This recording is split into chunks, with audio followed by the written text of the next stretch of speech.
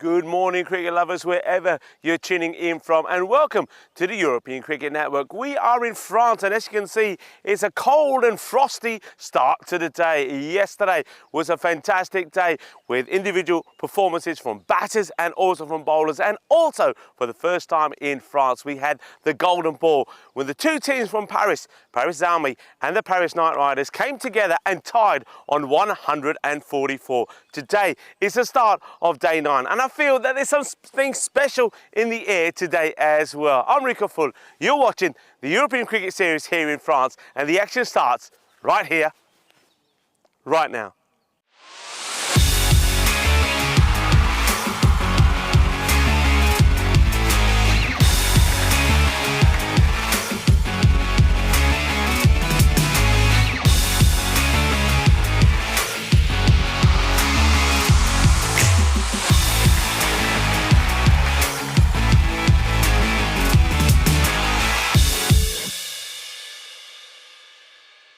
This European Cricket Network event is proudly brought to you by HCL Software and Paramatch. 5 matches coming up your way on match day 9, and we've got some cracking lineups as well. First up is going to be the Greeny Vipers that are taking on the home side, Dreux. The Vipers, they're coming into this one after suffering 2 defeats, once to Paris University Club and also to Mitri. So they need to come back into form if they to go up into the top 5. They're sitting 7th at the moment in the table. They're taking on the team that is 4th, that is Dreux. We know all about the power of Dreux, but they want a good day here today as well, so they can make their way up to the top of the standings. Let's see what happens at the coin toss as we go over to the 2 captains and the tournament referee standing in today, Nilkesh Patel. Your call? Head. Tail is a call. It is head. Drew wants the toss and decide to bat first. Nabi of Dreux winning the toss and deciding they will bat first. Of course they will, and one thing we know is that first thing in the morning, that is the best option really, because the ball once again is going to be very wet. It's going to be very difficult for the bowlers to hold on to that ball, and also in the field it's going to be difficult to catch it as well, especially on a day like today. We normally do get a fair amount of dew early this morning, but today with the temperatures here when we got to the ground at -1, at the moment currently only just barely 1 degrees, so that tells you it's going to be very cold, the ball is going to be very wet, and the fielding side may struggle just a little bit, and I think Dreux are looking to capitalise on that. Dreux, remember the last time we saw them, it was quite a special day. Dreux having put 161 on the board, they thought that would be enough, but Balbions, well, they pulled off an amazing run chase, and of course I think everybody's seen those scenes on social media. It was like they'd won the whole thing, but knowing Dreux, they were going to come back strong, and they did. They posted 200 against Sarcelles, and then they also got a good win later on against Paris Army as well, putting 158 on the board. So they're a team that we know can score big, and I think after that loss that they had to Balbi-Lions, I don't think this time they're taking any team for granted. When they're out here, they're going to score big runs. Hamza Niaz is going to be in good form, as he's already shown. So is Mohamed Nisar. Nabi is finding his touch as well. So you've got good players there, but with the ball and all-round performances, I mean, Cameron Ahmadzai has been sensational. And I think Wahid Abdul, he'll be good here as well. Last time we saw him, he was struggling just a little bit with a side strain, but I think he's overcome that. So look forward to him really hitting the ball hard on the deck. Their opponents, the Greeny Vipers, they are 7th in the table at the moment. They know that if they want to qualify, they've got to finish in the top 5. Last time we saw them, they had defeats to PUC and also to Mitri. So it's time for them to come strong. One guy for them that's been performing really well has been Chowdhury. This guy, if he gets going in the power play, he's hot and he smashes the ball all over the place. Samiullah will be pretty key as well for them. So both teams have got good players in good form, but all-round performances could be important here. And for the Greeny Vipers, someone like Devane could be the key player. I think we're going to have an exciting start. We had a very exciting day yesterday. Maybe today we're going to see something special as well. Maybe the first fifer here in France or the first century. Join me in the cube. I'll tell you a little bit more about what happened yesterday, what an exciting day that was, and then I'll tell you a bit more about the 2 lineups here today. Bonjour, and it is a special day because, of course, it is our very own Vinny Sandhu's birthday today as well. Happy birthday, buddy. And I know that you're going to enjoy a sensational day and you're going to get loads of messages in from everyone around the world. Have a very special day, Vinny, and of course, we'll talk more about that throughout the day as well. Speaking of days, let's take a look back at what happened yesterday. What a great day it was. Well, Mitri, they had a really good start as they won both their matches. Started off with a win against the Villeneuve Super Kings. The Super Kings searching for their first win, put 124 on the board, but Mohammed Arslan's 49 of 18 player of the match performance got the win for Mitri, and Mitri would do it again this time. Next up, they had Paris Zalmi to get through, and we saw another good performance from another key player from them. Sharp and Kill made 51 of 25 deliveries. Despite the efforts of Paris Zalmi getting to 123, Ahmadzai was good, wasn't he? It was a win for Mitri, so they made it 2 wins on the trot. And that certainly has served them well when we have a look at the table. But the Super Kings, they were not to go down. They came back fighting. They put 154 on the board in their next match, match number 38. And it was their captain, Suvathiran, who scores 42. And Siva Kumar finally came good as well, scoring 35 of 14. And then there was Peter Bakaran also gets 30, got them to that 154. And then they restricted the Knight Riders to just 93, a win by 61 runs. But the Knight Riders would also come back at the next match, match number 39. It was special. We had our first ever golden ball here on the network. The Paris Knight Riders scoring 144. And Paris Army, well, they matched it as well. We went to the last, and it was Imran Zadran that held his nerve, bowling to the informed Salman Khan, was 31 off 11 to face that one ball. He bowls a slow ball, and he bowled him out. So it's a victory for the Knight Riders. Spectacular scenes we had here yesterday. And then, well, as we saw yesterday, Zalmi would pick themselves up from that, go out there and bat, score 169. Afzal Gujar with a player of the match performance, 49 of 17 from him. The captain, Numan Amjad, for Zalmi also stood firm. And the Super Kings this time, well, they got off to a good start, but just couldn't stay up with the pace and lost that one by 57 runs. So have a look at the standings here now. They got 2 sort of battles. You've got battles of teams trying to finish in the top 5. Paris University Club are sitting pretty at the top. But look at Dreux. Dreux, no, they have got, look at that. Literally, Dreux and 14. Then you've got 5 teams, if you like, just within a win behind them. This is an opportunity Dreux have got to take to try and get themselves in a position where they can feel that they, well, let's just say they've got a bit of breathing space between the teams behind them. But remember, we are going to see Mitri in action here today as well, and the President 11. So these are big matches here for both these teams. The Greeny Vipers, they're just outside of 5th place as well. They know that they need to put a good show on here as well. So we're going to have an exciting day. It could be a game-changing day for some of these teams as well. Dreux, their captain, Ahmed Nabi, who is sort of finding his form, wins the toss and decides they will bat first. And of course they will. I mean, have a look at that lineup.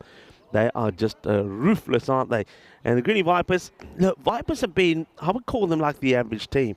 They've been scoring 120s. But the one thing where they've let themselves a little bit with is with the ball. They'll be happy that they've got the likes of Ramatullah back in the side. But they need somebody who needs to stand up and be strong with the ball. They haven't quite had that. Nasiri's probably been the pick of their bowlers with the slow stuff. 89% to 11% for Dreux to go on to win this. I want to take the opportunity to say good morning to a lot of people in the chat who, of course, all are wishing their birthday wishes to Vinny, Hannah, to Rob Thompson, to Dave, to Kroom, and 1 or 2 others in there as well, all saying happy birthday to Vinny. And, well, Mr. Maximo himself, he was lurking, and he says bonjour to all of his ECN family. And Vinny, special birthday for you. I hope you enjoy yourself, and hope to see you soon. Of course, Vinny will be back on Thursday, but not before he celebrates this special occasion with his loved ones. Have a great day, Vinny. I know you'll be, Vinny, the way he is, birthday or no birthday, he'll be tuning in from time to time, and whenever he does, I'm sure everybody will flood him with love and birthday wishes. Have a great day. We hope we're going to have a good one here. There's Dreux going to start things off. A very good morning to Mohammedin and umpire Anton, the robo-ump, and Raju. There's the 3 men today. And of course, I hope that Charles Croucher has a very good day off, the sheriff, and Nilkesh Patel will be our tournament referee today. So we're getting ready to start. It will be Hamza Niaz to open. And he's out there with Ahmed Nabi, the captain. So here's the first, to be bowled by Samuel Hamiri. It's down the leg side, and that's just an easy clip to the boundary. That gets played away. 4 runs. 4 runs, and that ball is going to come back nice and wet. The sun has only just made it up above those trees. That means that frost, and that's right, you heard me. The frost that we had earlier, you saw it in the intros. It's starting to slowly melt away, but the outfield in some parts, especially towards, if you're looking at your screen, is the left, so you're looking at the point, third man area will be wet. So I think you might see a few players slipping and sliding.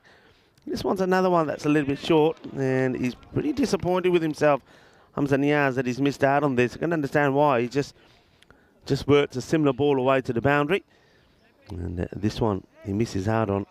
Hamza, top player, but one thing about Hamza is he seems to be very calm. He's not a player that ever gets flustered, and even when you see him off the field of play, he's that sort of character. He's a very calm, cool person. He's got that calming influence about him. That's nicely played, and that's going to be 4 runs. Beautiful, just like a check shot, really. Gets himself in a good position, doesn't try to hit it too hard. The way he plays his cricket sort of sums up his personality. He's a lovely chap as well. Of course, I've bumped into him at Cheesy Us a few times as well. Of course, Cheesy Us establishment that is run by Wahid Abdul and Amar Zahir, the wicketkeeper. This tells you a story. 22-17 wins batting first. Not a big difference, but I think when it comes to these first matches, it's pretty key. That one gets played away.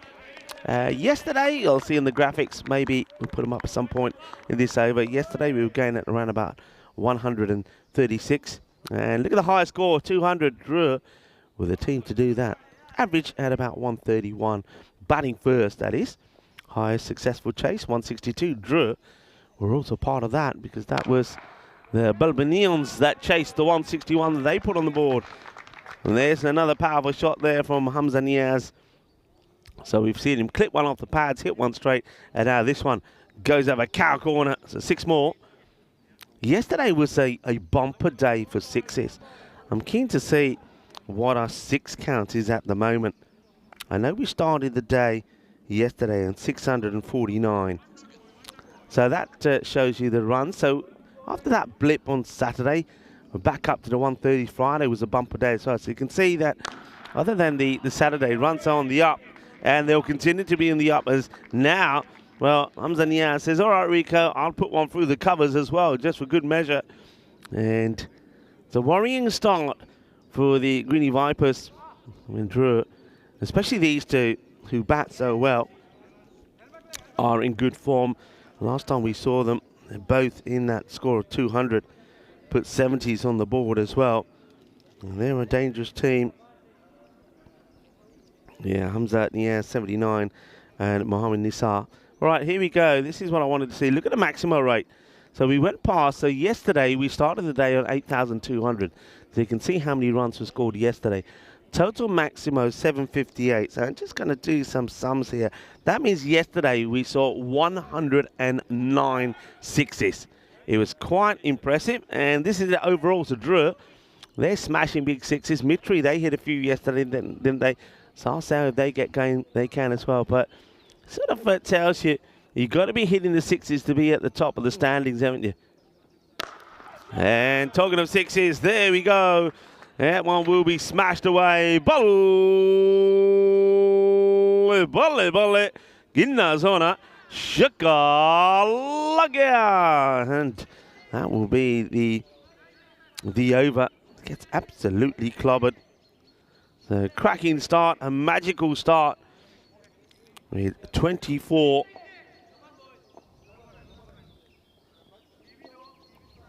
Already on the boards, and Nasiri coming on with his spin. And he's been the pick of the bowlers, really. So they're trying to spin first up here against Drew. It's a better delivery, and it gets away from Naseri. Yeah, 18 came off the first there from Samiula.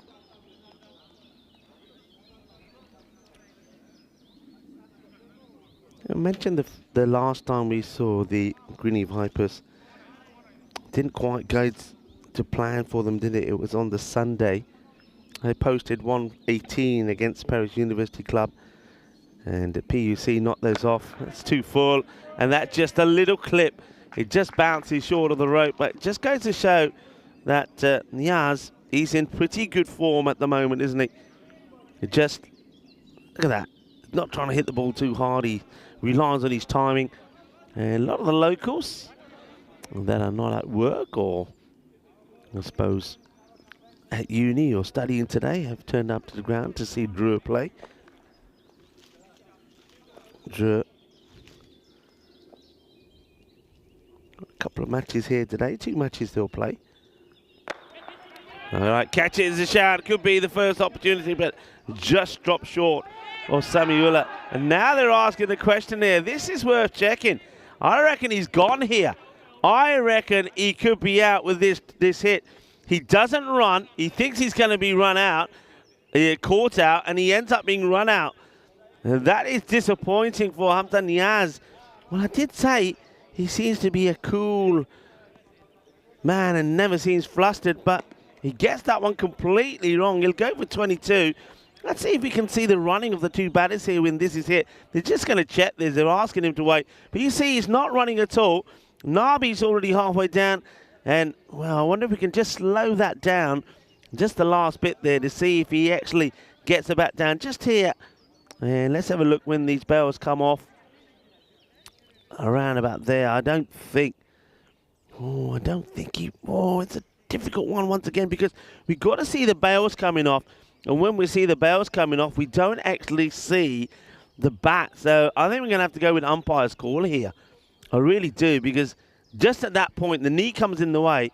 And when the stumps are being broken, yeah, they are going to say not out, because not conclusive. So Hamza, I reckon Hamza Niaz is pretty lucky, because I think he believes he's gone.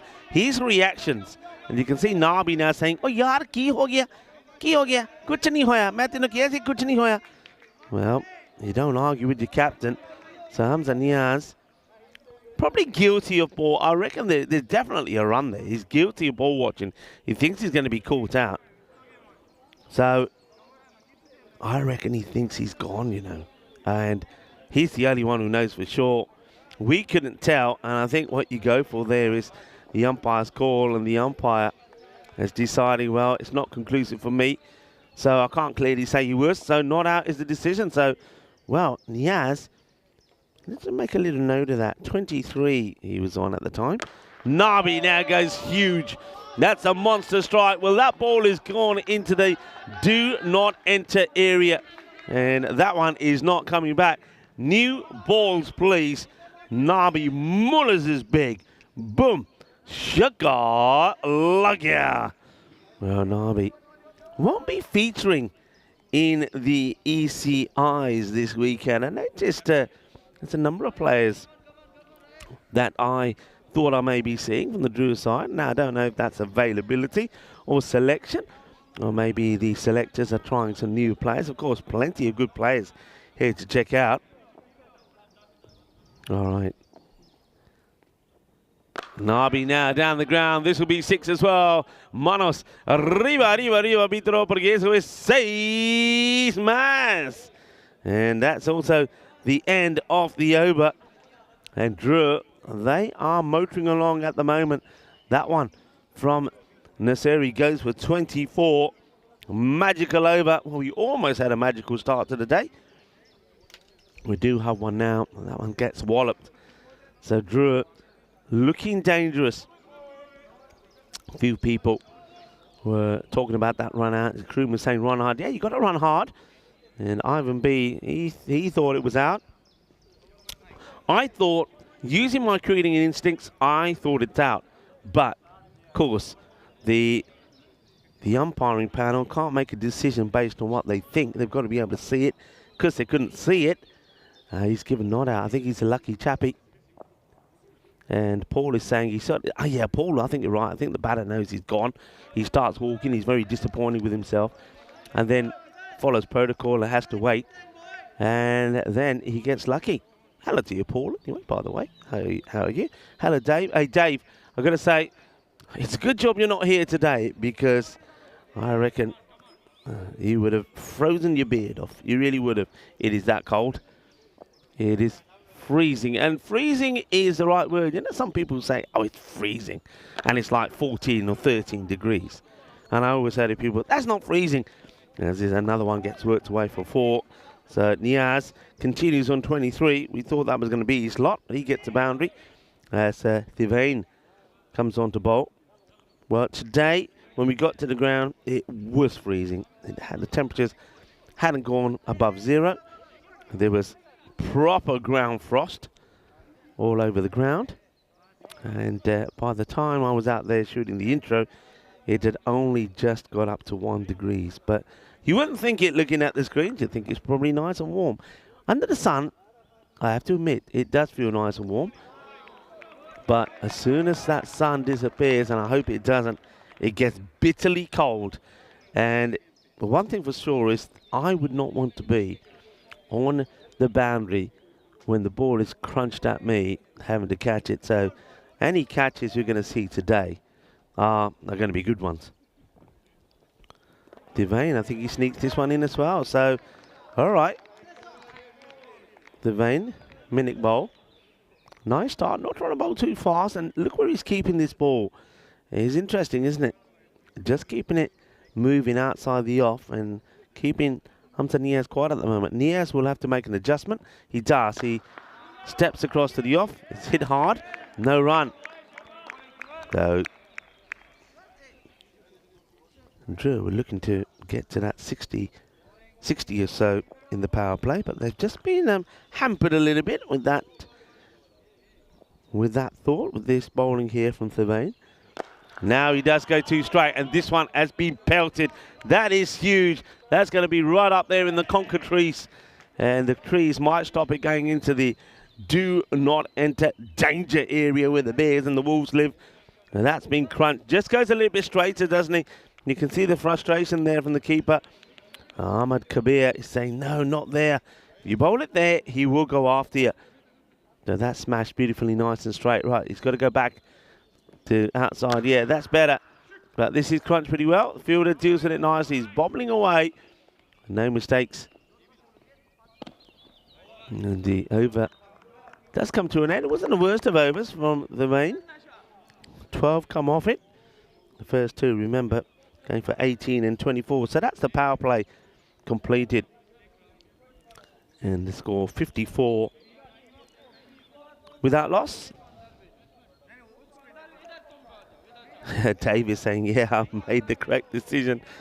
You did, Dave. I think you did. And though Dave will agree that at least here at this True ground, I mean, the facilities are, they're good. You know, we've got little areas there for at least a shelter for some of the spectators. And we have got a little food tent where they're making some lovely, lovely hot tea, which you need on a day like today. Can you imagine if you were out in the open somewhere where you haven't got any of that shelter, any of those facilities? Oh, it would be bitter. All right, going to try Ramatullah Mary here now. And I like the fact they're trying different bowlers. Let's see how he fares. Goes at the stumps, and that one will go the distance. Smashed away. Well, there you go. Into the trees. Conker time, everybody. Conker time. I must remember to take some of these conkers back with me, because there's a lot of people, like my daughter included, who won't know what I'm talking about when I talk about conkers. So the only way to show her is to take some back. So thanks for reminding me. Hamza, who now moves into the 40s. Okay, Ramatullah. Got to go wider. That's got to be the call here. Go wider.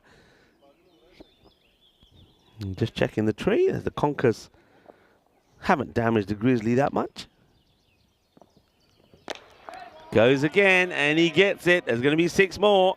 So 40 becomes 46, and Niaz, who survived a close call, continues.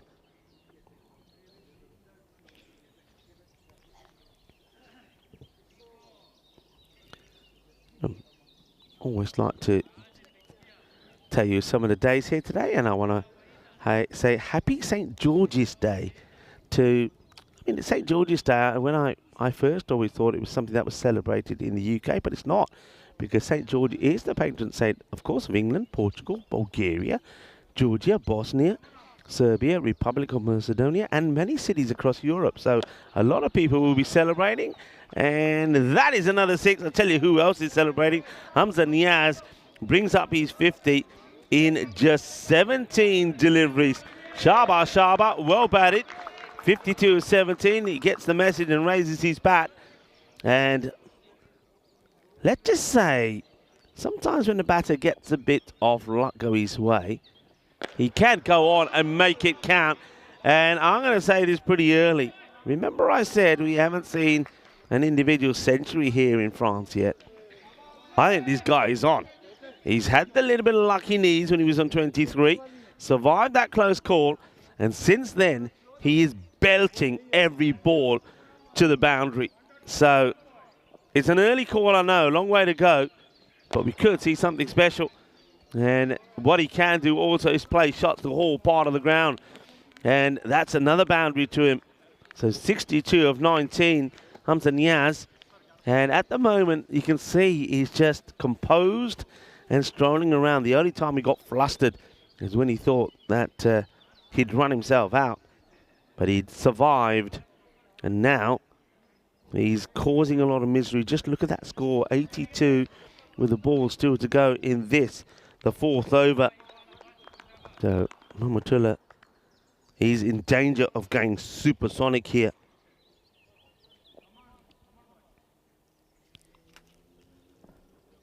And he will go supersonic. Volley,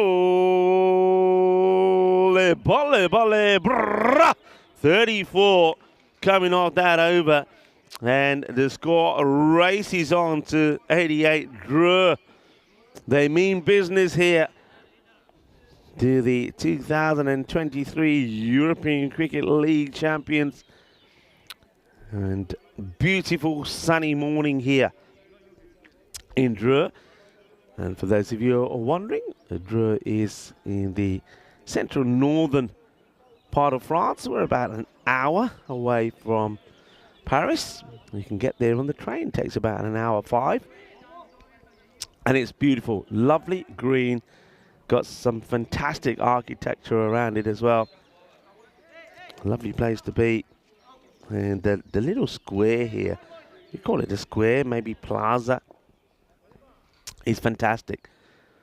Got the church. And of course, not far from where we are, you have the Chapel Royale as well.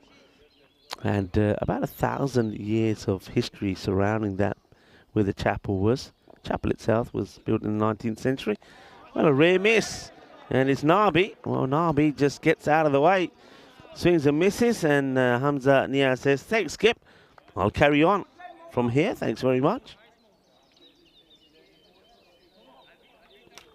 That's Momand. Sees if he can make a breakthrough here. Here's Hokrman.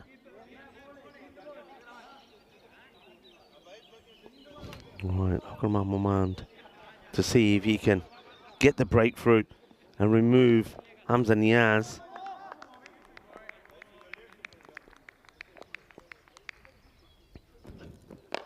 And that's clipped away beautifully. That will be 6 more. He is on a roll here. 74. Are we looking at the first player to score a European Cricket Network century in France? And he's the home player from Dreux. Hamza Niaz, who's getting closer to it, moves to 74. The score in the 90s, not at the halfway point yet. They've already put 200 on the board once against Sarcelles. After losing, they came back strong. Are they looking to do it here again? They're one team that can continue to go at this pace. Believe you me. Down the ground, the first one that hasn't come out really out the middle. They'll take the single.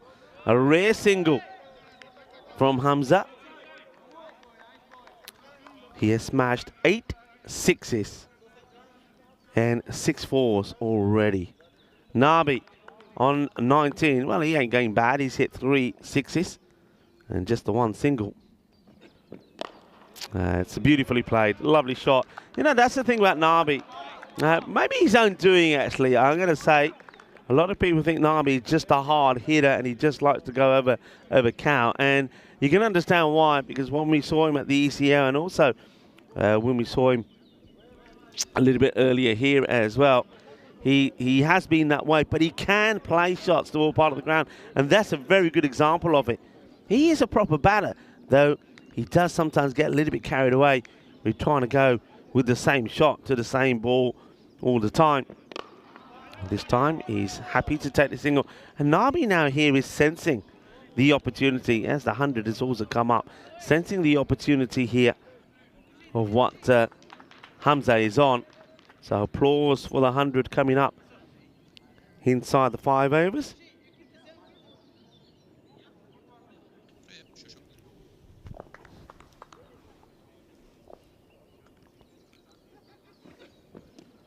Oh, into the pads, but I think that one's going down the leg side. It's the end of the over, so a rare bit of success there for Maman. Once again, not the worst of overs, just a 12 from that one. But the 100 already up, and an opportunity for me to say a very good morning, bonjour, to all of our viewers around the world. I suppose I should say good morning in the English. I should also say buenos dias in Spanish, because it is International Speak English and Speak Spanish Day as well. A lot of days here today, and another special day it is.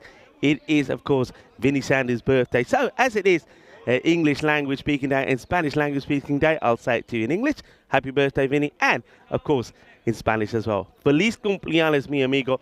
Have a fantastic day, and I know that you're going to be flooded with well wishes from all over the globe, and so you should be. Have a fantastic day as you return back to the action. Well, it's another dot ball, so a couple of dots here coming in. Dushan now coming on to bowl. He just wants to make a change in the field, but some people don't like it. They're saying, leave it, leave it, leave it.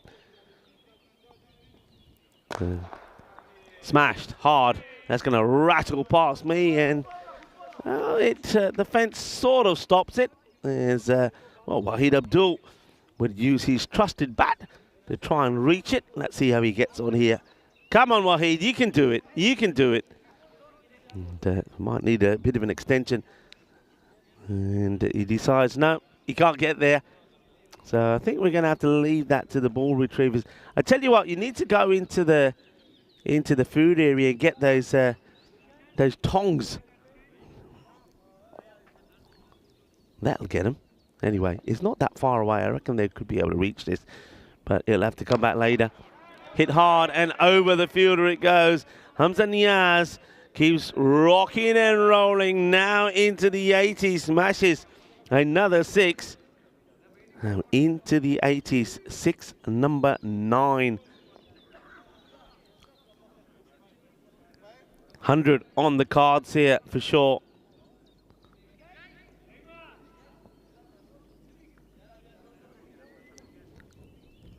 Dushan back to the drawing board.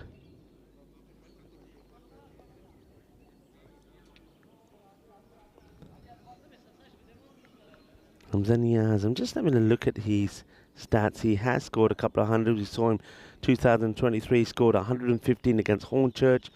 He scored this year 103 against Gina Brescia.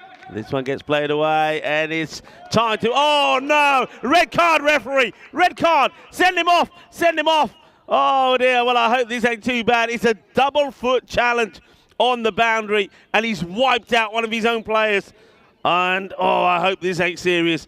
Look at this. He goes two-legged challenge, and he knocks out... Well, I don't know who he's got there, but he's down, and he's out, and he's hurt. Well, double foot lunge there from Thivane. And I hope this ain't too serious. Vane is saying, come on, Uriya. Otherwise, I'm going to be sent off. Get off. Get up, get up.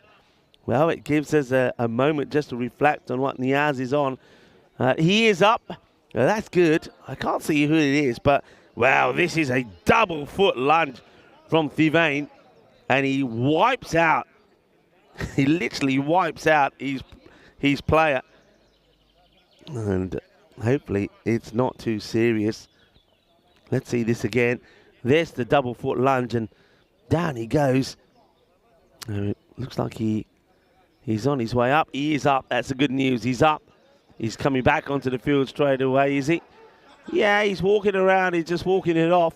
He says, I'm all right. No worries. No worries. Well, that was a proper old-fashioned defender's slide, wasn't it? 2 foot. Send him off, referee. Red card. Send him off. We can't have any of that. We can't have any of that. And Samuel Emery looks around and he gives me a little smile. All right, back to the action. And oh! Well, that one almost takes the fingers off of the bowler, Dushan. And then the throw comes back in and always takes his block off. What's going on out here at the moment?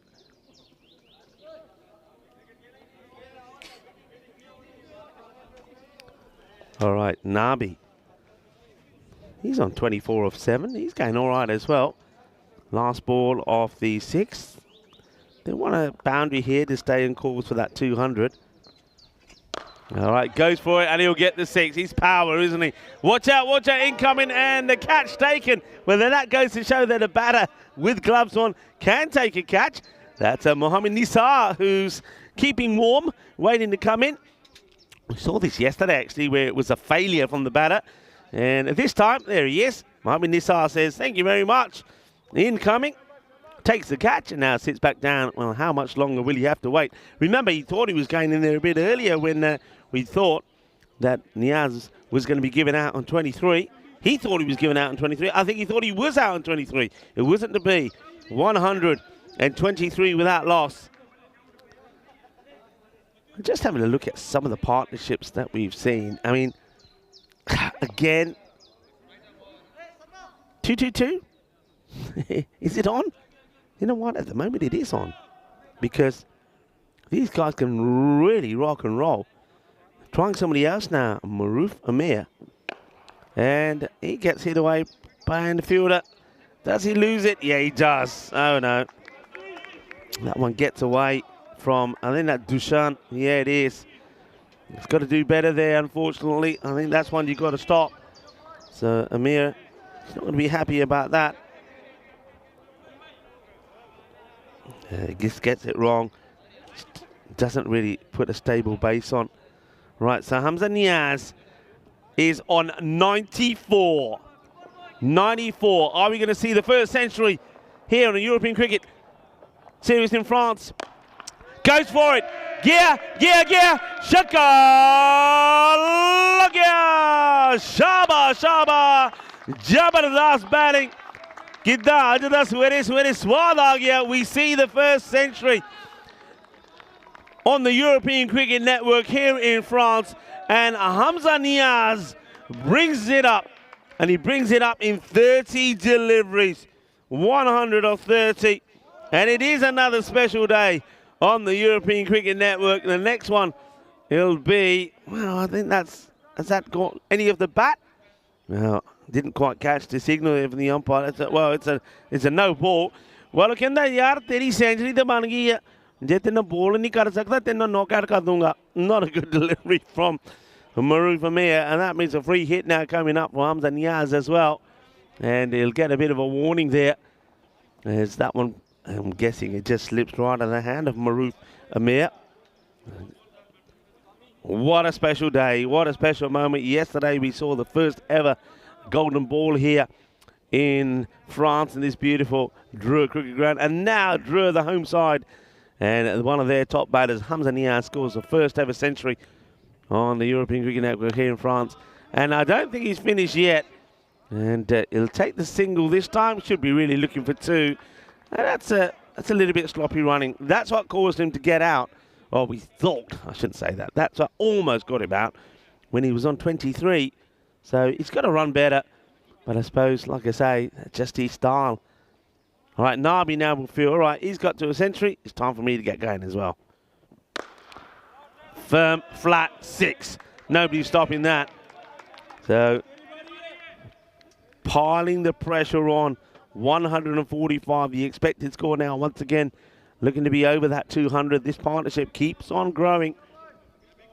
Remember, 222 is the record for an opening partnership. That was done in 2019 by VOC Rotterdam. We thought that was going to get beaten by the Tallinn Stallions, and they should have done it, but because they were trying to get 2 batters to 100 at the same time, they lost out on it. So 222. Are we going to see that go down here today? 149 with the last ball coming up here off this, the 7th over. Amir trying to prevent himself going magical. Oh, there, that's his second. And that is his second. And he bowls one more of them. That's it. He's done. Oh, this is so high. So high. I don't think even if Nabi tries to get this, he couldn't. Look, he does try. So, right, that's his second. So that's his last and final warning. Anything else that's over the waist, he's off. So, a lot of discussion here. Last and final, because that's the second time he's done it. Obviously having issues gripping the ball.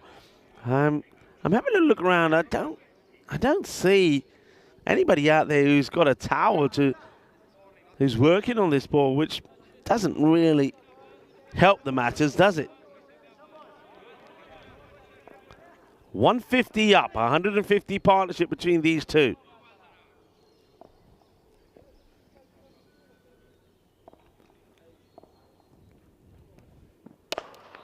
And this time, he will avoid giving it away. And he runs and it stays at that. That's the only thing here.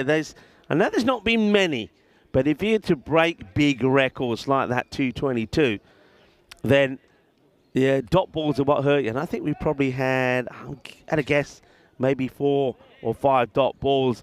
We'll take a sneak look at this, the European Cricket Championship, what we call the Euros of cricket. They'll be happening in the beautiful part of Andalusia, Spain, in the region of Malaga. At the Cardiff Oval, the field of dreams for European cricketers. And we had a quick look at both the divisions, or all the divisions here. We looked at Group A and D.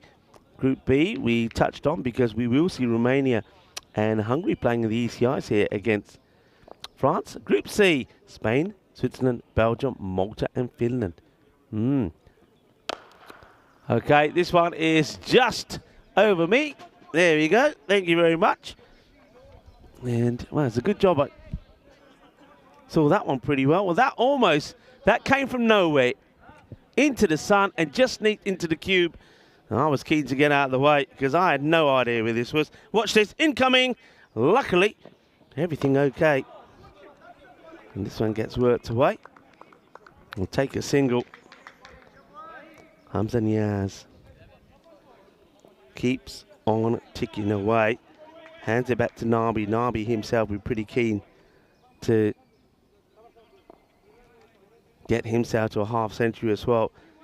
The Greeny Vipers, 1% chance they're being given here so far. That's what I'm talking about. Just those rare dot balls that we've seen have meant that Drew maybe won't go on to rewrite the record books. Just counting them now, actually. 5, 6, 7, 8 dot balls we've had. 9. And that's where you don't get records, because you've got to basically be scoring off every ball. And if you're going to get something like that 222, then it's not just scoring, you're looking to hit boundaries of more or less every ball, especially from here on in. All right, goes for it, and it's going to be a teaser, but it will just make it over the rope. So Ahmed Nabi gets another one away. The 200 is still on, though. And let's see if they can bring the 200 up again. We have seen few teams do it. I know that it's been done probably at the international level. I'm just trying to think if somebody like COIMS have done it, where they brought the 200 up on a couple of occasions. That's just been dug up beautifully. He's up in the air. Ravi Panchal, well, thinks about it. And I think he makes the right decision. Leave it alone. It's too cold and too icy. And you need those fingers to operate the walkie-talkie. So leave them alone. Pani Panchal decides, nah, it's not worth it.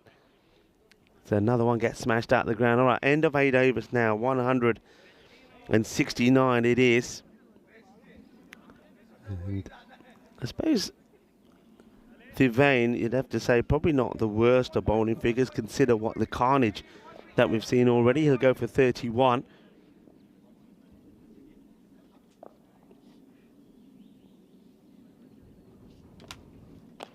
Charges up in the air, and a little bit of good fortune for Niaz. He'll get 4 more here. So he gets beaten by Dushan in the flight as he's charging down.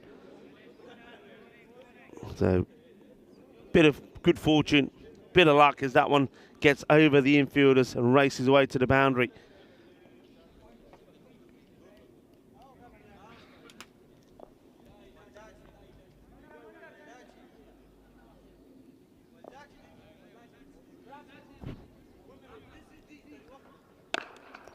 Smashed pretty well by the man who keeps on going, Hamza Niaz. Well, it is World Book Day today as well. And Hamza Niaz, well, he'll love looking at the book, the scorebook that is, and seeing his century on there, the first man to do it. The European Cricket Series here in France. World Book Day, celebrating the joy of reading for enjoyment.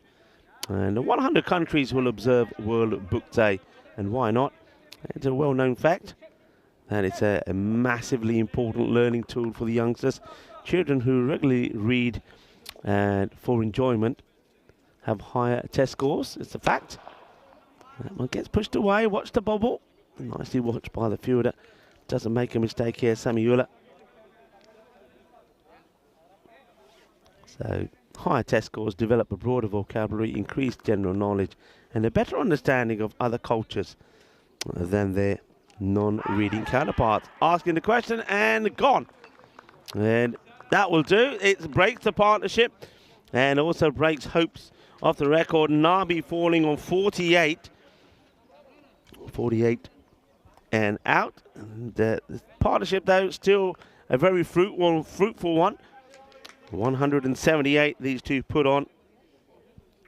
So Nabi disappointed that he'll fall on 48. It's ball number 17 that sees the end of him. Well done to Dushan as well. He plucks away and goes for the big swing. Gets a little feather on it. Nabi's not waiting around. He's walking. So warm applause for the captain. Being part of this partnership worth 178.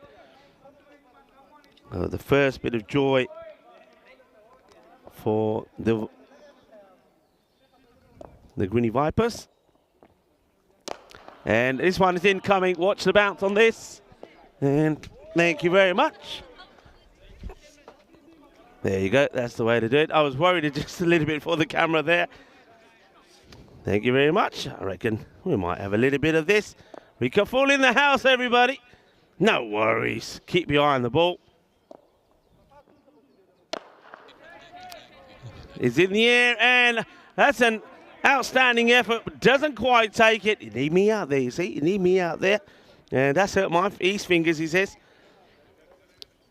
And good effort. Doesn't quite get there, though. And the umpire's just checking if it is the end of the over or not. I think they're just waiting for confirmation here. I think there might be still... Is there still one to come? Or is that it? No, that might be it, actually. That single taken there. End of the over. 185 for one. All right. Are we going to see another 200 score from Drew? Remember, they did it against Sarcelle. After being beat, they came back strong, didn't they? They were beaten by Barbarians in that incredible run chase. And then they put 200 exactly on the board on that day. Hamza Niaz scored 79 and was player of the match. So I think the fielder's obviously still got a bit of an injury to his finger. So you may want a bit of the old magic spray. All right, we go to the last. Maman dares to bowl it, who didn't bowl the worst of first overs, only went for 12. If he can do that again, he will prevent the opposition draw getting 200 for the second time in the series.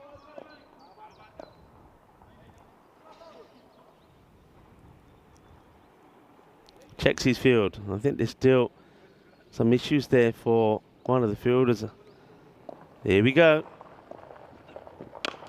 Well, he's going to be in action straight away with that dodgy finger. He makes a stop. And Nisar gives the strike back to Hamza Niaz. Right, 117. Let's see how far he can climb up that Hall of Fame with batters with hundreds. And won't go to the boundary. Maman has bowled well. It'll just be a single. And he doesn't turn it down, and who knows, he may not get another chance at the other end, because I think Nisar will be quite key to hit a few away.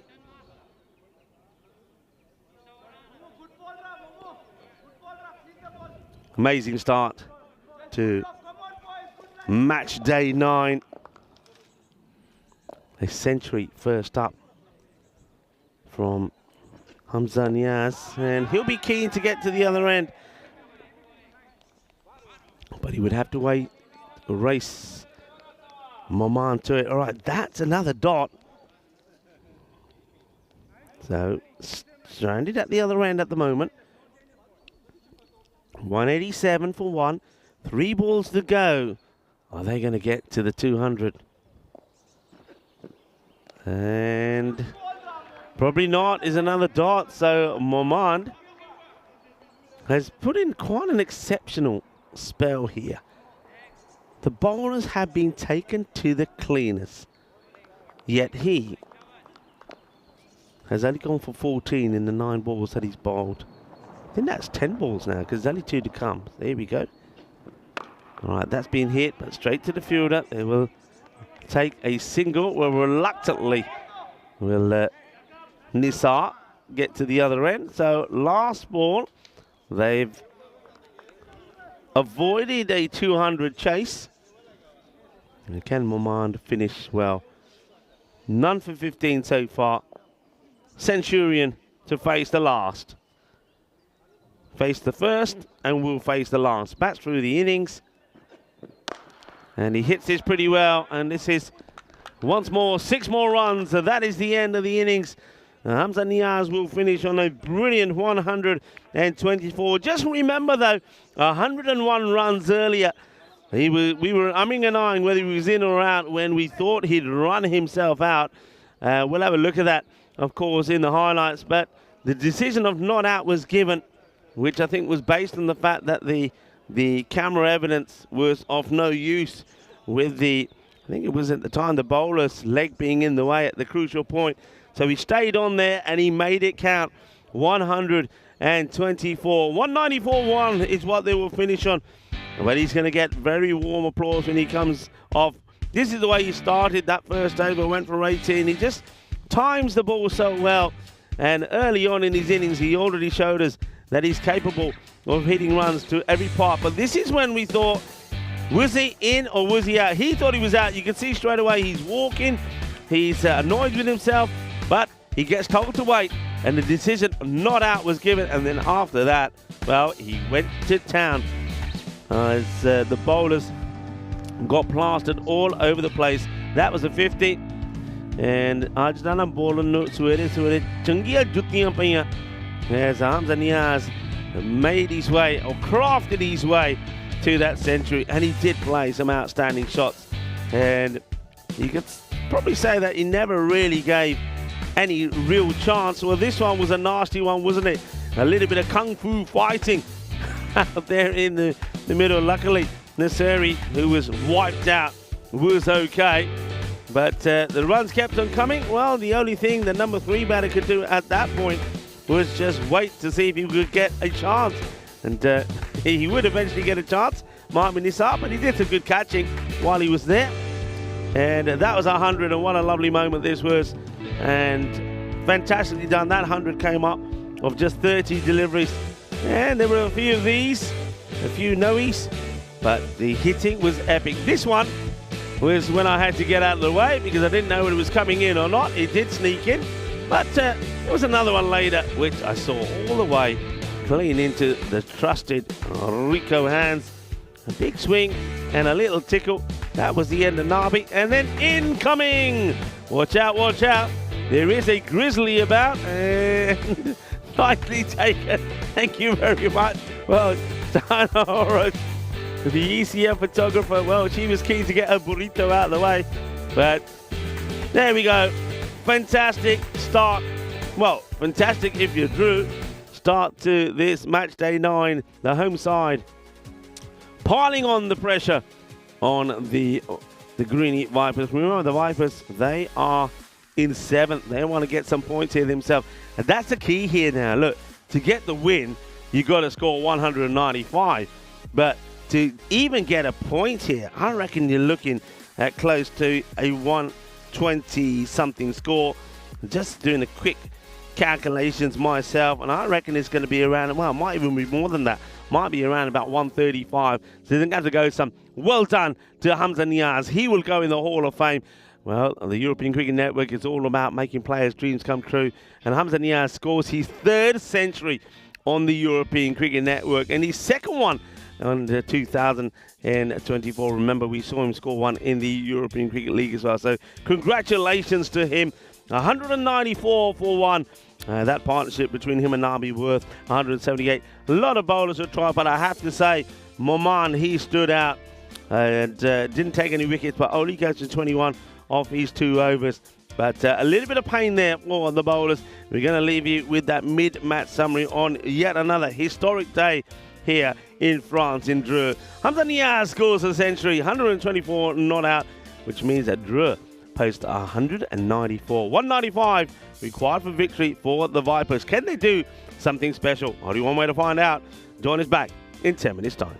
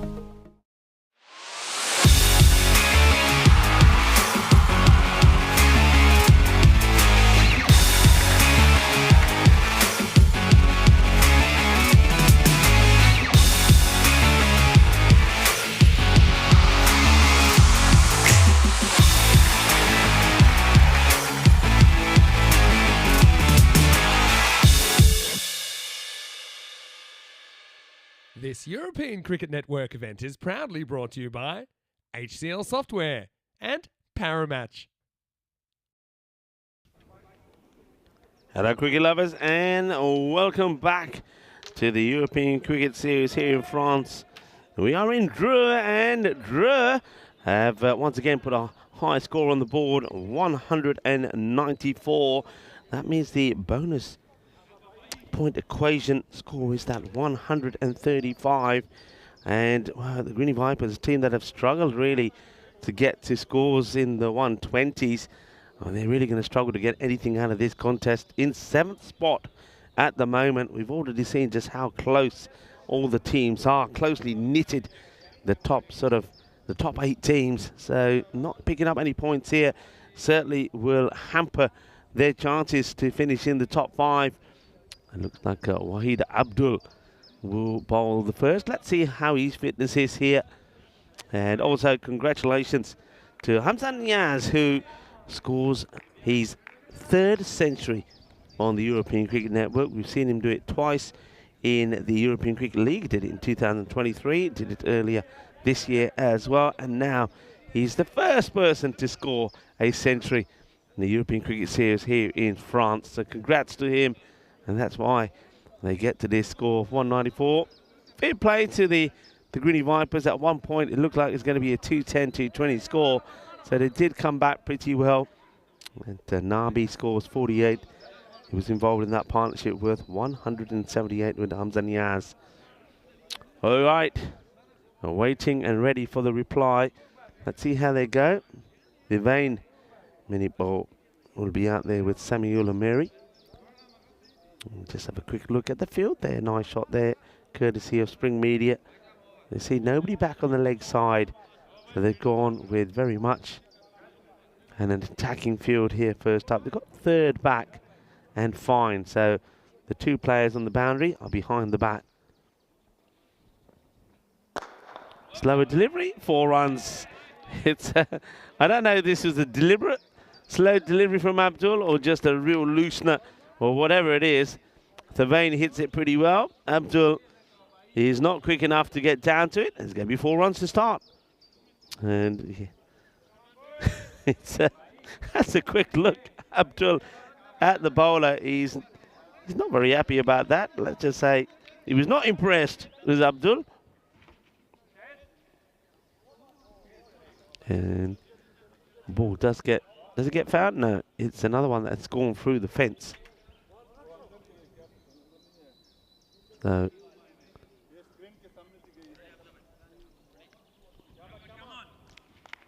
new one comes out. Well, that's 2 now back there that need to be found. One I can actually see one. It's just there, but you need a bit of a. Oh dear, that's a Gandhi ball. That's going to be a minimal 5 wides, and Abdul gets this one completely wrong. He's having a bit of a discussion here with Nabi, and I reckon what he's saying to Nabi is, I never said I wanted me long on bat. Why did you move my fine leg? Mind you, there's no excuses for bowling a bad ball like that, though. I mean, all right, if he doesn't want his field changed, he needs to consult with his captain about it, because remember, he had fine leg and 3rd back. Not a good ball.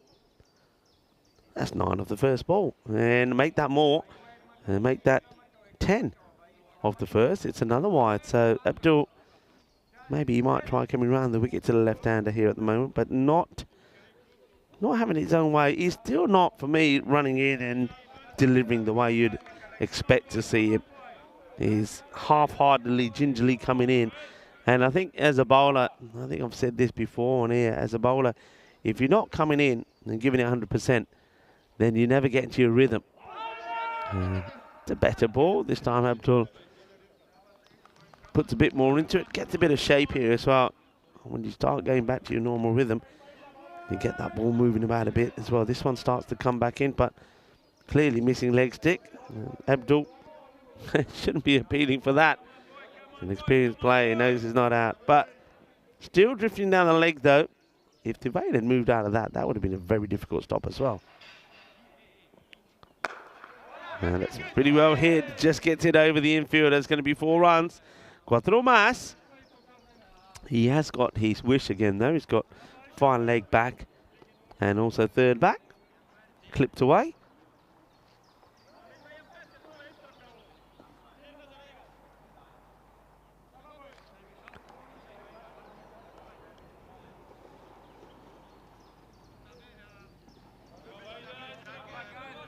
Abdul. Can he get this to go outside the off? That's the thing. He's been too much leg side. Needs to get this to go right across. He does, and he gets pelted. That's a solid shot from Thurvane. So, it's the start that you want. Let's put it that way. Every time you win an over, yeah, you're believing you're in the contest. And that's 18 of just 4 deliveries to Thurvane. That's a very good shot. He gets one to go outside the upper with Thurvane. Look, he's batting a long way out of his crease as well. Interesting stance. Very open. This one gets through. Slightly shorter delivery, a bit quicker as well. I think Abdul is probably thinking, all right, I probably am going to have to work a little bit harder than I expected. And gets the dot ball in. Yeah, very open stance from Thurvane. Just look at the way he's standing there. So he's opening up his body. So he's looking really for sort of anything out there on the leg side. But he does adjust well to the off. We saw him play a lovely shot through the off. Yeah, so see what I mean? He's looking to go for that shot. The interesting thing about it is if that's his style, I'm quite surprised he's batting so far out of his crease. Well, one match since the golden ball. Yep. Match number 39 yesterday. Check it out. 144 to 144. And the hero was Imran Zadran. This is the golden balls that we've had. So we saw the 8th of our season. And that followed, of course, the golden ball that happened in the final in Portugal where Marlow beat Gamblers. So that was exciting. But yesterday, wow, the atmosphere around this ground was just electrifying. 18 come off the first as Abdul finishes off with 2 dot balls. It was a long over though. It took a long time as well. You see the clock there. So 6 minutes to bowl that first over, more or less, coming up to here.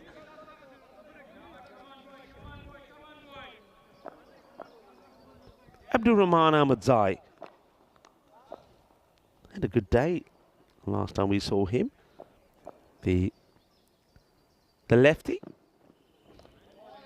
gets this one too wide, says the umpire. Has a think about it and calls it. But he starts in the right areas for me. Yeah, it is probably too wide. The umpire sees it well. But he's going right across, and that's the key thing. And he comes again, Ahmadzai.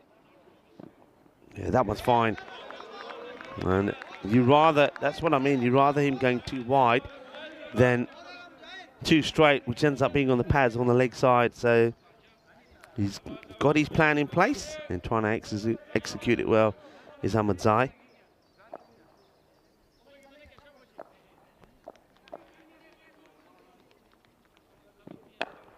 Okay, up in the air, opportunity, and dropped. Oh my goodness me. Oh my word. It's an absolute sitter that needs to be taken. Needs to be taken, so it's an opportunity to remove. Look at this, goes straight up in the air and he puts it down. Unbelievable. You've got a feel for the bowler in that respect. So Samiullah does get off the mark. Very fortunate to do so as well. Dropped on 0. All right, now to the left-hander, Thurvane.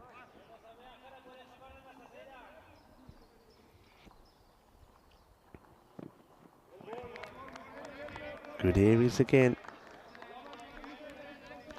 Abdurrahman Ahmadzai. Put in some good performances, didn't he? The last time that we saw Drew bowls well, and he bowls at a fair bit of pace as well. And can hit the ball pretty well as well. We know that. This one is going to be a tease for the fielder who can't get there, and there's a bit of a wipeout. That ball really skids off the surface. And Cameron Ahmadzai tries to sort of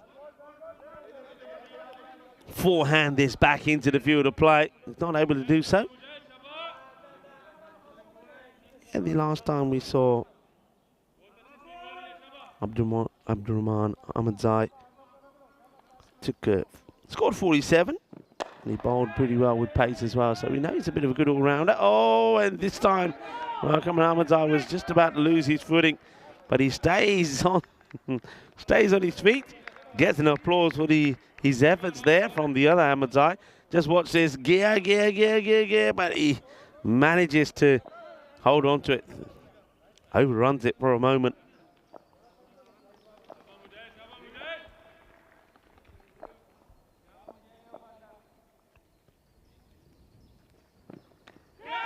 Oh, great catch. Brilliant catch. And there you go. Fantastically done by the wicketkeeper. That's Amar Zahir. Really good catch. It's well bowled, getting the ball in the right areas. So Samuel Ameri, he got a big slice of luck earlier, but he's not going to be let down here by the wicketkeeper. Here's the bowler. That's a really good catch. Nicely taken, holds on to it. And good work there from the keeper. Good sharp catch by Amar Zahir. Gets it right in the middle of his glove. And that we'll see the end of Samiullah, who got lucky on 0, but he doesn't get lucky this time round. Zahir takes the catch. Ahmadzai gets rewarded for bowling a good line. 25 for 1. Come on, guys. You can hear Drew. They know what they're going to do. They're looking to contain and keep this under 136.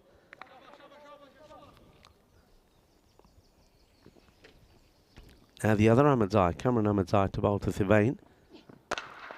Hit this pretty well. Good stop. Really well stopped. That's a good bit of cricket. After bowling a tremendous over, Abdurrahman Ahmadzai makes a cracking stop this. That's where you've got to be pretty athletic as well.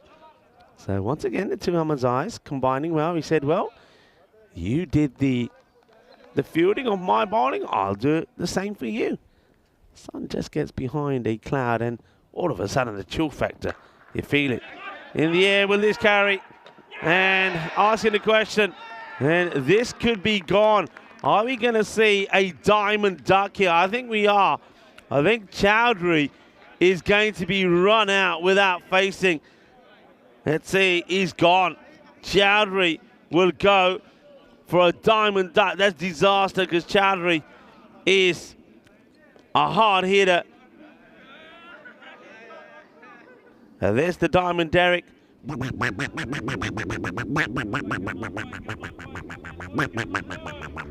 Probably one of the worst ways about it to go. Chowdhury can do nothing about it. Devane calls it. Chowdhury tries to get there, but a direct hit. Excellent bit of fielding. See it here. And he's gone. Chowdhury goes for a diamond. And it's Alexandre Hankook who does the work.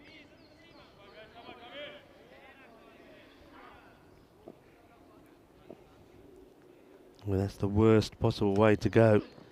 And well, that's another. He knocks out the stumps here. Cameron Ahmadzai. So it's the first, oh dear, first ball up for the new batter who comes out as well. It's all going wrong here. A big swing and a miss. So that's the end of Ahmed Kabir. Kabir going first ball, big swing, stump knocked out of the ground. Wickets falling quickly here now. So we've seen 3 wickets in 4 balls. There was a wicket right at the end of that over from Abdurrahman Ahmadzai. Then we saw a dot, and then we see the run out, and now cleaned up by Cameron Ahmadzai, who's got amazing figures at the moment. The Greeny Vipers are falling apart here. You can see the centuries being updated as well. As the umpires sort the stumps out.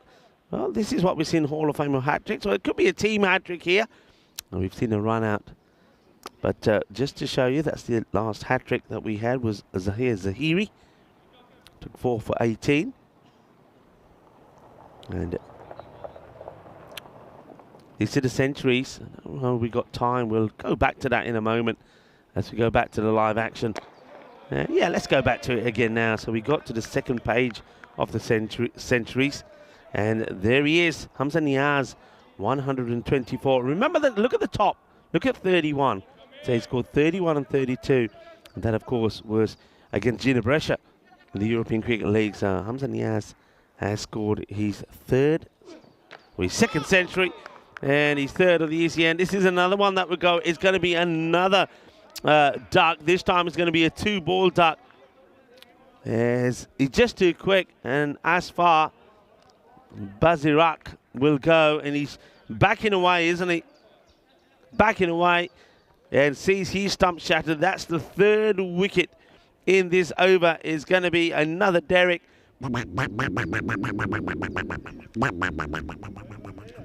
Not good. As far. Walks away from it. He gets knocked over. Well, Ahmadzai causing havoc. No runs at the moment off this over. 3 wickets have fallen. 1 run out and 2 for the bowler. So at the moment it's a double wicket maiden. But there has that run out in there as well. With still a ball to go.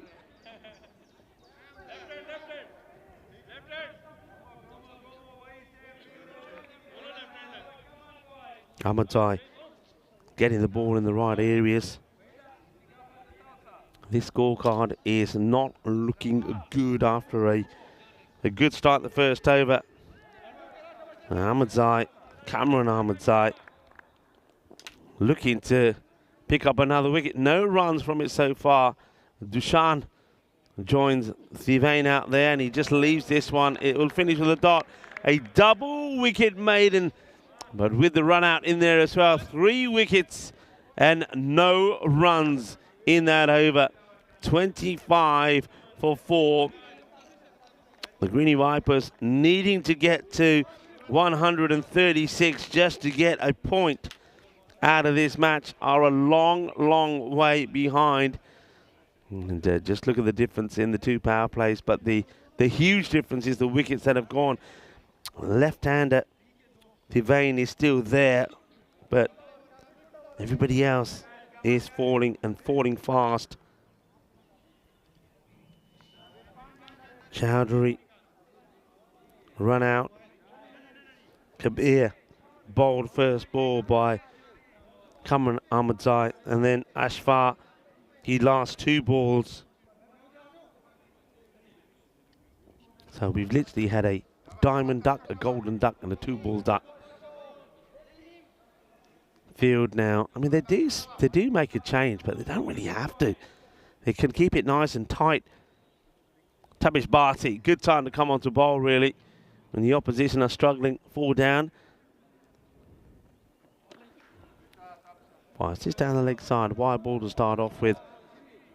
As I said, the 2 Manik Bowl brothers are out there. Thivane and Dushan. Let's see if they can get something going here. And that's defensively played by Thivane. And that's not going to get them any closer to the 136 that they need. Bharti checks his field. And that one may be called a wide. Let's have a look. The chase is on from the fielder. See what the umpire feels about this. There's a bit of a pre-signal. And it is called a wide. So 2 wide. Just goes a little bit too far.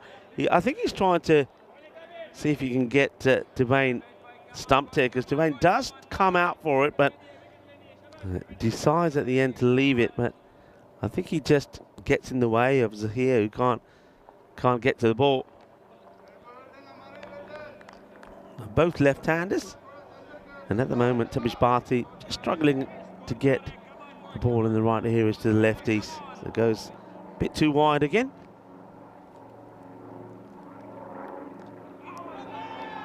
Oh, asking, wanting the wicket. Let's have a look. Let's just have a look. So Amir Zahir asked the question, and now is there, it's a difficult one, isn't it? Because the line is so wide here. Now, has he got any part of his foot behind the line before those bails come off? Maybe just. Maybe only just. That's nicely played. A nice little swivel shot. And once again, Bharti struggling with the line down the leg side this time. And nice little shot. So Dushan Manikbol gets off the mark, gets his first boundary. Just want a nice stabilising partnership here, really.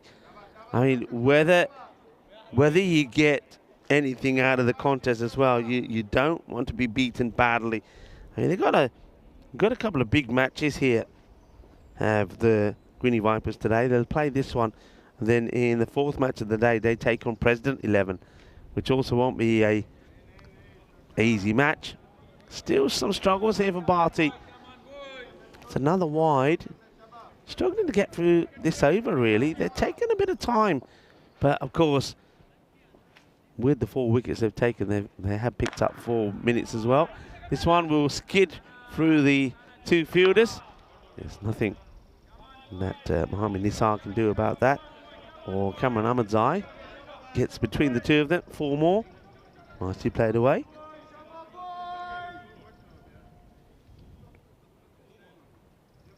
Hello to Mr. J. Grant, who says looks like he's missed a good innings. Well, you missed a century. A century from Hamza Niaz, who scores 124. His 3rd century on the European Cricket Network.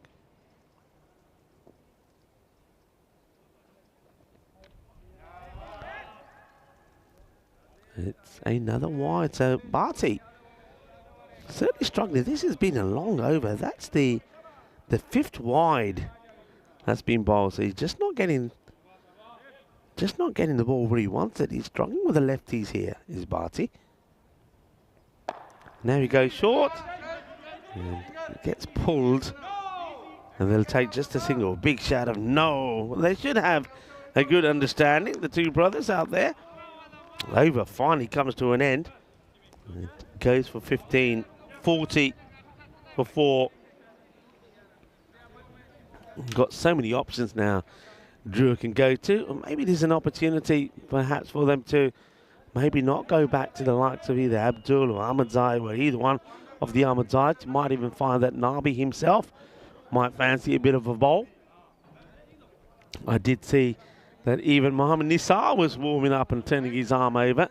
So it's an opportunity to try some different bowl, especially when you're so far ahead. And Mohammad Shazab gets an opportunity here to bowl a bit of his spin. Well, that's always nice to see. Players are warming up. And looks that's the President 11 that are doing their stretches. They are taking on Mitri in the next match. Of course, look out for the likes of Dawood Ahmadzai. Goes for it and gets it. Nice shot. And Dushan gets this one away as well. Tavain, after a good start, hasn't really got going again. He's sort of buckled down. Seeing those wickets fall seems to have hampered him upstairs, if you like. He seems to have lost his aggression, but he needs to find it back again. And I'm not sure what Dushan is saying there. It looks like he's making a little signal to one of the players who probably was doing a little bit of talking. That's nicely played. Gets it elevated over point and beats the man on the boundary. So 4 more. Good shot from Dushan. So we're starting to see a little bit of a fight back here. Yeah, President 11, looking forward to seeing the likes of Jamshad Nasiri, who had a good time out there last time, Roho Hula Mangal, who will be playing in the ECI, so he's an in, and of course, their captain Dawood Ahmadzai with his little bit of spin. We refer to him as the little Mr. Universe. He's got some laddus, as Dawood Ahmadzai, and he's got some energy as well. You never see him still. He's always moving around there, captain. And they're up against Mitri, who got 2 wins out of 2 yesterday. Well, this is what I'm talking about with Tavane. I'm not sure what's got inside his head. He started pretty well in that first over when he's hit 4 fours, and now he's gone very defensive. And now this time he does have a swing, and he gets a little bit on it, stops the ball crashing into his stumps. Yeah, Mitri yesterday, of course, winning against the Super Kings and Paris Salmi. Good performances from particularly Mohamed Arslan, who was good. It's just a little nerdle, and these two will take the single. So a bit of tiki-taka at the moment from Thivane. Yeah, Mohamed Arslan batted really well. 2 good scores from him. Sharp and Kelp turned up when he had to with the bat and with the ball. He bowled brilliantly. And same as Mohamed Shafiq. Some of the upcoming events. Following France, we go to Italy, Brescia, ECS, ECIs, men's and women's happening there. The Medina Cup returns here to the Drua Cricket Ground, and then we also go to Estonia, the Netherlands, England, and Cyprus. A lot of cricket. Cyprus, a mixture of the European Cricket Series, ECIs, T10, and T20 action, men's and women's. Netherlands, T20 action, men's and women's, and also the domestic finals there to see which team will represent the Netherlands in the European Cricket League next year. So plenty of action, and Estonia as well. We've got the European Cricket Series there, as well as international men's and women's cricket. So a very good and exciting few months ahead. Come on, Ahmadzai, we'll come back into the action. And a big hoik this time from Thivane. Looks like he prefers the pace. He seems to come back into aggressive mode when the pace comes on. Just steps away from this one. I think with his stance very open, if you get a bowler that's got a little bit more zip in, he misses out on a few of these outside the off, because his stance is, like I said before, very much open. Look where the way the foot is. So by the time he adjusts to the ball outside the off, the ball's past him already.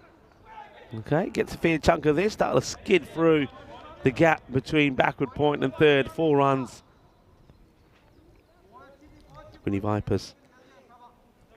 I think this for them is all about getting some confidence going into the match that they have later, when they will. They've got 3 matches in the day. They'll take on President 11, and then they also play the last match as well, where they need to be at their best.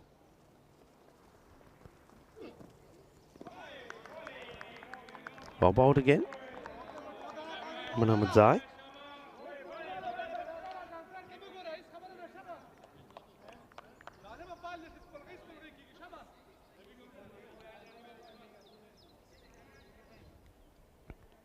Two for 4.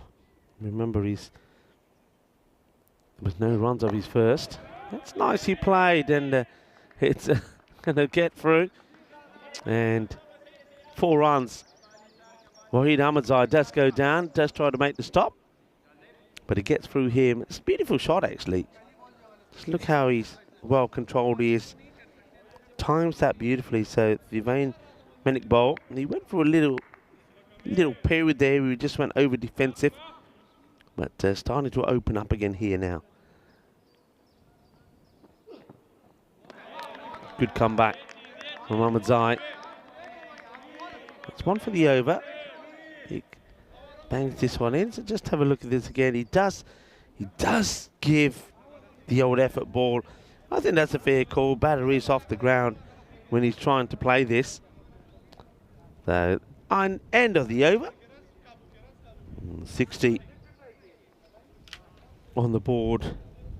Ahmadzai, great figures from him. 2 for 8.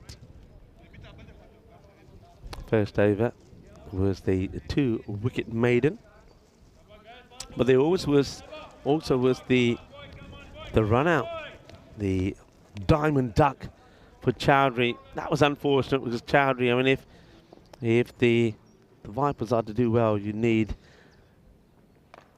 a good display from Chowdhury. And that one's just be a single as Dushan hands the strike back to Devane. Well, these two starting to get things happening again. They came together with the score at 25. Goes for it, but has he got enough of it? And no is the answer. There's a good catch taken there in the outfield. It judges it to perfection. Cameron Ahmadzai, he's a top player, isn't he? He's the top performer. Goes for the big shot. Gets a good bit of leverage on here, that's Devane. But Ahmadzai judges it to perfection, takes the catch, and the reaction there from Shazab was pretty good as well. Yep, I've got me, man. And Mohammad Shazab picks up his first wicket. And Devane, you can see that his mindset was to try and stay there. And falls though on 26. Here's the catch being taken, and the bowler Shazab was pretty pumped as well, as he fist pumps the air with delight as he takes a wicket. 26 or 22. Kamran takes the catch. Shazab picks up the wicket. This is an opportunity for Ramatullah Miri, who places out onto the leg side. He was sort of reaching for this one. The ball doesn't quite carry to him. It's just cleverly bowled, sort of slower length ball.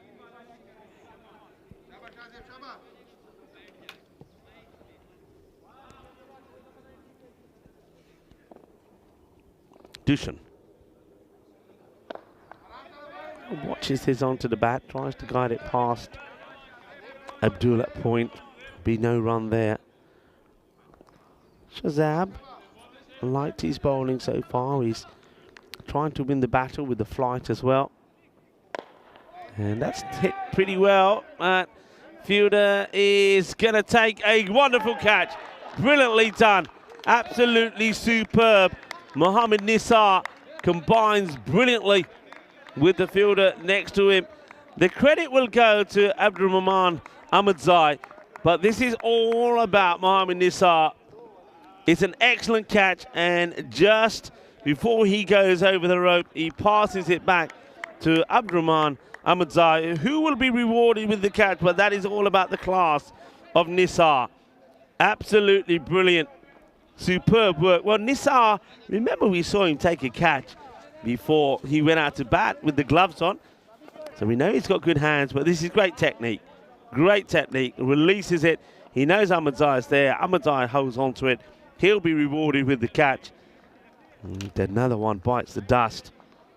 So Mary will go. That's the end now. Dushan goes for 21. It's a very good catch.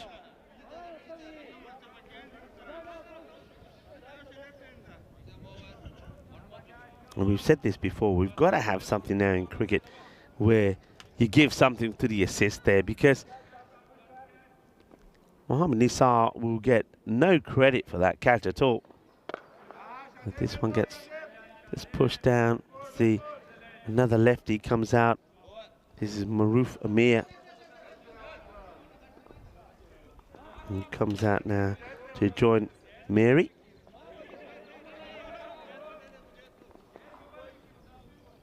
.62 for 6. That's the end of the 7th over. This is what's coming up next. So Mitri, we mentioned them briefly. 2 wins out of 2 yesterday. And they beat the Super Kings. They beat Zalmi. Arslan Zafar, he'd be hoping he can return back to form, but the other Arslan, Mohammed Arslan, was in fantastic form, as was Shah Pandikel. Hussein Yessa, he's somebody also that can break out, but keep an eye out on the bowling of Shafiq as well. He just got better and better. President 11 are always led well by their captain Dawood Ahmadzai. And Jamshad Nasiri was in excellent form last time we saw them.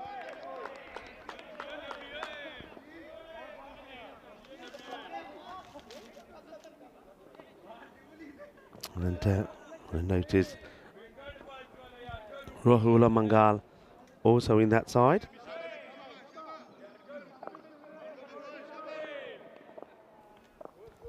Nabi, I thought he'd give himself a bowl. He does come on to bowl.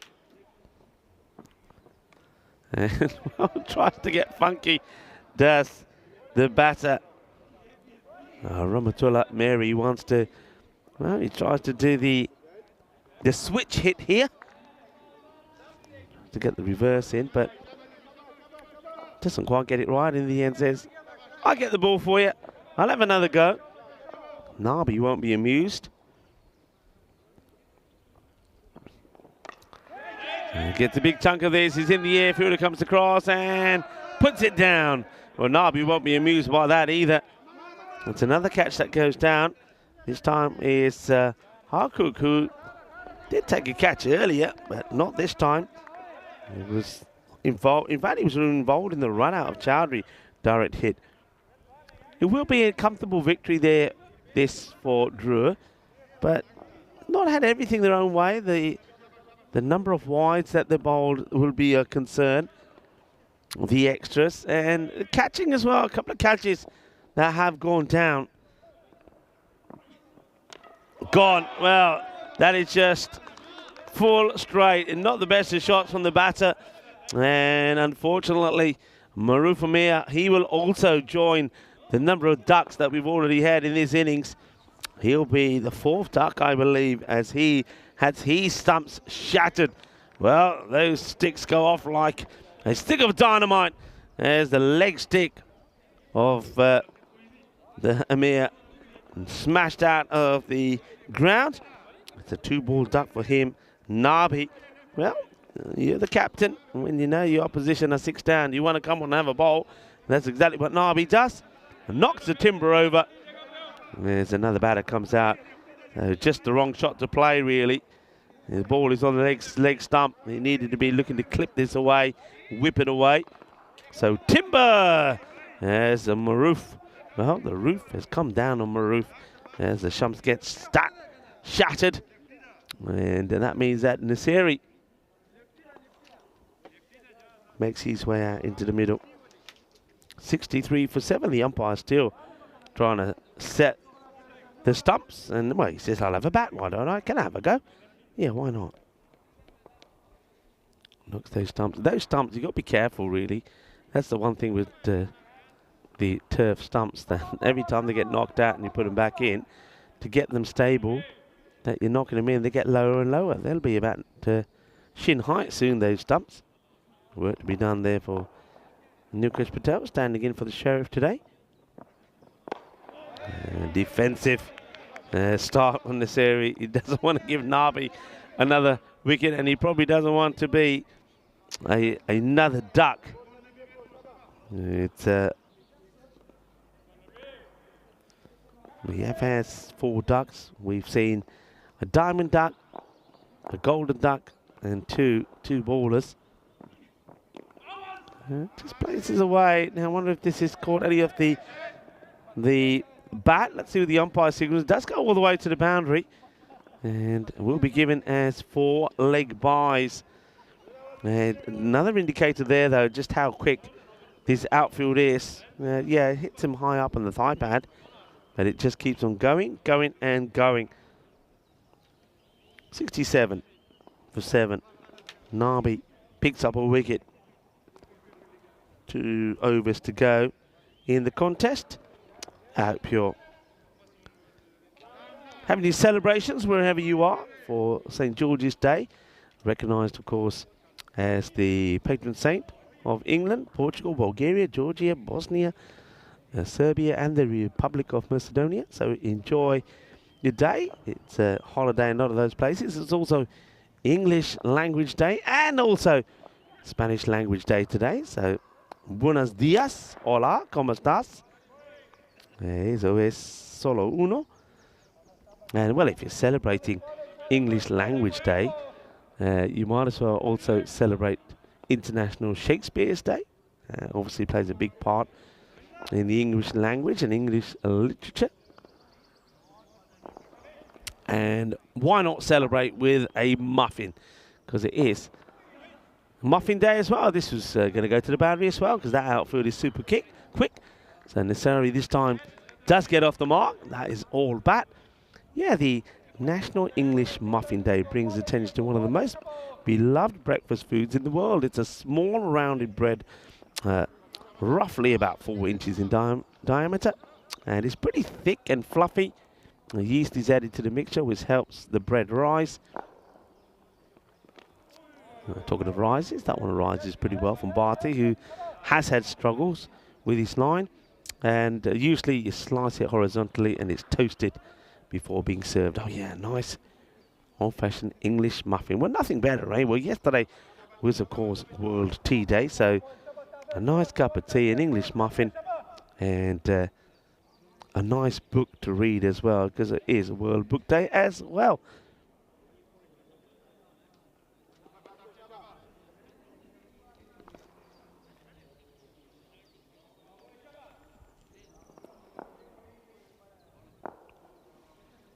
Barty checks his field.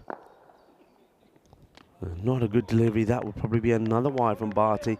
He has really had some issues with his line here, Barty, today. On this day, back in November 2016, I remember it well, as Barty tries to get a legal delivery in, and yeah, he will, that's better.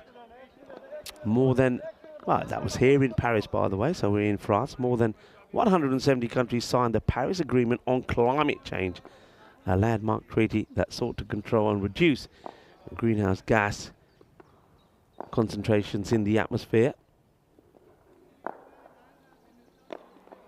Nicely played in the gap. The chase is on. Iba. The Grizzly once again will win the battle. 4 more runs. Yeah, just some of the important days today, as well as being, this is an important one as well, International Creator Day. I know that we've got a lot of people here on the European Cricket Network. I mean, here at the ground, for example, Diana Horrors, behind the scenes as well, like something like Shazad, and also Nick, who work hard as the creators of a lot of our social media. And it's their day today, and anyone else that works in the field. As this over from Barty comes to an end. There's all the 7s, 77 for 7. So, International Creator Day is a global initiative that celebrates the significant contribution that social media content creators have made to the lives of people around the world. With over half the world's population using social media and content being uploaded every second for the waiting audience. And this was something that was quite amazing. 500 hours of content are uploaded to YouTube every minute alone.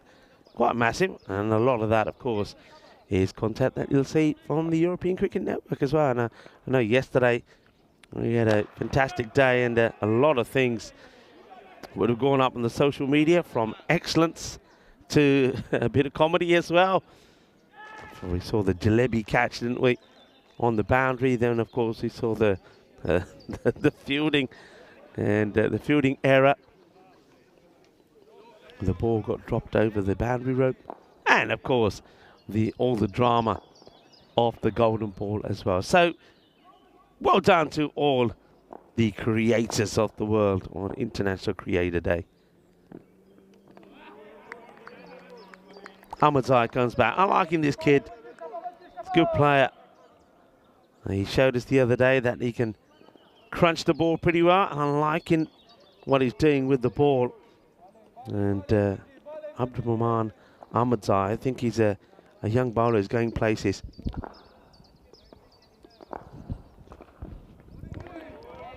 This one whips through pretty sharp, and that's well taken by Amar Zahir. I think when you get a bowler like this, and if you're a keeper, you like the contest as well, because you want to be tested, you want to be at your best, and you see there, Amar Zahir, he has to be at his best.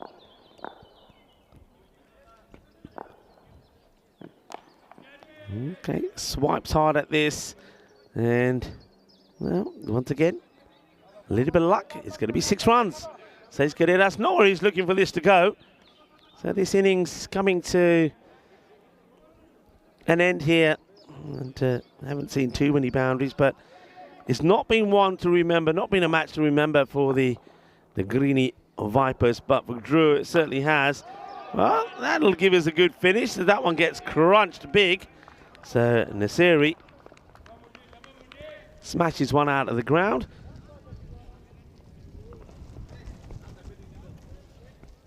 Yeah, good hit. Solid strike. Let's see if he can give him a nice flurry to finish here. A ball to go. In the 90s. They're going to lose this by a lot of runs. A 6 here would be good, which means that at least the defeat is less than the 100. Well, it's not quite a 6, but it will be a 4. So Nasiri finishes with 24. We'll probably put him up there. It's probably one of the highest scorers. Yeah, he'll go just behind Thivain, who scores 26 at the top of the order. But it was a hit and miss innings from him. Started well, then he went flat before he eventually got removed after batting for 22 deliveries. But it's a comprehensive victory by Drua, and they win by exactly 100 runs. And 94 for 7 is the close of the innings. And, well, the Greeny Vipers will get nothing from this match, and that's what hurts them, sitting at the start of the day in 7th. And they know that teams like Mitri and President 11, who are up next, are teams that they've got to try and catch up with. They will. The Vipers play one more match today. They will take on the President 11. President 11, though, are playing some good cricket at the moment. So the Greeny Vipers are going to have to come back well here. Remember, they did lose the last 2. So they've lost 3 on the spin now, the Vipers. So time may be running out for them. Speaking of time, let's go back and have a look at this innings from the Vipers. But though they got a positive start in the first when Wahid Abdul just couldn't get it right, that was a minimo. So with that wide and a couple of nice shots from Thivain, 18 came off the first. And it looked like they were going to cause a bit of a test, but then this was an absolute dolly of a drop. And we thought, well, Samiullah, maybe he's going to get a lot of luck. But it wasn't to be. Samiullah, when he goes back on strike, he then nicks one behind to Zahir to take a good catch. That one is coming up here now. Off the bowling of Ahmadzai. And I like this lefty. He's got a bit of pace. And it ends up being a really nice catch there from Zahir. A nice highlight for him. He will get challenged with something like Abdurrahman Ahmadzai bowling at him with that bit of pace. He'll be testing him, and he was up for the test. Another guy who was up for the test was the fielder, and that was Harkook, who was involved in that direct hit. That was the end of Chowdhury. He would go for a diamond. It would be a golden duck for Ahmed Zabir, who gets his stumps rattled by Cameron Ahmadzai. It was quite a crazy over from Ahmadzai. He picked up 2 wickets as he takes another wicket there. There was also that run out from Harkook in that over. So that over went for no runs and 3 wickets fell in it. That was that incredible over number 3 from Cameron Ahmadzai. And then the 2 Minikbal brothers came together, Tushan and Thivain. They had a little bit of success together, played some nice shots. This one, though, was a moment of magic, wasn't it? When Mohammad Nisar takes the catch and passes it back to Ahmadzai. Nisar's name won't be anywhere near that one in the book, but it should be. It was a marvellous piece of work from him. And then after that, really, there was this one that went down. That was Harkook, who puts it down after, remember, he was involved in the run out there of Chowdhury. but things just never really happened. They tried, they swung hard, but they just weren't getting anything go their way. A couple of late hits there towards the end, which meant they finish up with 94. And that means they lose by 100 runs exactly. So Drew make a very good, positive, dominant start to the day. They will be in action in match number 3 of this match day 9.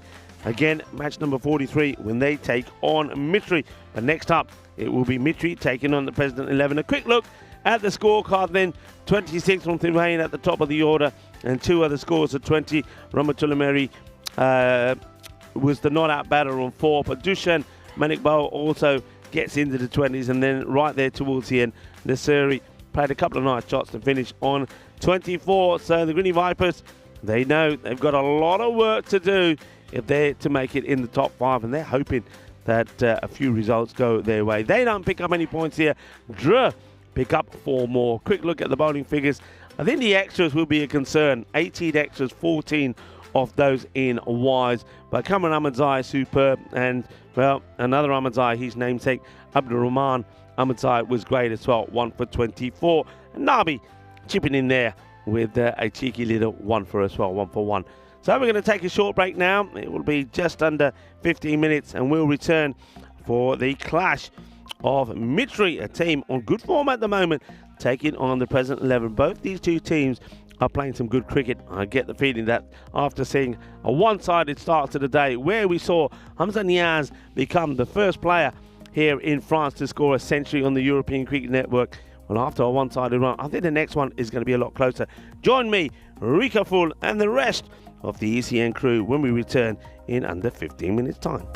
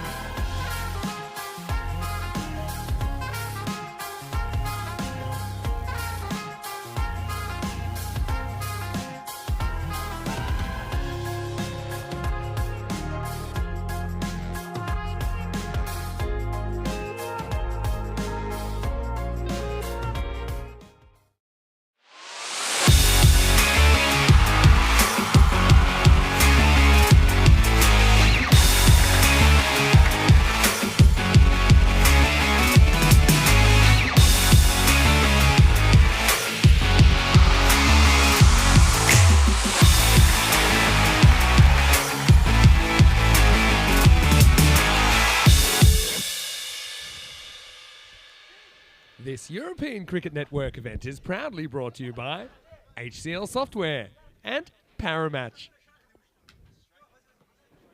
Hello viewers and welcome back to a sunny but cold and chilly day here in Drew. But while the sun's out, it does feel nice and warm, and what I can see, everyone around me is standing in the sunshine at the moment, because outside of the sunshine, temperatures only around about 9 degrees here at the moment. But the sun is beautiful, and that means we're going to see some beautiful action as well. In that first match, we saw a fantastic century from Hamza Niaz. Congratulations to him.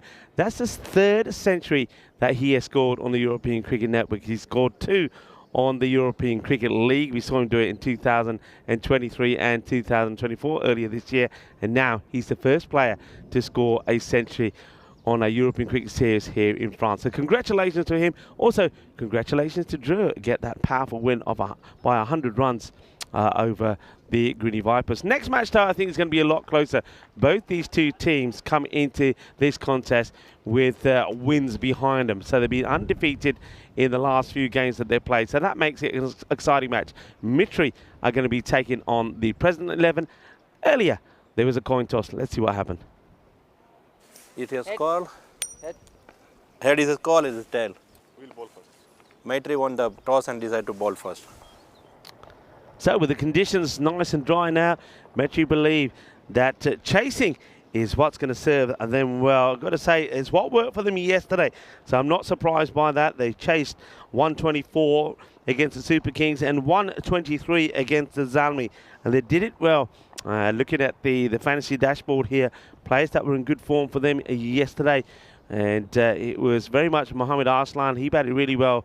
He scored runs in both those innings. And when needed, Sharp Andikel, he performed with the bat as well. He was very good with the ball, very economic yesterday. So they've got some good players. Arslan Nur, watch out for him with the ball as well. But somebody who does want to come back into contention is the wicketkeeper batter, Arslan Zafar. Lost out yesterday in getting runs. But when other players are doing it for you, you don't mind so much. President 11, I think Dawood Ahmedzai, the last few times we've seen him, he has been in fantastic form. Watch out for the spin of Sajjad Stanikzai. Could be key. A little bit of spin here as well. There's no Rahula Mangal in the side this time, but there is Ramatullah, his brother. He's another one to keep an eye out on. 58% to 42 in favour of President 11. And you know what? I would have this, very much a 50-50 match. And two teams that have played some good cricket lately have both won their last couple of matches that we've seen them play here on the network. So it'll be an exciting one. But maybe somebody like Mohammad Shafiq with the ball, or maybe somebody like Jamshad Nasiri could hold the key for their side in this one.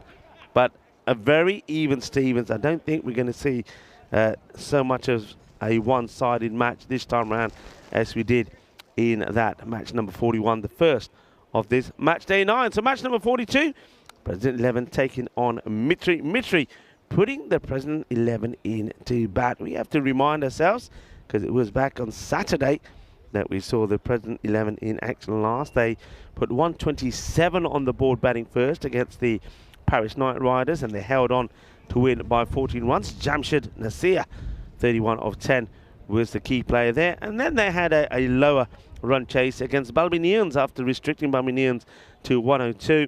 And it was Rahula Mangal, 26 not out of 13 deliveries, that helped his team to win by 14 runs. So that's the last time we saw them on Saturday. Of course, Vinny Sandhu was talking you through those matches. And Vinny, of course, his birthday today. And if you haven't done so already, send a little wish through on the chat too, because Vinny will be lurking now and again. But Vinny, I'm sure he's having a wonderful day and being spoilt rotten. And I reckon he's eating a lot of food. And maybe he's getting his favourite carbonara as well. All right, ready to go here. We had a quick look at the field set there. Anton is out there with Raju, the two umpires. Here's the first ball. And it will be smashed for 6. Volley, volley, volley. Or I should say on Vinny's birthday, Maximo to start the first. There's Shazad Umar, the captain. Starts with a bit of a loosener, and that gets clobbered. Good hit from Zain Ahmed. Now Zain, let's talk about this guy for a moment. He's been in pretty hot form. He's been scoring runs pretty frequently. And this one is down the ground and just over the fielder. He's saying, I can't do anything about it, and I agree. I can vouch for that. He's on the line, he's jumping hard. In fact, when he lands, he actually lands on the line. So back to back. And well, this guy's been in good form, hasn't he, for the President 11. We've seen him score and score freely.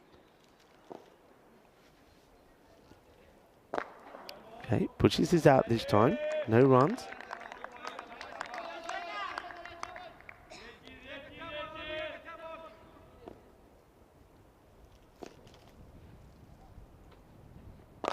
Goes for it, and this is going to be another 6 flat, hard, 6 more. That's the third. Moves to 18, Zain Ahmed. Remember, we saw him close to getting a century himself. Got to 97. He needed 3 sixes in the last over to do it. Well, he's hit 3 in this one, but he couldn't manage it there. He would eventually be run out for 97. And he is a powerful hit of the ball. And you need to get him out early. Well, he just doesn't pick this one, so he's quite happy just to drop the bat on it and take the single. And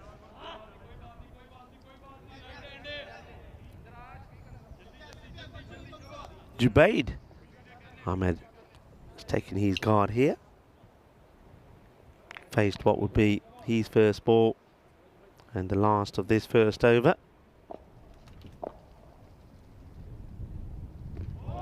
Oh, he just offers a little push at this. It gets through him. And that will be the end of the over. So, Sajad Umar, the captain, it avoids going magical, but it's 19 without loss after the first. So we have a look at some of the players that we've seen here. Let's have a look at the front side. Numan Amjad probably will be leading them. But yeah, I mean, quite a few names there that I'm surprised not to see there. So for the likes, for example, the Centurion. So not listed there is Hamza. And also no Nabi in the side. So I wonder, just trying something different here are France. But you've got some good players in there as well. Stanik Zai, who we're going to see in this match, is playing. Rahula Mangal, who played the other day. Himit Aladdin Jackson, we've seen him in good form as well. This one is down the leg side. It'll be called a wide.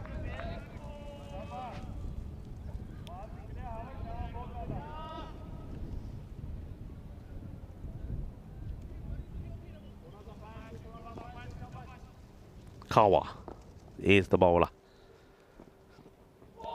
This is just a premeditated shot from Zain Ahmed, and he's nowhere near this at all.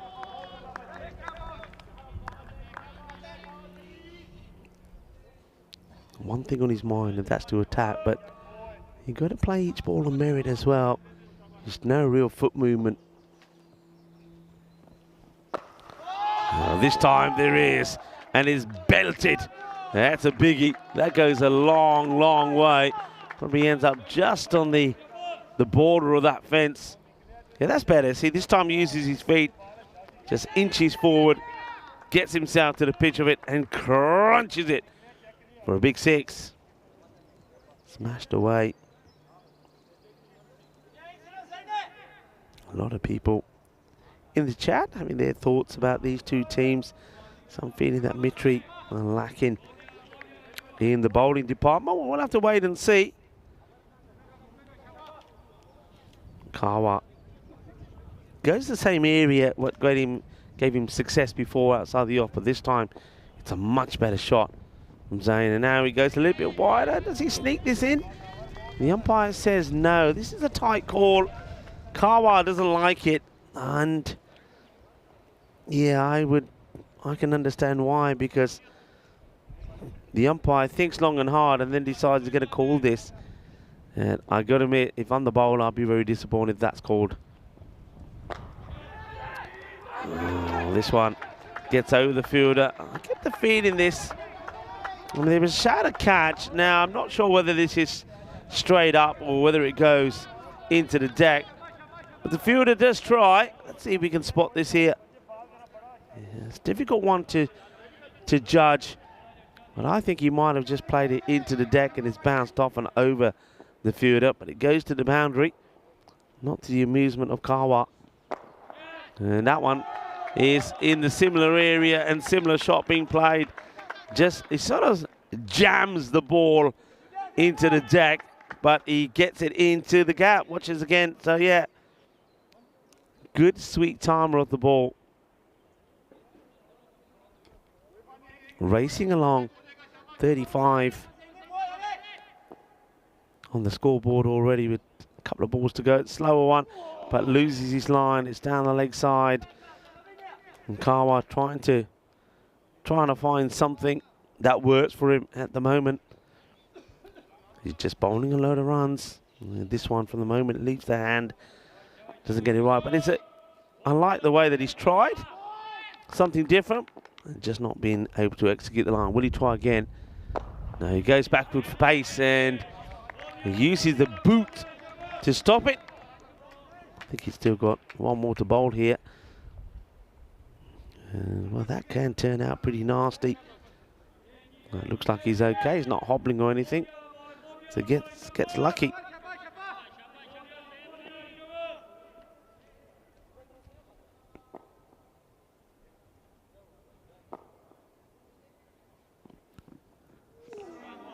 And sneaks this one for, oh, yeah, okay. I thought for a moment the umpires is going to give a different signal. But they have a signal there to signal the end of the over. Well, I suppose this is what they do here in France. So the scorers are used to it. I think the tournament referee is used to it.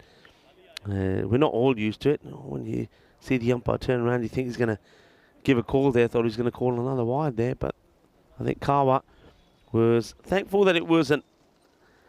This is the way it's looking. Look where they are now. They're just a point behind President 11. That's why President 11, they need to fire here. And Mitri at the moment in that 5th spot. But look at the number of teams that are around them in the same number of points. Themselves and one other on 14. A few teams there on 13s, the 12s. So they've got to keep getting some points on the board. Back to spin. And this one will be too wide. As the captain returns to bowl his second.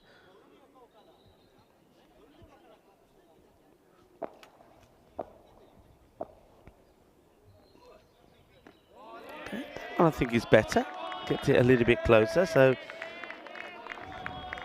Jubaid hasn't got going yet. He's only faced the couple of deliveries though. And it's another miss. So all the runs so far, courtesy of the runs from the bat of Zain and the few wides that we've had. So Jubaid, 3 balls, nothing. He'll feel the need to go after this. And he misses it. Oh well, already you can see the panic here from President 11.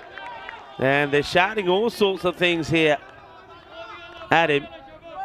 4 balls, no runs. I know it's early days, but we've seen just what a big difference that could make. And now he does use his feet. He gets bat onto ball. And he'll take just a single. So choose up 5 balls for 1. And what that does is that puts the pressure now on Zain Ahmed here to whatever this delivery is and look for the big shot to try and make it a productive over, because only 2 have come from it so far, the wide and the single.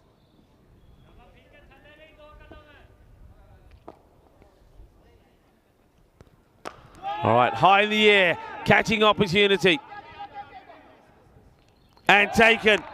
Huge wicket, and that is all about pressure that's been applied by Jubaid on Zain. He just felt he had to go for it, because those 5 balls that got chewed up just for a single man. He had to go for the big shot, goes for it, doesn't get it, and it's well held.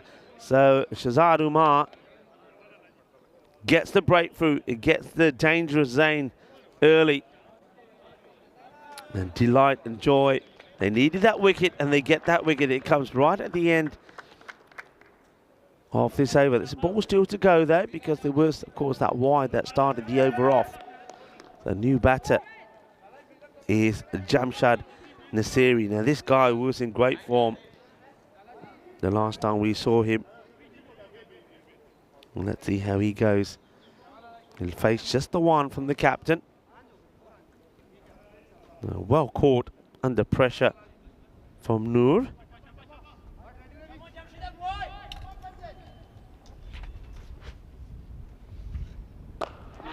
Oh, could have gone first. Caught a ball opportunity, and Shazad Umar puts it down. What drama here. I mean, if this is taken, they would have gone wild, because Nasiri is a key player, but he gets dropped by the captain of a caught and bowled opportunity. End of the power play, and that over though is quite an amazing one. Just 2 runs from it, picks up a wicket as well. 38 for 1. So you can see the 19, the 17, and the 12. Just 2. The captain finishes well. Okay, Jubaid Ahmed, he's really got to get going here. 1 from 5 balls. I think he knows he's probably responsible for putting a lot of pressure on Zain Ahmed, who under pressure gives his wicket away, going for the big shot. Catch held by Nur Arslan. And he scuffs at this one as well. It'll just be a single.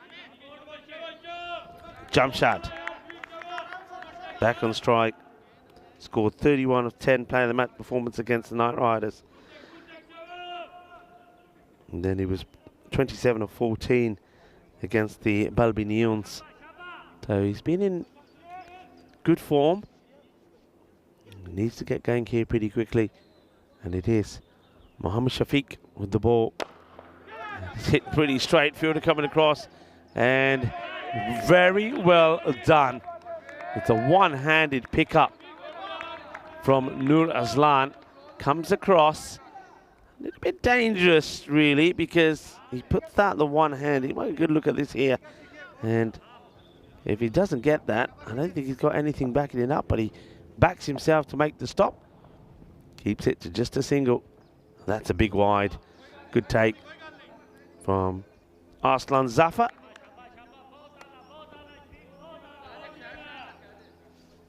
You can see why this match has this sort of 50-50 feel to it. It's going to be very tight.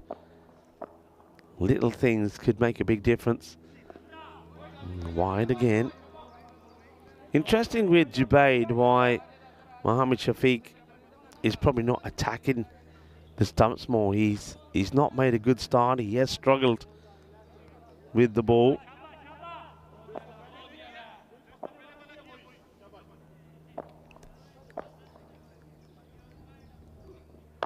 And then he bowls the shorter one. It gets played away, but just for a single.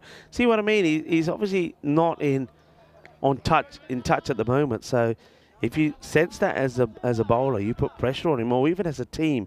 So I wouldn't even mind to someone like Jumaid just say, all right, let's keep him there.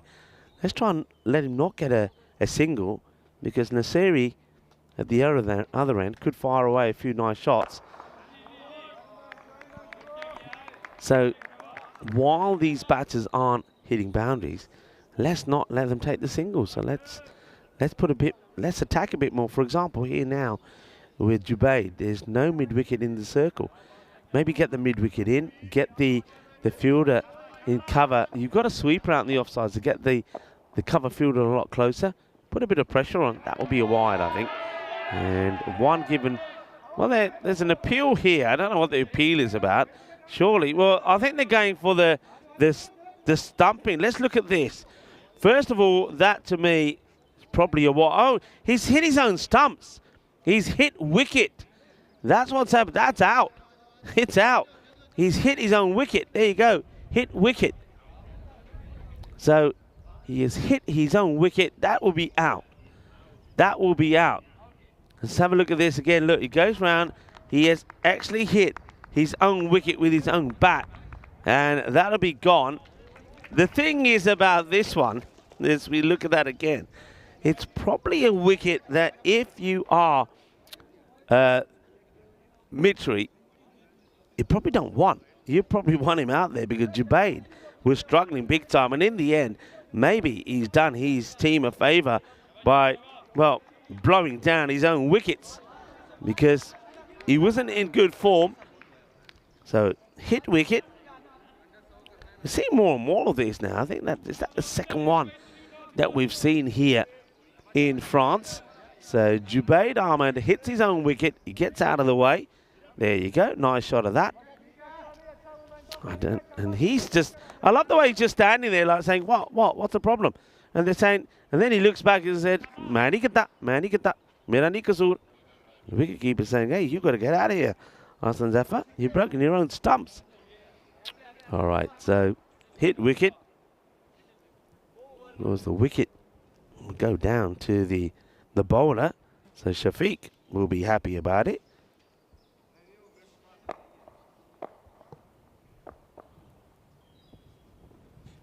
Not a good delivery. And Shafiq here, maybe there's something in the air today because we saw some uncharacteristically bad bowling from some of the Drua bowlers, a lot of wides, and now we're seeing the same here from Mitri as well. And Shafiq just spraying it all over the place. Shayan Itifka is the new batter. And that's better, nice and straight. Gets dragged out to mid-wicket, makes a stop.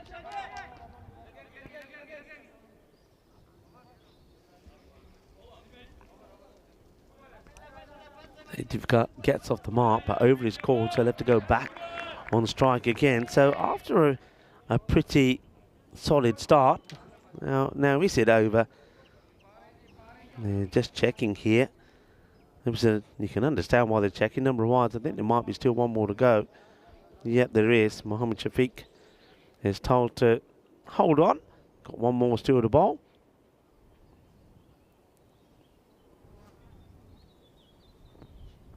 And it's going to be down the leg side. It will be another wide.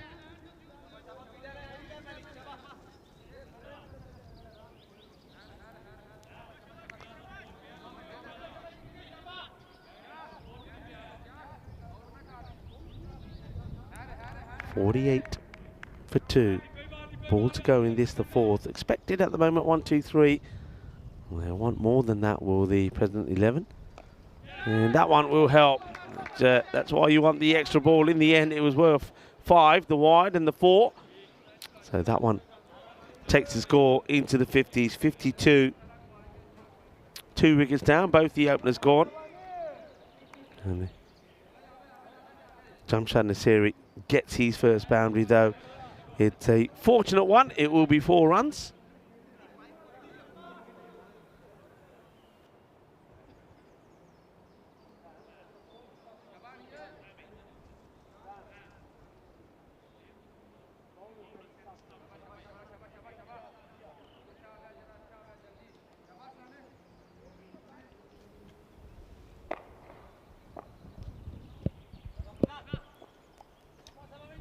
Back to the action.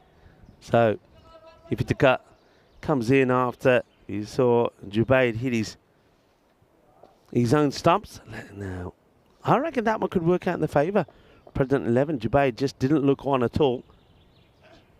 Oh, that's well bowled. Good delivery. There's Nur Aslan. Starts with a good one. Just gets this little bit of movement away. They're well bowled.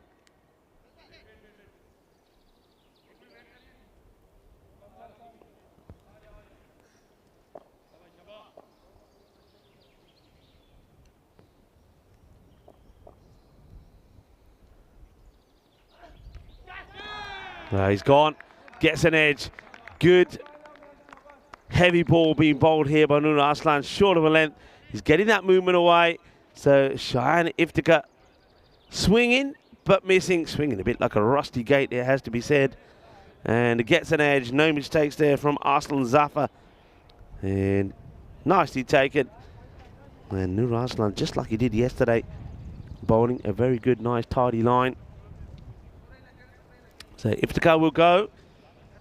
Doesn't chew up too many deliveries, though. I suppose that's the good thing about it. Arslan behind the stumps takes another. And Noor, well, he's having a good time at the moment. Took a good catch. Now picks up his first wicket. Here we see it again. Yeah, gets the edge.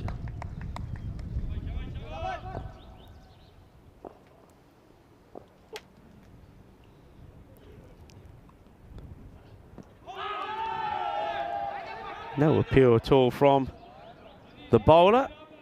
A good shy at the stumps there. The batter running hard to get back. And Nasiri on strike. Let's have a look at this one again. So just darting down the leg side. Here comes the run, and would have been close, you know. He sort of starts to run wide down rather than straight. Doesn't really slide the bat in. I think that one probably could. I may have been out if it hits, direct hit. This one might be just a little bit too wide. It will be from Noor Arslan, but it's been a top over so far from him. It's just the second run that's come from it.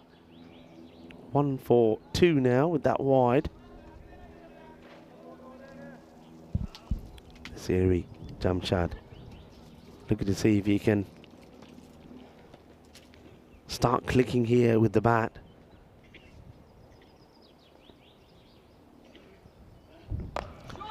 He hits it well. Now this one might make it way all the way over the rope. So it swings hard, and now the umpires will just check if this goes all the way or not. I get the feeling it probably is there or thereabout. Let's see. The umpire's having a chat on what they're going with here in the end.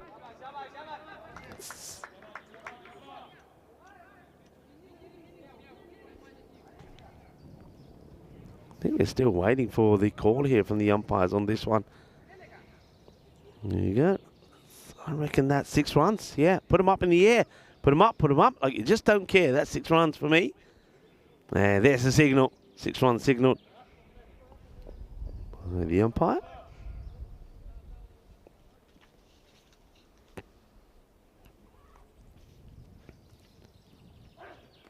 Oh, well. When in France, do as the French do. There's the French cut for 4 as well. So 6 and 4. And jump shot Nasiri. Well, he certainly is hungry for more. And, yep, you're watching the European Cricket Network. We're here in France. Big shout out to the French Cricket Federation as well. This magnificent ground, great complex, great venue, and for all of their work behind the scenes as well.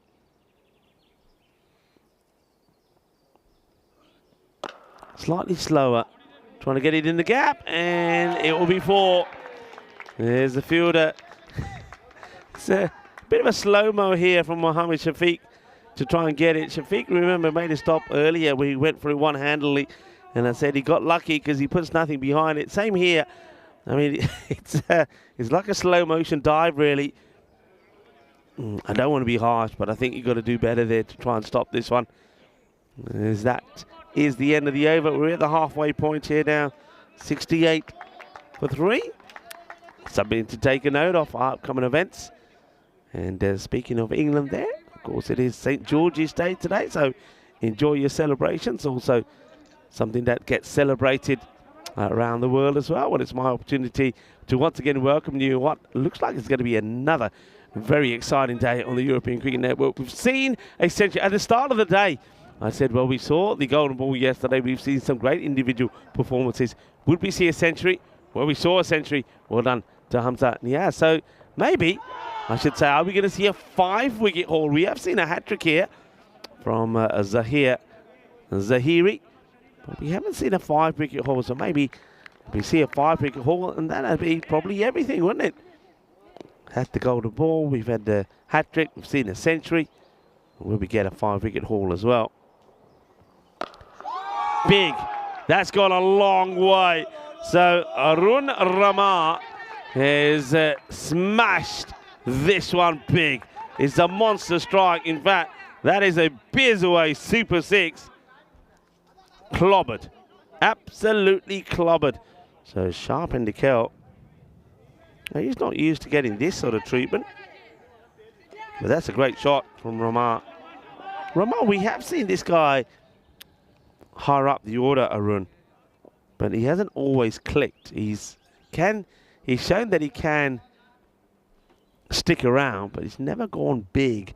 I tell you what, that's big. And well, just as I say that, I see that we actually had the wrong batter on the graphics. It was actually Nasiri. All right, well, there you go. Now it makes a little bit more sense. It was Nasiri that blasted the big six. And misses out on this one. I think there might be a little tickle on this. The slower delivery from Bendikel.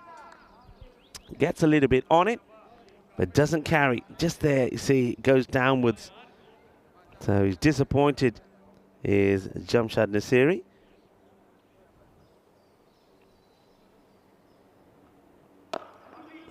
Into the deck.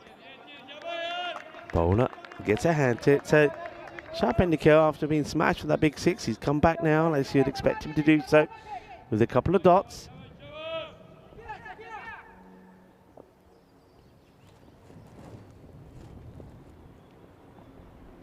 Right, top edge, but he's going to get lucky. Is this going to be a Baximo? I think it is going to be a Baximo! Shaba. Well, they need to get going here. They need to get clicking. And Jamshad doesn't know too much about this, but he feels he hits it proper. Well, you pay for every part of the bat, don't you? You might as well use every part. Into the 80s now, President. The short one not quite working with Sharp. And now, well, it's a bit of a gentle full toss. The leg side fielder has to get down and does get down. He gets a good throw in as well. Nice little bit of action there. The slower ball turns out to be a full toss that gets clipped away. And the fielder, good bit of action, makes a stop. So 6 overs now completed. 82. 83 actually, they did run 2 there. 3 wickets down. So this partnership, I mean, I suppose while Jamshad is there, then you're still looking to get to that sort of I would say 140. Close to that 140 score. 134 is what the expected score, what the computer is saying. But yeah, while he's there, I'm going to make another change here now. It's Mustafa Omar. Going to see what he can do with the ball. Starts with a good one. They have good depth, you have to say, to Mitri, and that's what's served them well. When a bowler does, unlike some of the other teams, if a bowler's not performing, they still have to come back at some point, even if they've gone for plenty of runs in the first over.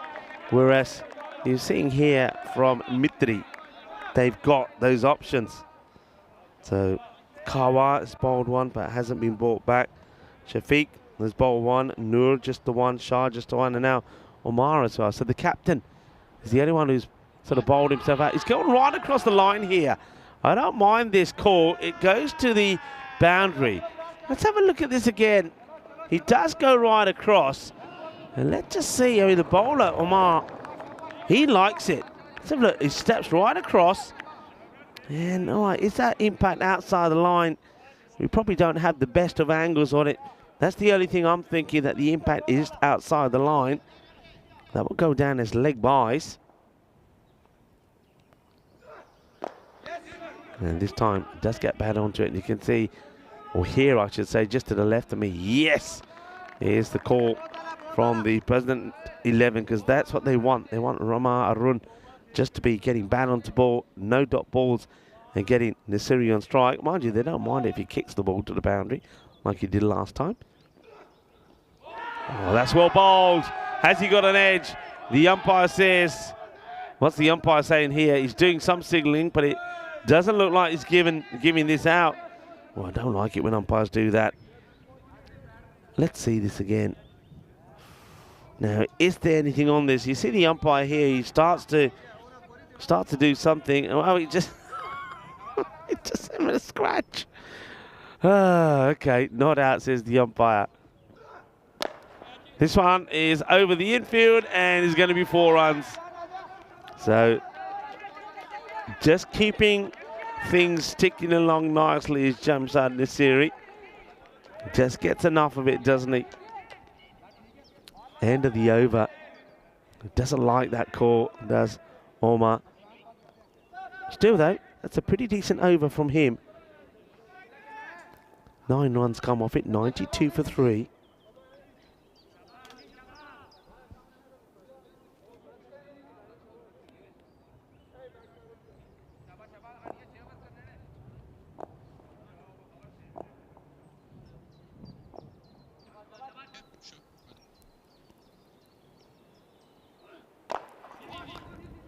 Gets through the fielder, and if it gets through you, he's going to go to the boundary. 4 runs.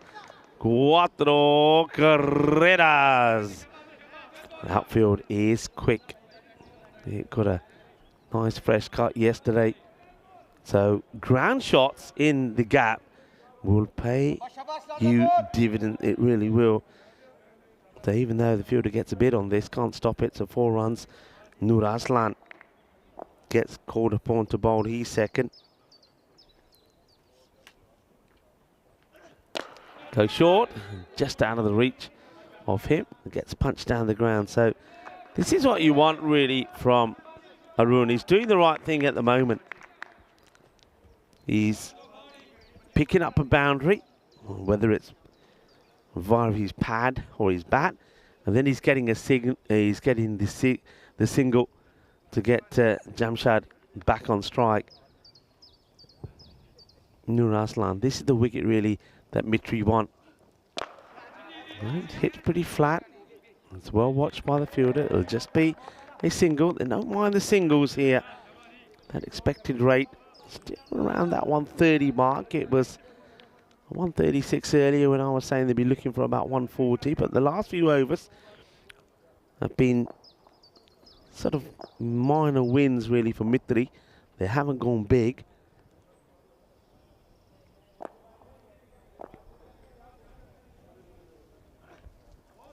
That's good delivery, well bowled. Arun just trying to work this away. Yeah, just have a look at the run chases that Mitri had yesterday. They chased 125 and 124, and they did it, both of them with balls to go. The 125 chase with 10 balls to go. The 124 chase with 7 balls to go. So they'll be okay if this is that 130-ish. They'll be okay with that. They've got batters that are clicking. And once again, they've got the depth that I've talked about. So Mitri at the moment will feel pretty comfortable. This one is a catching opportunity, fielder. Yeah, well taken, well judged. Comes in from the boundary, does Mustafa Omar, and he's not charging at it. He makes sure that when he gets there, he's pretty stable and takes the catch, and he rewards Nur Aslan with his second wicket. Arun Rama gets to 7 before he departs. 7 off 10 balls. Omar taking the catch, and Nur picks up another wicket, so does exactly what his captain wants from him. Shazad Umar will be pretty happy at the moment. Don't forget, his second over was pretty spectacular as well. And only the 2 runs came from it, and he did pick up the wicket. Okay, so now it's time for Rahmatullah Mangal. And just over the infield. We'll take the single. Jamshad, he's pretty keen to try and get to another because he wants the 2. He wants to go back and strike, but he won't. Rahmatullah will steal it from him by taking a single off the last ball of the 8th over. 99 for 4. So see how dramatically the expected score has changed now. It's around about that 124, 125 mark. So Rahmatullah, though, we know that he can bang it. And he and his brother have made some good performances for President 11. Rahula not playing in this one, but Rahmatullah available. So can he get a few big shots out of the middle of his bat? Well, yeah, he can. This one might just land on top of me. We're not far away, just to the left. And Rahmatullah steals the strike and bangs the first one from Mohammad Shafiq for a big 6. Shafiq, before that boundary, the 14 had come off his first over. Ramatula gets them past the 100 mark. And this one is high, is going back, is going, and it will go to the boundary. So Shafiq bangs this one in short, but I don't know if that's the best option unless you set the field for it. If you push your fine leg or your third man back, then fair play. Otherwise, this will happen because the batters are not going to shy away from it. Not this stage when you've got so many wickets in hand. So not the most intelligent bit of bowling. That's better. And Ramatula disappointed that he misses that. But still, hit a 6, hit a 4. We know he's hungry for more. And I'm pretty sure we'll be looking to crunch this one away as well. Where does Shafiq bowl this one? And that's a lovely looking shot. And it's well fielded though as well. That's great fielding. Think about 2. They won't this time. Nice bit of cricket. A little bit of the mini chopper shot here from Ramatula. But that's really well fielded. That's quality fielding. Pushes the ball forward. Doesn't let it get past him. And make sure that the batters don't take the 2. Crunch. And that's why Jamshad wants to take the strike. Smashes it big. Moves into the 40s. 45 of 16. It's the over that they wanted. The President 11 is the over that they wanted. Both batters hitting boundaries. Ramatula hitting a 6 and a 4. Then gives the strike to Jamshad, who smashes the next ball for a 6. 17 off it so far. Will it go magical? All happens in the 9th, we say. Jamshad Naziri, one big shot, and he'll bring up. He's 50, he doesn't. This one is just going to be a leg by, but he will go back on strike. So 19 off the over, 117 for 4. It's well bowled, full straight. That's where, I haven't seen too much of that so far this morning, have we? Where you saw that Kaman Ahmadzai for Drua did do it, but Drua had their own issues with the ball. So, yeah, full and straight. I mean, if you're going to bang the short one in, get the field set for it. Then it makes sense. But with nobody back behind the keeper, you've got to be looking to go full or pace off. Kawa will come back to finish off. And he gets a snick, gets a wicket. Kawa picks up his first. And Jamshad will go. Goes for 45, so he did everything that he wanted to do. He got back on strike for the last, swings hard, gets a little nick on it. 45 it will be and no more. But it's a good knock. Remember, he was out there when not a lot was happening. He needed to get them started, and he did. Nice catch there once again from Arslan. Behind the stumps. And Kawa didn't have it his own way in his second over. Went for 17. Good start. Zahiri. Swing and a miss from the hat-trick hero from a couple of days ago, Zahir Zahiri. Well, he swings and misses as well here.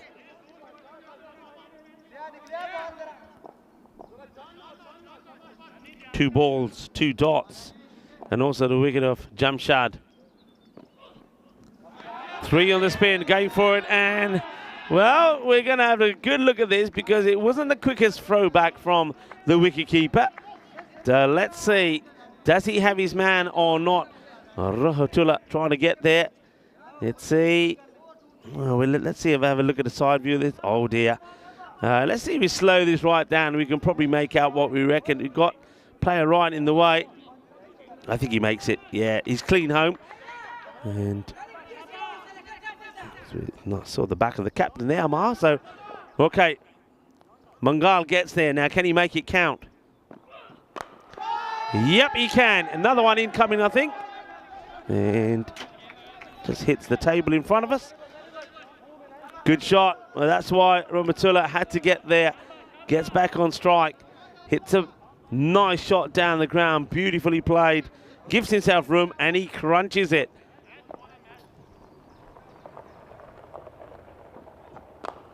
Well bowled. Got to run hard here. Got to take on the fielder, who picks it up. And he goes at the bowler's end. But that's, you've got to be going to the keeper here. Got to be going for the keeper. You know they're running two. You know that Mangala wants to get back on strike. So this throw has to go to the keeper. I mean, they get the wicket. It's only a single, but the danger man is the one you want out. You see there, I think a good throw to the keeper. You get your man. Look at that. Yeah, that Arslan Zafar, the keeper, shows his displeasure at what wasn't smart play. So if this gets banged to the boundary, it's all about that bit of fielding. And it will get banged to the boundary. So they'll get 6 runs. They'll finish with, it's at the end of it. I think that's the end of the innings. They'll finish on 131, I make it. 131 for 6. As well, this is why these little things, smart play, the throw needed to come into the keeper. You would have got Rahmatullah Mangal, the batter, out. But as it is, he gets to the other end and he smashes the last ball for a 6. And he'll finish on a very healthy 25 of just 8 deliveries. And what an important little burst that was from Rahmatullah Mangal. So 131, but like I said before, Mitri, they won't mind a chase in this sort of 130 mark. We saw them do it twice yesterday, getting 120 chases with balls to go. So they'll still feel pretty confident. But, well, they'll have Rahmatullah Mangal to deal with. And when he's on form, anything can happen. That was a cordon ball opportunity to remove Jamshad Nasseri when he was on nothing, remember. He then goes on and scores 45. Then this one, कहता मैं कुछ नहीं किया केरिया मेरे हाल क्यों देख रहे हैं कुछ नहीं होया की हो गया मैं नहीं किया yeah you did, you hit your own stumps, buddy. And that was Jubaid. They had to go, but I don't think that's a bad thing. All right, straight away the next batter that comes in, give it to Kurt. Didn't really make too much of a difference as he would give the catch to Arslan behind the stumps, but it just meant the momentum did change slightly. Jamshad started and kept on hitting. Ramar played his part. I mean, he kicked 1 for 4, he hit 1 for 4. He made sure that the strike got rotated as well. And it just meant that the partnership kept on going. And then right there at the end, well, Rahmatullah, he came out and didn't he bang it. Played some lovely shots. This was a good catch though. Comes in from the boundary, keeps his eye on it, and takes the catch. So Omar getting the wicket of Omar, but then right out there towards the end, Mangal smashing it well. Well, that one ended up just to the side of me. One ended up just in front of me. And a little bit of luck, but you take all the luck that you can. And that was just a beautiful, clean strike. So they end up with just over that par score. Par being about 126. But is it enough? But for it to be enough, they're going to have to bowl very, very well. But this right there towards the end, the throw really had to go to Rahmatullah's end. Why? Because he's a big hitter. He plasters that away as well. 25 of 8 deliveries. So Zain Ahmed got them started with 33. Jumps under series 45, and then a very healthy quick fire contribution of 25 of 8 that sees them get to, well, in the end, what you'd have to say is probably a decent score, an average score. And there's the scorecard there from the batters. Jubaid, though, and they're going to have a look at that. I mean, Jamshad Nasseri's got to be your opener there. Or if you really want to, you might as well just throw somebody like Rahmatullah Mangal out there. It's the power play, and you need the power in the power play, Jubaid. I reckon, I mean, whether they would have retired him out or not, I don't know, but I think the hit wicket does them a big favour. With the bowling, I think a number of good bowlers didn't quite get it their own way. We know that Nur Arslan, he's always been pretty tidy, 2 for 22, but Sharp Endikel, he didn't have it his way, only gets the one over because he went for 15 in his first. And Mustafa Omar put a good one in there as well. But also don't forget, right at the beginning, Shazal Umar, they went with this yesterday. That worked for them in their second game when they went with spin, the first and the second over. They went for it again, and it works out well for them one more time. So there's those bowling figures. Remember, we'll come back in about 10 minutes' time for the start of the reply here. And 132 for Mitri for victory. Volvemos en 10 minutos.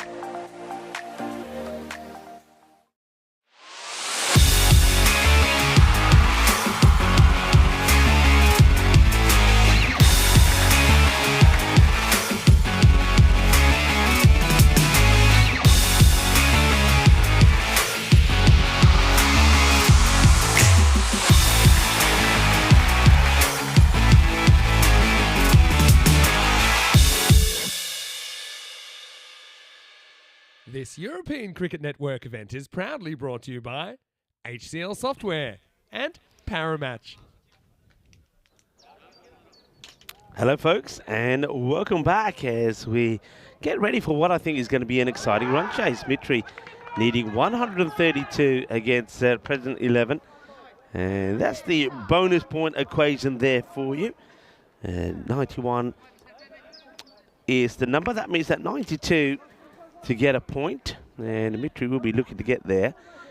One thing that's going to be interesting, they will have to deal with a variation of bowling. I think Ramatullah Mangal, if he gets his line right, he can certainly fire in those Yorker length deliveries.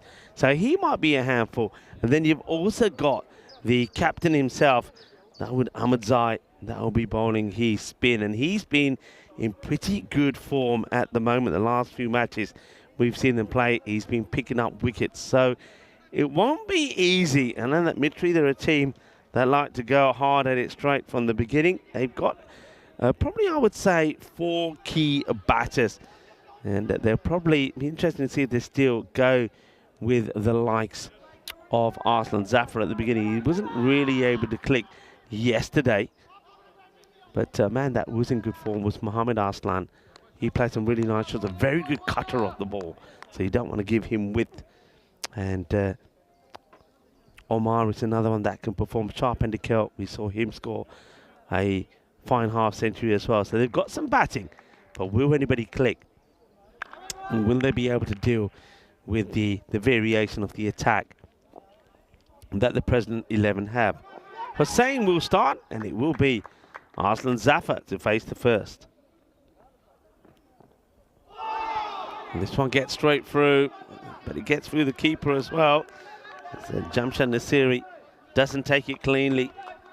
So runs off the first, courtesy of some buys, but good delivery from Iqbal Hussain.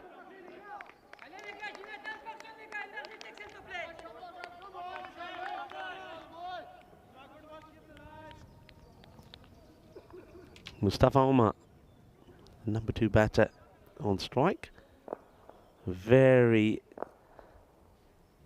heavy orientated field on the offside here to start. It's going to be called a wide by the umpire. Wide ball signal. Umpire Anton and Raju doing a fantastic job. Yeah, it just gets too much movement. Good call from the umpire. And that is, by a lot of people saying, is that the robo umpire? There it is. By Anton, this time doing things in a lot more calmer way than normal. As well hit, and it will be a test for the fielder who chases hard. That's a big hard chase. Ramatullah Mangal, but he can't get there. So the first boundary. Cuatro Carreras giving it everything, isn't he? The first boundary, Mustafa Omar to get it.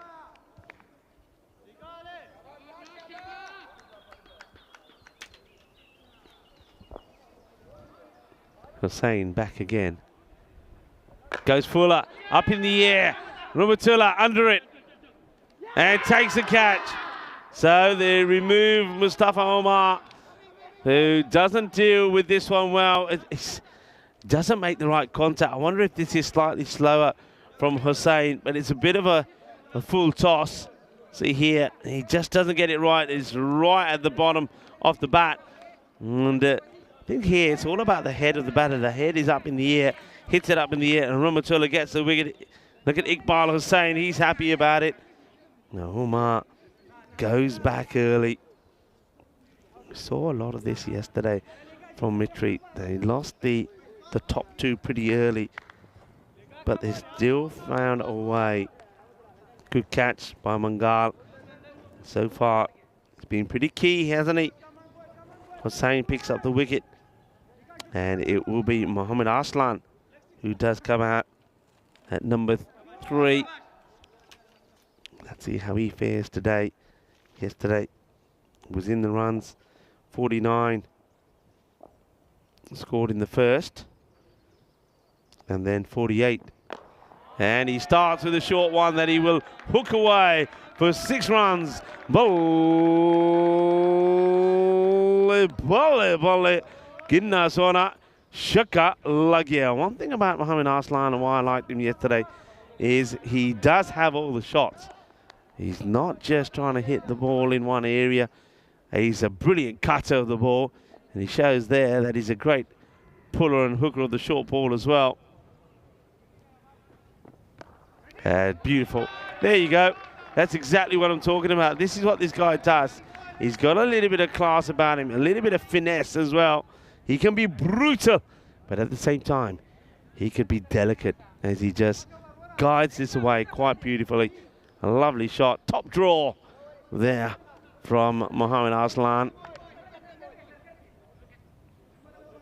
The first 2 balls, 6 and 4. All together now, everybody. Hungry for more.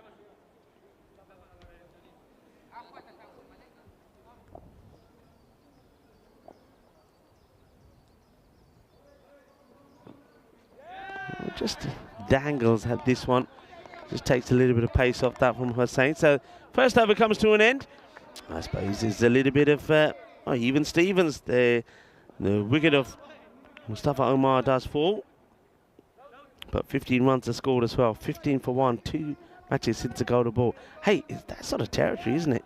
The golden ball that we had here was 144 to 144. But I think anything in this, I would say 120 to 135 is what we would normally get excited about with perhaps golden ball, especially here because, say, the average score will run around about the 126. There's Dawood Ahmadzai having a good chat with his bowler here. And well, we know all about Zahiri. Has picked up a hat-trick here. They certainly do have good bowling strength to the President 11. Nice and full. Right across. Arslan Zafar, who gets bat onto ball. Phase 2. Not yet scored. One that went through was for buys.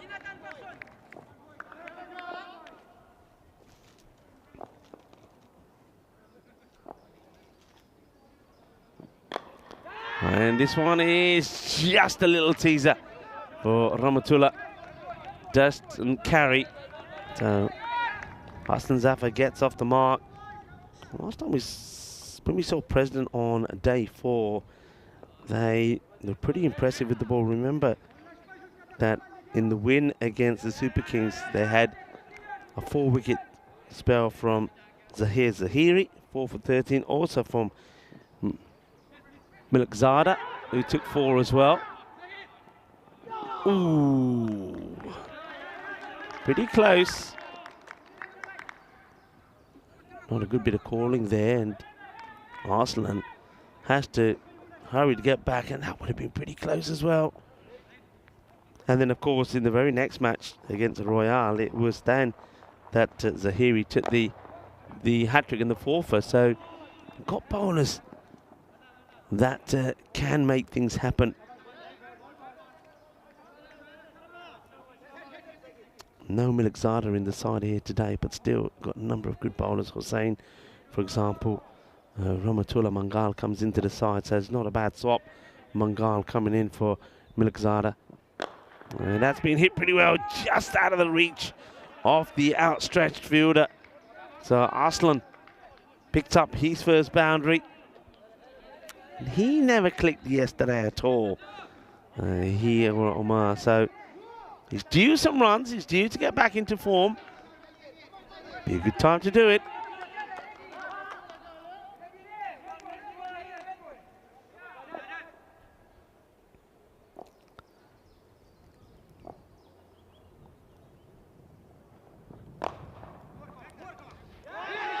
Good bit of fielding. Brilliantly done. And there's the captain, Dawood Ahmadzai, Mr. Universe. And like I said, it's a sea of red outside the off. He's telling the bowlers to bowl in that area, and they're obliging. And that means that Ahmadzai can set the field. So 2 overs complete, 22 for 1.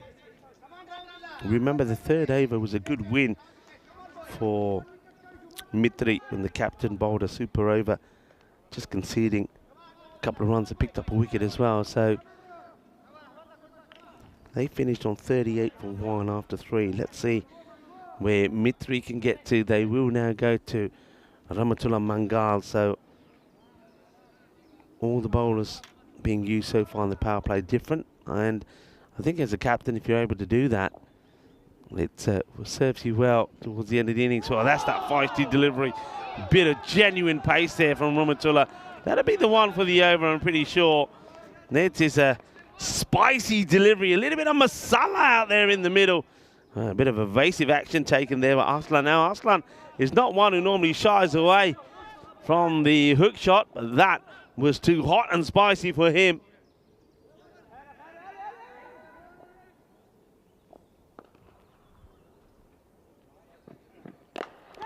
Miscue, is it going to be taken? Yeah, it will be taken.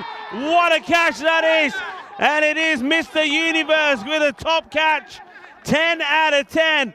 Dawood Ahmadzai leaps above everybody else. He may be the shortest, but he can climb the highest as he grabs this and he gets the big wicket of Mohamed Arslan. That puts them well on top.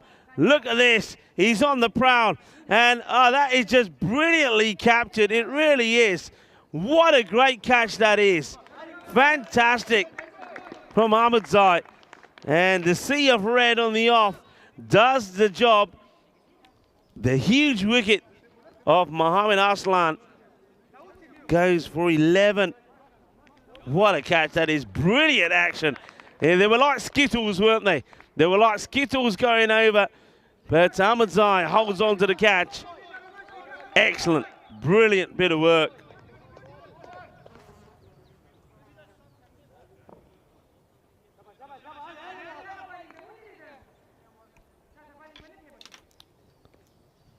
Rahmatullah Mangal gets the big wicket. Now, Sharp and Nikhil. Beautiful shot. Absolutely beautiful. Time to perfection. Uses the pace of Rahmatullah Mangal against him. And the difference between this one and perhaps the one that tucked up Arslan a couple of balls ago is the width. It gives a little bit of extra width there to Sharp and Nikhil. And, well, when you go out to bat and your first ball comes off the bat like that, well, the confidence just oozes in you. And that is a quality shot. Beautifully played. Still got batters, though. That's the thing. Still got batters. But I get the feeling here, the very next over, it will be the captain who took that amazing catch. Will come on. Wants it. Asking. Gets it. The finger goes up. And it's the second wicket. Sharp and Nikhil will go as well. It's very much 6 and out for him. They wanted it. They felt it straight away. I don't know how much of this we see. I think there's a little feather. Look, the batter, he knows it. He knows it as well. And then he's trying to get back in as the umpire gives the signal. I think he knows it. When he's looking back, he knows he gets a feather on it.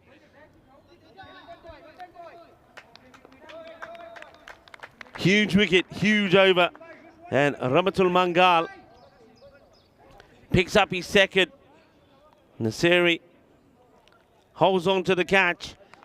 Mangal gets it through. 6 and out for Shah.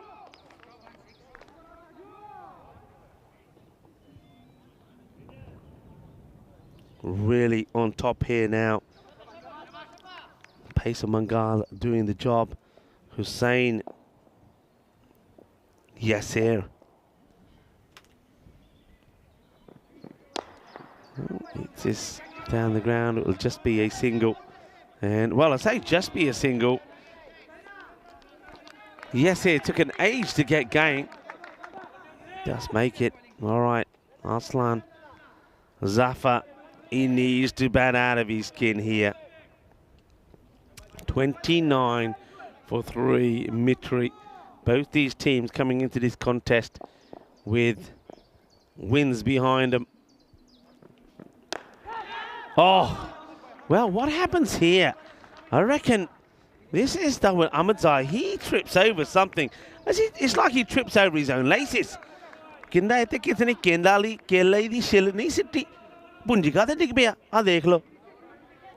like there's a banana skin or something on the ground because, well, Dawud Ahmadzai, he's either tripped over his own laces or something, but that one gets past. It'll go to the boundary. 33 for 3 compared to 38 for 1. That's the way the two power play scores look. And as I suspected, Dawud Ahmadzai, the captain, after taking that heroic catch to remove the dangerous Mohamed Arslan, now does come out to bat.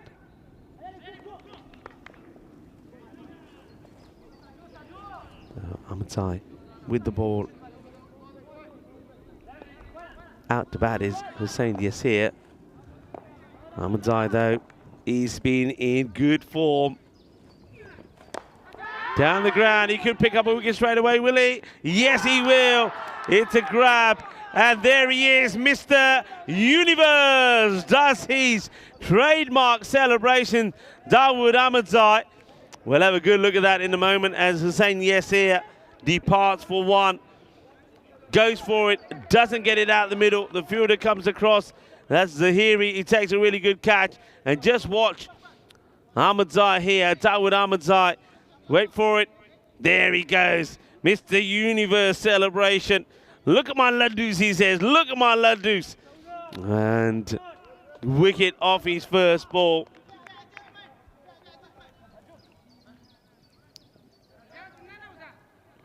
Yasir goes for 1.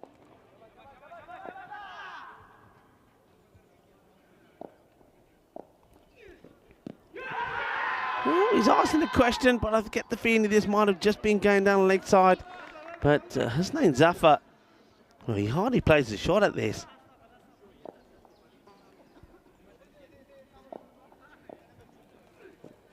And now he's bowled. Watch him go. Watch him go. Catch up with him if you can. There he goes again. There's another celebration for Dawud Ahmadzai. Well, it's a good job he's little because you can pick him up because they all want to pick him up and give him a hug. It's a second wicket. Well, I've got to say that Hussein Zafar did not have too much of a clue what's going on there. He gets bowled by Ahmadzai. Ahmadzai, look at him go. Yeah, look at my laddus. He's out. Dekh le mere laddu, dekh le. Ahmadzai gets another. They're in tatters here. Mitri. As the captain comes out with the score 33 for 5. Dawud Ahmadzai has picked up 2 wickets in 3 balls. No runs off him so far.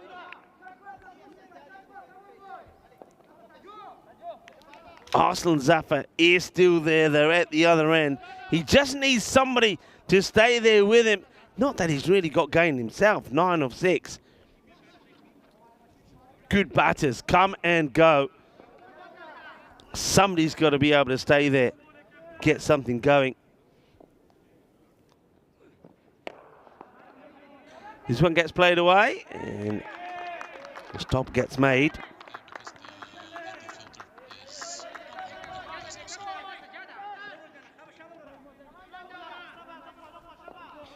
First runs. All right, how does Arslan Zafar go about things here? Well, only the one way he knows to try and be brave. Once again, we've said this before, keep your eye on the ball. I don't know who that's out there. Get the feeling that might have been some of the Drua players. Watch out, watch out. There's a grizzly about. And 6 runs. Arslan. Does he hold the key for his side? He goes for it again, and he'll launch into this one as well. It's going to be 6 more. Bolle. So an over that started well. He gets 2 6s to finish it off. Still, though, you'll take that, wouldn't you? There's 13 come off it, but 2 wickets also were to fall. 46 for 5. And remember, you're needing to get to 91 or 92, actually. It might have been a bonus point equation, 91. So you're looking to get to 92 to get at least something out of it. Got to want to get something out of this. Mitri, President 11, though, they're searching for the win. They'll stick with spin. And it's a swing and a miss. Asking the question. The umpire at square is shaking his head, saying not out. They all want it. And, well, what's going on here now? It's celebrating, but I haven't seen a decision from the umpire. I haven't seen a decision. I haven't seen any decision here. Oh, he has given it out. Well, there you go. It was quick and fast. So they're all in the huddle. They get the wicket. I mean, I didn't see the decision here, but it was very quick from the umpire. Let's watch again. So this is what we saw from the side on. And let's have a look at it from the other side, because square leg is sort of shaking his head. But if we look at it from the other, well, he has been given, so he will go. And that'll go as caught behind. You can see that the non-striker is saying, why don't you get them to check? Well, I think if the umpire has given it, then it's gone. So Stanek Zai will pick up a wicket off his first. And Arslan Zafar is given out on 21. This one gets played away. Yeah, it must have been. I did not see a decision there from the umpire, but it obviously must have been given pretty quickly. Well, the umpire at the bowler's end. So Stanek Zai into the attack, gets the wicket straight away. So down on the leg side, no run. All right, what can they get here? Well, I think it's all happening here now. Apologies, folks, but I did see that it was Zafar that was given out, but it wasn't Arslan Zafar. I'll come back to that in a moment. It's all happening out there. I think the scorers were probably just as confused as us. That's why the graphics are just down temporarily. What I can tell you then, that it was Shazad Umar who was caught behind. So Arslan is still there. So Nasiri was caught behind. Just drifting into the pads now, taking on. If this hits, he's gone. I reckon this could be very, very close, and not close out. That is, well, I was saying that he does survive, Arslan Zafar, but not anymore. This is not good cricket. Why would you do this when you know you're in trouble? He's not even close. So now he will be out, run out. Well, if the scorers were having trouble keeping up before, they got more trouble here. It once again will be the keeper, Nasiri, that is involved. Nasiri was the man who caught out Shazad Umar. So wickets falling quickly, and Mitri there have made a complete hash of this run chase, and that is just poor cricket. It's really poor cricket. And why are you even thinking about this? You've got to try and get something out of this match, and now I don't think Mitri is going to get anywhere close to this 90. The squeeze has been applied here by the President 11, and just as Drew did in the earlier match, when they took all the points away from the Greeny Vipers, President 11 are looking to do the same here. That over comes to an end, 47 for 7 at the halfway point, as Dawood Ahmed Zai looking ready to bowl. He's second. Can they salvage anything from this? Can they get anywhere near the 92 they need? One gets played straight into the hands of the fielder. It's another catch that will go. So wickets falling and falling big. One goes after the other. And it's a real mess here also with the scorecard. Apologies, everybody. I think wickets falling so quickly. So that finally will be Arslan Zafar that will go. He wasn't the one who was run out earlier either. It was Kawa that got run out on one. But that is probably the last hope that does go then. Well, I've given him out on 2 occasions already, but this time he is out. I'm sure of it. I'm checking myself. The wicket's falling quickly, smashes it into the hands, and that's got to be it, done and dusted now, 47 for 8. So Noor Arslan is the new batter, Shafiq is out there, and the bowlers will probably be thinking, what are we doing here? Why are we out here? This innings has been a mess. And this one will probably just bounce short of the fielders, and they make the save here. We'll have a look at this on the screen, but I reckon that he's okay here. I think he takes off from inside the field. Let's see. Yeah, no problems at all. Good work, excellent work from Rahmatullah. Captain will be happy with that. Right, in the air, fielder coming across, doesn't take the catch, just drops in front of him. Yeah, that's why I said with Mitri, I mean, it's the sort of score that we're chasing yesterday.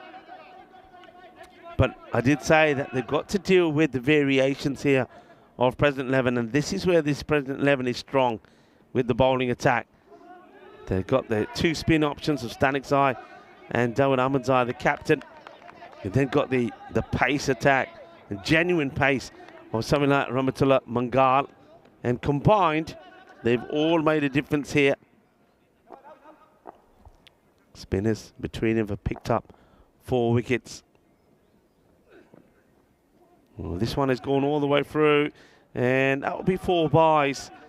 So I guess that gives Mitri hope. We're trying to get to the point. That was a little bit disappointed that one doesn't get taken by the keeper, Jamshad Nasiri. Now that's the equation now for getting a point. 39 of 25. You're needing to go at just under 10. And shots like this will help. That's going to go all the way. So once again, with Dawud Ahmadzai, he starts well, doesn't he? With his over, but he doesn't finish well. So there's another boundary. Now I wonder if he will go back here to Stanikzai or whether he'll go back to his pacers. So 6 off the last ball, 59 for 8. So they've only got 2 wickets to play for, and that's why I think you do go with somebody like Stanikzai back again. So young Stanikzai. And gets a wicket straight away. I'm loving the bowling of Stanikzai, you know. I think last time I checked, I remember seeing that he was just 17 years old. I'm going to check again and make sure I'm not giving you false information. But I like the look of him. I like what he does with the ball.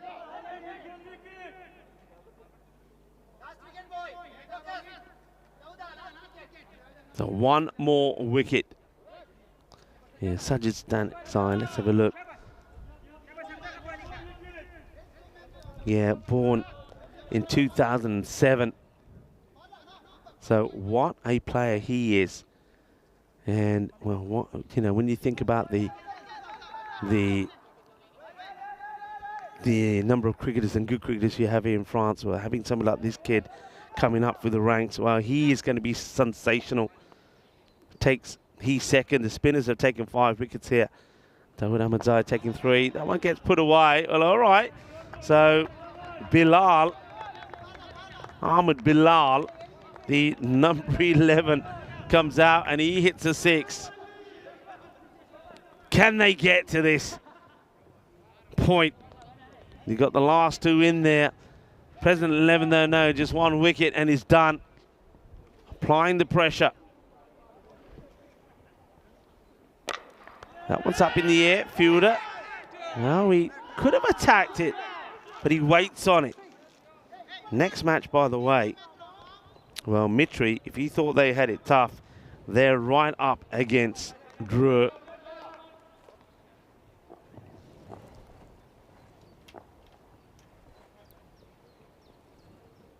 This one is the slightly quicker one, but it will be called a while by the umpire.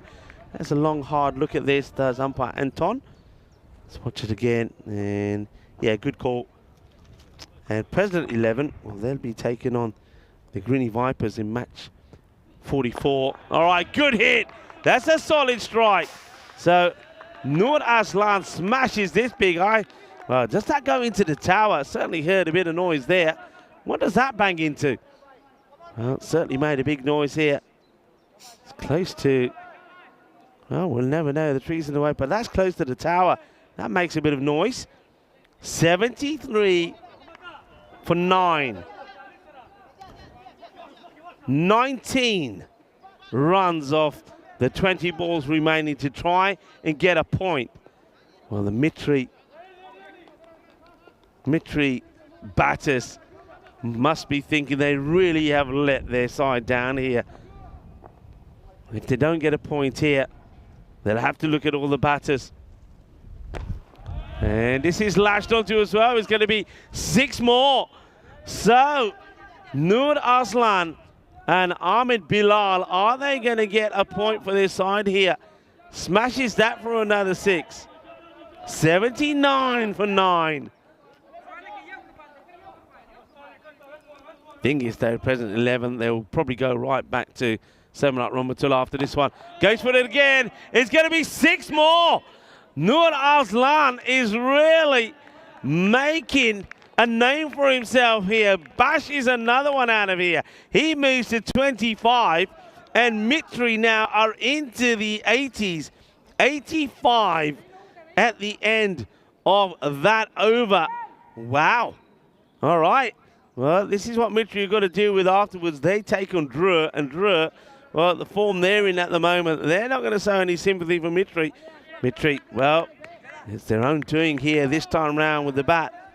But they could still salvage a point. That'd be quite unbelievable if they do. Can they salvage a point here?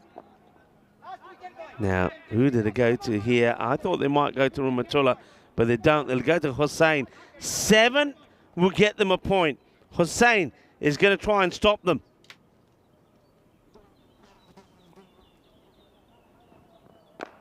Just gets worked away. They'll take the single. In comes the throw. Ooh, well, all right.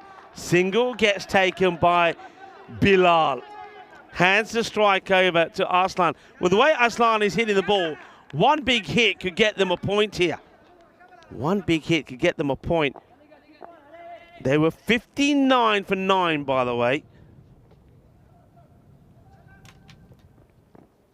Oh, well, swings and misses. Oh, they're so close. They'll be thoroughly gutted if they get nothing from this. If they get a point, well, that's a result that they certainly weren't expecting, certainly when they were 59 for 9.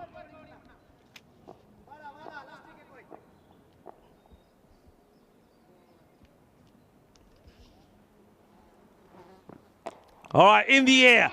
Can the fielder get there? Big moment. Oh, and it goes down. It goes down. They're coming back for 2. They'll get 2.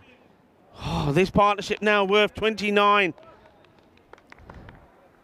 29, the partnership worth. That could have been the difference of 4 points or 3 points. That catch going down.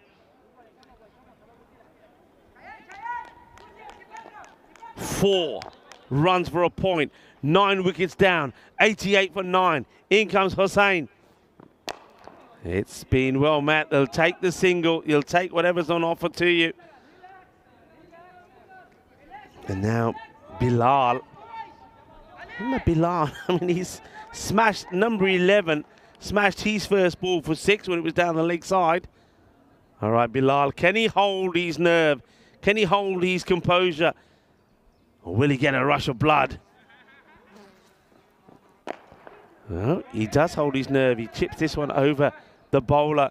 They get a single. They're getting close here. They're getting close. 2 to get a point, which looked very unrealistic at one point.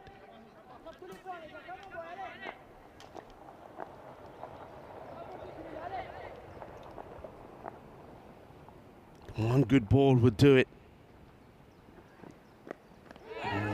Gets this through, gets the dot ball through, and that will be the end of the over. So they survive that over from Hussein. No boundaries from it. 5 come from it, but they're 90 for 9. This partnership worth 31. Came together at 59. Just have a look at that. Wickets falling all over the place. But the key thing is they're above where they need to be to get the point. But it's wickets. So Ramatullah Mangal, he's been absolutely fantastic. He's bowled well. He's caught well. Remember, he's not with the bat. That quick fire 25 of just 8 deliveries. How important was that? Here we go. Will he be their hero? In the air. Chance. It is the captain under it. And he puts it down. It goes down. Dawood Ahmadzai, who's already taken a brilliant catch, puts it down.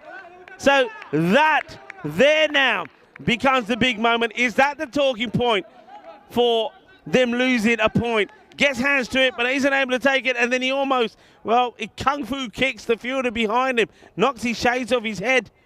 They're needing one here to get a point. Goes for it, and they will get a point.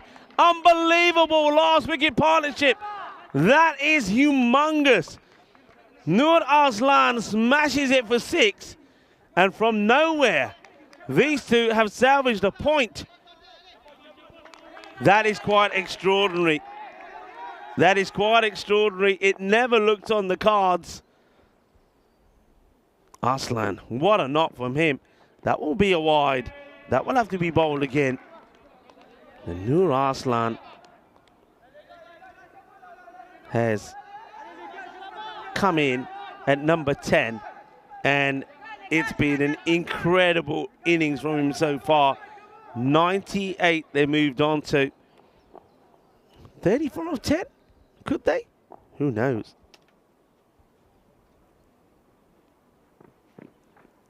It could be another wide.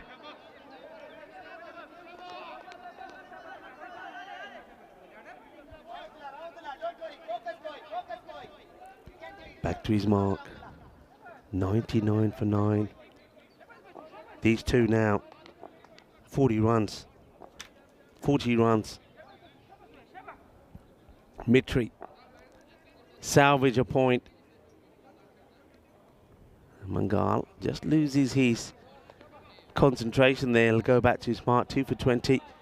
Remember, he's taken some good catches out there as well. And he's 25 now with the bat. Well, how important was that? Take that out of the equation, and he scored it off 8 deliveries as well. And goes for another one. Does Arslan. This one is okay. You just get the feeling there, don't you? I mean, Arslan, the way he's hitting the ball, I mean, gets a couple of big ones out the middle. A few more 6s. Who knows? And what's he done at the moment? He has hit 5 6s already. I'll make that 6. So that one is out of here as well. So that takes him past 100 mark. So if he just keeps on hitting 6s, let's say he hits 4 more 6s, it could be quite amazing this. This partnership just keeps on going. So worth now 46. Worth 46. Nur Arslan has moved into the 40s. And you're now at a point where Mitri will be looking at each other and saying, well, if one of our batters just did something, who knows?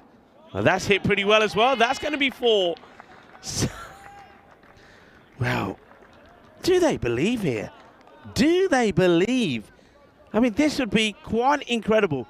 This would be the biggest turnaround that I certainly have ever seen. They looked down and, well, they didn't look it. They were down and out. And yet from nowhere, they're back in this match. 1 wicket would do it though. Nur Arslan, number 10. And he's going to get 4 here as well. That will go. Well, let's just check this. I'm saying 4. Has he got the legs to go all the way? If this has gone all the way, it brings up his 50. So he swings hard. Where does this land? We're able to follow where this ball lands. Yeah, 4. Cuatro carreras. That's going to be 4. So it's also the end of the over. That over has, I think in the end, gone for 19. Has it gone for, no, I think it's more than that actually, because we've still got this to go on to it. It goes for 23. 23 come off that over. It is 113 for 9. The silence around the ground at the moment is amazing. The President 11, they cannot believe how things have changed. Mitri themselves are in silence because they can't believe what's happening. We are now going into the last over. 19 runs from it would see something extraordinary. We could be witnessing the most amazing comeback ever from a side. 19 from it could do it. Bilal will just be thinking about trying to maybe just get off strike. Zahiri to bowl. Starts with a pretty wild delivery. Where's this one going? And what's it going to be called? What is this going to be called? It's going to be a minimo. That's 5. That is 5 off the 19 required. I can't believe it. And there's still 6 balls to go. The vibe around the ground here is quite amazing. It is quite, I have never seen anything like this. 118, so now it's 14. So 19 becomes 14 of 6. It gets worked away. No, he's given him. He's gone. He's gone. The umpire doesn't even think about it. Puts it up straight away. That's the wicket. President 11 will win. And, well, what a fight back this is. Bilal tries to work this away to get the single. And the batters are not happy about it as well. But the decision's being given. And they're not happy. Let's have a look at it again. I've got to say, he's coming. From the angle the bowler is coming. Well, is it going to hit any part of the stumps? You can see what the batters are not happy about it. The bowler is ecstatic. LBW is the decision. They're going to have to accept it if they don't like it. But it's, got to say, quite sensational. Quite sensational what we've just seen here. But they came together at the score of 59. And they literally doubled the score. That partnership worth 59. Nur Arslan is 48 unbeaten. And Bilal, he's the last to go. LBW for 10 of Zahiri. What a match. What an incredible match. What an incredible turnaround. Mitri, well, they do get a point. Remember, at one point, it never looked like we're going to get anywhere near a point. They get a point from it. But they'll probably be the team that's probably more disappointed that they don't end up getting this win. It's quite a crazy match. Quite a crazy turnaround. And in the end, the President 11, they get the victory. Let's have a look at these highlights again. And wickets were falling all over the place. The scorers were giving the wrong people out. I was giving the wrong people out. I think Arslan Zafar was given out twice by myself. I don't know how many times he was given out by the scorers. But early on, that was the first breakthrough. It was Mustafa Omar that handed the opportunity to Rahmatullah Mangal. He took it. Then we saw this incredible catch taken by Dawood Ahmadzai, leaping in the air and taking the catch. So Ahmadzai takes the catch to remove Mohammad Arslan, and we know how dangerous Mohammad Arslan was. This one then was given out. That was Shah Pendekel after he creamed his first ball for 6. He would then go. And then, well, this one's in the air. Is a great grab, as we saw Hussain Yasir would be caught. And look at this point, all celebrations for President 11 as Dawood Ahmadzai gives his celebration, Mr. Universe celebration, and there's more of it. Wait for it. There we go. I've got the ladoos. I'm the man, he says, as the other wicket falls. That was Zafar who went. And this one was the strange one. We don't really know what happened here because I still didn't see any decision from the umpire, but he was given caught behind. And that was when I thought maybe that was Arslan that went. It wasn't. And then, well, this one was crunched. And that was Nur Arslan that came in. And all of a sudden, things started to change. But then that was a big wicket. That was Mohammad Shafiq who went. They were just losing wickets at the wrong time. But who would stick around there? And then, of course, number 11 comes in, Ahmed Bilal. He hits his first ball for 6. And then at this point, you saw the big buzz from President 11 about we're winning, going to get all the points to, okay, we're not. And then this one, how big is that? That was with 2 required to get the point, and the catch dropped. So that catch gets dropped. That ball gets smashed to the boundary. That was them picking up a point. And then it didn't become about them picking up a point. It came about them actually winning the thing, and then that ball was bowled. That was 5 wides. 5 wides there, and then this, the LBW. Was it not? Was it in line? Was it outside the line? Was it going to hit? Well, the umpire says yes, puts the finger up, and it is victory by 13 runs for the present 11, and they do it with, well, how many balls to go there in the end? Was there, I think, probably, I think there was 5 balls to go. So, incredible match as we have a look at the scorecard. Arslan Zafar, 21 he made, then just have a look at how they fell. And then from nowhere, Nur Arslan, 48 not out for a number 10. I gotta admit, I have to think back to the last time a number 10 put a performance like that in, and we saw a partnership like that from the last. That was quite crazy. That was incredible. And there's the bowling figures there. Unbelievable. Dawud Ahmadzai, 3 for 21. And Stalik Zai, 17-year-old, 2 for 27. But we almost saw something outrageous. Well, we're going to all need to get our breath back. Join us back in about 20 minutes' time with Mitri. They're going to try and recover from that as they take on Drew. We'll be back in around about 20 minutes' time.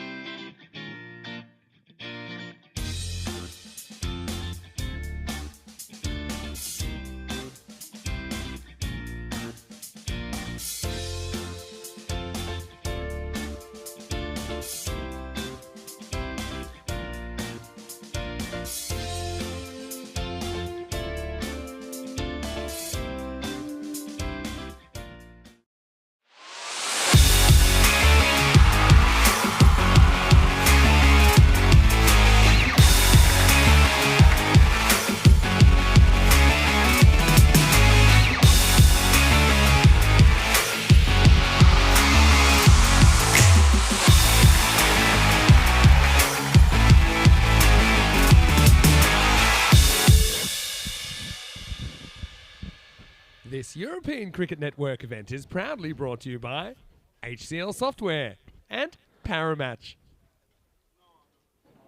Hello, cricket lovers, and welcome back to what has been quite a spectacular day here so far. 2 matches, and they both have been humdingers. We saw Drew victorious in their first match, and we saw Hamza Niaz scoring a century. Congratulations to him. Drew going to be up again in this one. They're taking on Mitri. Now, Mitri, they didn't fare so well against the President 11 win. Well, it looked like they were going to get blown away. They're going to get absolutely thrashed. But then we saw something quite remarkable when they were 100 and, well, they were chasing 132. And when they were 59 for 9, it looked like they were going to get nothing out of the match. But then Nur Arslan at number 10 scores 48. That was quite incredible. And Bilal stayed there with him as well. They put a 59-run partnership on together. They did get a point for their team. And then almost, well, they almost got the 19 of the last over to get a win as well. In the end, falling short by some 13 runs as the wicket was taken there by Zahiri. So it was a very exciting match. The question is, though, Mitri, now they're up against Drew, they're going to have to be a lot better, aren't they? Especially with the bat. Because Drew, well, we know they're a powerful side. They're good with the bat and with the ball.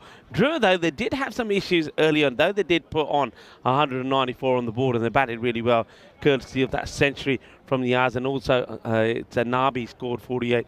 With their discipline with the ball was not so good. There was a lot of extras, a lot of wides. So let's see if they can put that right. Earlier, the tournament referee today, Nilkesh Patel, was with the 2 captains. Let's see what happens at the coin toss. Your call. Head is a call, and it is tail. Rooks won the toss and decide to bat first.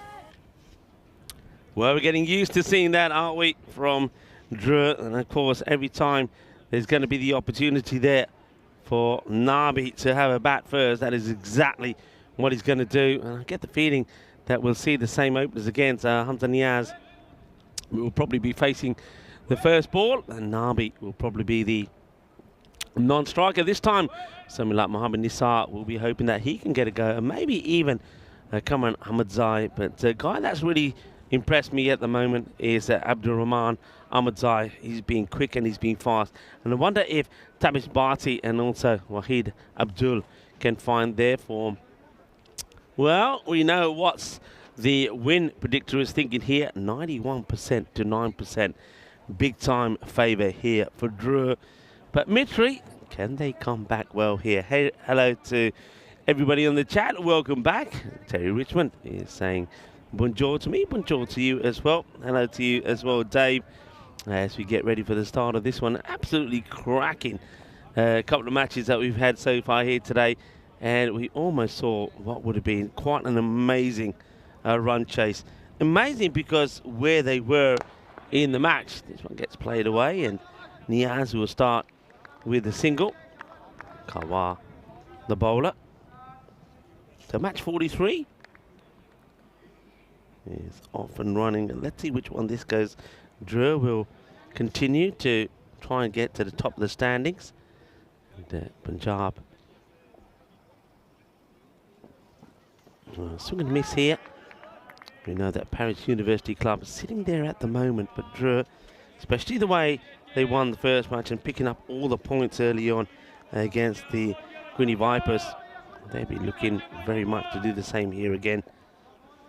And umpire just having a chat here with Kawa about his follow through. He's just running right in front of the umpire. That's a nice looking shot. That will go to the boundary. So Nabi up and running. And Nabi just starting to find his form, isn't he? And got another score in the 40s in that last one. So bit by bit starting to find his touch here. And what a good place it would be for him to do it on his home ground.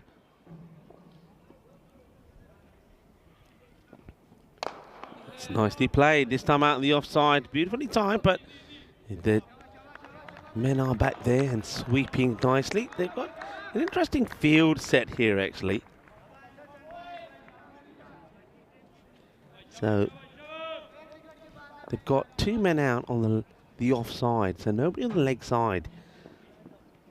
That's going to be a little bit too wide. So Kawa is going to try and keep the ball outside the off. So the idea here, of course, is you're wanting them to hit over the top on the offside. So extra cover back and long off is back. But you can't stray. You can't go too straight, and you can't stray down the leg side, because as soon as you do, then the batters will launch onto it.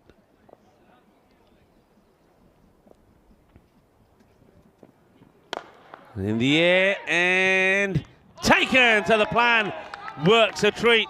So Hamza Niaz, this time around, he's not going to go all the way. He's not going to get the bit of luck that he had in the earlier match. So the Centurion of match number 41, match 1 of day 9, Hamza Niaz, he will go for just 1 this time.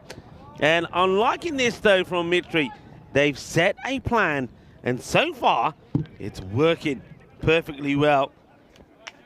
Catch gets taken, and well taken out there. Has to leap off the ground, and does Mohammed Kasim. But he doesn't make the mistakes. Kasim leaps up, and then leaps, not just him, but Mitri, leaping to delight as they pick up 1 of the dangerous batters. So Niaz, the Centurion, just 1 to him this time. Well bowled to Kawa. Like what he's done, he hasn't let his captain down so far by straying on the leg side. Sazaduma this time as well, not going with the first over. He's allowing his seamers to do it. And so far it's worked. All right, Mohammed Nisar comes out and plays his out to point. Running nowhere really. And good job he checked, because that goes straight to the fielder. First over comes to an end. And Drew are 7 for 1. Well bowled by Kawa. We were having a look at some of these teams for the international action happening over the weekend. I'm excited to see that Vinith Raviran will be once again leading the Hungarian side. Abhitash Prashar, oh, what a good player he is. A powerful left armer.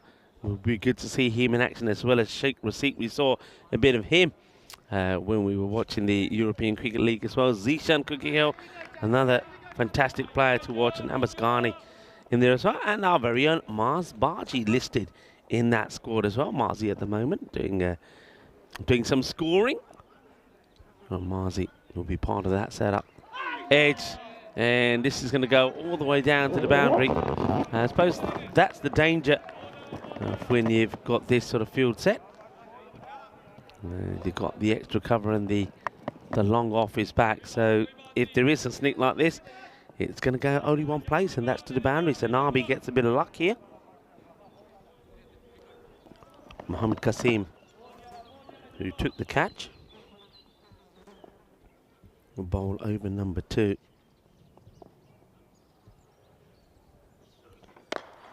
Into the deck. They're thinking about it, and once again, gets sent back. Could be out here. I reckon he could be gone. He is gone. Nabi doesn't want to take the run, and Nisar, having faced just 1 ball and having waited so long in the last match to get a bat, this time round he gets sent back. He doesn't make it back. He'll be run out without scoring. Here's the throw, beautifully done, and he's nowhere near. He turns around and looks at Nabi, and Nabi just says, "Maki kana, tu padya, main nahi padya, tera kasoor hai, mera nahi kasoor." Gone, out, and it's 11 for 2. Complete communication failure, and not sure. I mean, if you watch Nabi here, Nabi's got to take responsibility, because he hits this ball and starts running. So there's a response then from the partner, and then just like that, he stops, and then by that time, Nisar, he's already halfway down. He can't get back. Run out without scoring. And Nabi now, well, he has to take all the frustration out on the bowler. You can see some supporters here at the ground watching cricket and, well, kicking the ball around a little bit as well. But the only thing I would say is, don't have your back to the game. I don't like to see that. Always a risky business. Wickets gone so far. The Centurion of the earlier match, Hamza Niaz, goes for 1, caught brilliantly by Kasim. Then Kasim with the ball while doing the bowling, and gets involved in the run out to remove Nisar, and only faced the 1 ball. So technically, you could say he's out for a golden duck. Gone. Oh, he's dropped it. Huge moment. Oh, my word. You do not want to drop Nabi. Nabi dropped on 15. Arslan Zafar. It's the straightforwardest of catches you could get if you're a keeper. That could have been so crucial and still will be. Make a note of it. Arslan Zafar, the keeper, drops Nabi on 15. A routine catch behind the stumps. Mitri could have had them 17 for 3. Now this time Nabi made to run again. And in comes a throw. Well, Nabi, he's robbing his side as he gets clonked on, I suppose, a bit of the leg, which is not protected by the thigh pad. Well, I'm guessing he's probably not wearing a thigh pad because that should be protected by the thigh pad or the leg guard, whatever you want to call it. Anyway, Mohamed Rafa, this guy, he's like a little firework when he gets going. He's quite happy just to... Well, look at this here. So Nabi, I mean, Nabi's just not a good runner. And there is a single there. You see Rafa plays it, he sees it. It's his call, so he plays it, says, yeah, that's one. Nabi saying, no, I don't want it. Stay there. End of the over. 2 wickets down. 18 on the board. Let's have a quick look at how the standings are looking. This is why this is such a crucial match for both these two teams. Drew, a win here moves them higher up the table, and it's between them and President Levin as well. But Mitri, after only just picking up the point in the last one, if they want to stay in the top 5, they got to get a good result here as well. They'll go straight back to Abbas Kawa to bowl over number 3. He's second.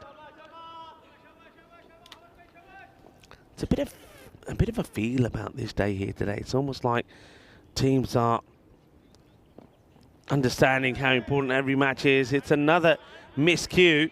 And how far does this one go? I think the umpires are going to check. I think Spring Media will help us out with a replay. As Nabi, not for the first time, doesn't get this out of the middle of his bat. And where will it go? We'll never know because the field was in the way. So if you know what I want to know, if you want to know, ask the fielder, because the fielder's got the best look at this.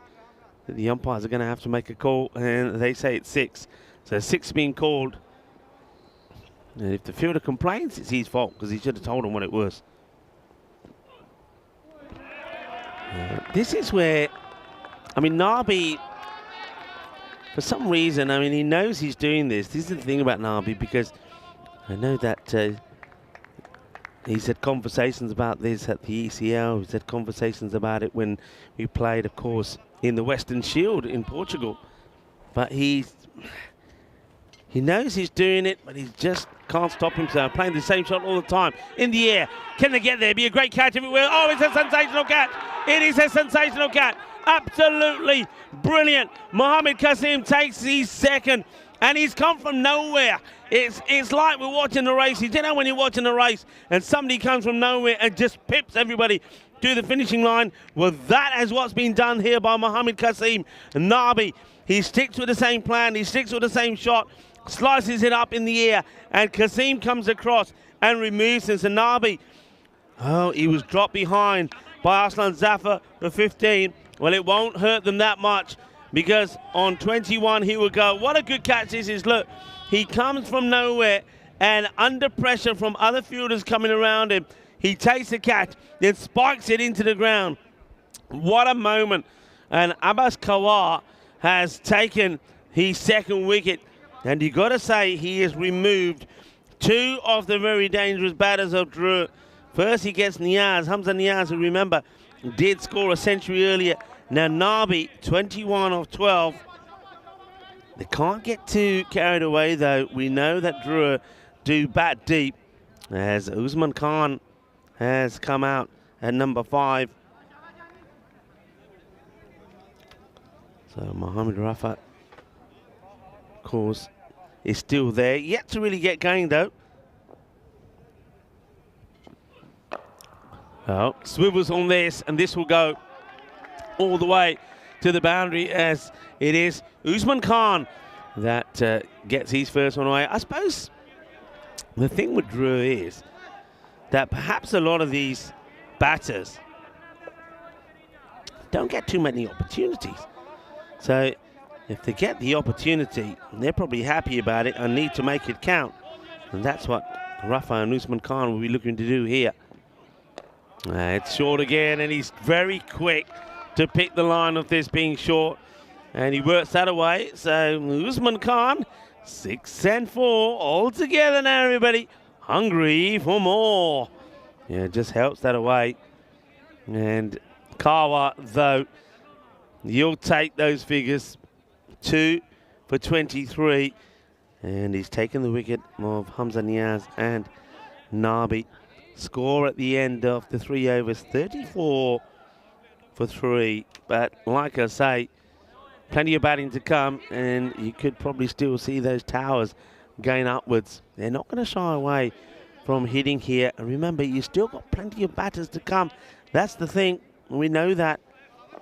The likes of Cameron Ahmadzai, well, if he gets an opportunity, he can absolutely wallop it. You've still got the likes of Abdurrahman Ahmadzai. So the batting, the power, the depth is there. Kasim to continue, asking, wanting, get the feeling it might have been going down the leg side here. It's a big appeal, but just straight down leg, I feel. Let's have a look at this one more time. So yeah, they're gonna probably missing the leg peg probably by a stump or two, and also moving, so an easy decision for the umpire. All right, in the air, can the fielder get there? Can it be another great catch? He's got no balance. He's storming in, and when you look at this one more time, I thought for a moment that when Shafiq puts this one down, that maybe he's going to palm it on to that fielder who goes down to get out of the way. Shafiq doesn't hold on to it. Rafa gets alive. And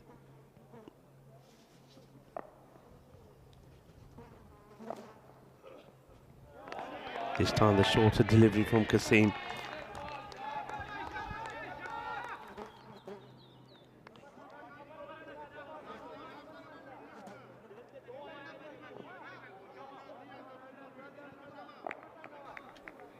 So Rafa being put down. Not an easy chance. But will they get another chance to take him? And well, that is humongous. That is huge. And that is right into the jungle. So new balls, please. As Mohamed Rafa fires this one away. So he moves on to 8 now, but dropped on 2. You've got to remember that.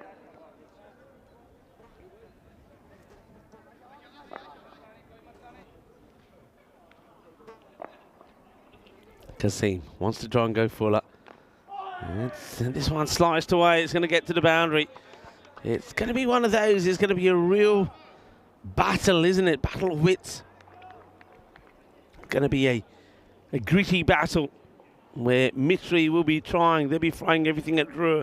And Drew's batters, well, they're going to try and stay positive and assertive and aggressive. Some will fall, but some may go on to put a big score on the board. These two have made a start. Rafa, though, will be looking to make the most of the opportunity that wasn't taken. Short, hit pretty hard, and that's in the gap. There's going to be 4 more as Kasim goes for that shorter delivery again and off the over and brings the 50 up with that boundary. So 50 for 3, 4 overs complete. So both Kasim and Kawa have finished, both finishing in the 20s. Kasim gave him 26 and Kawa 23.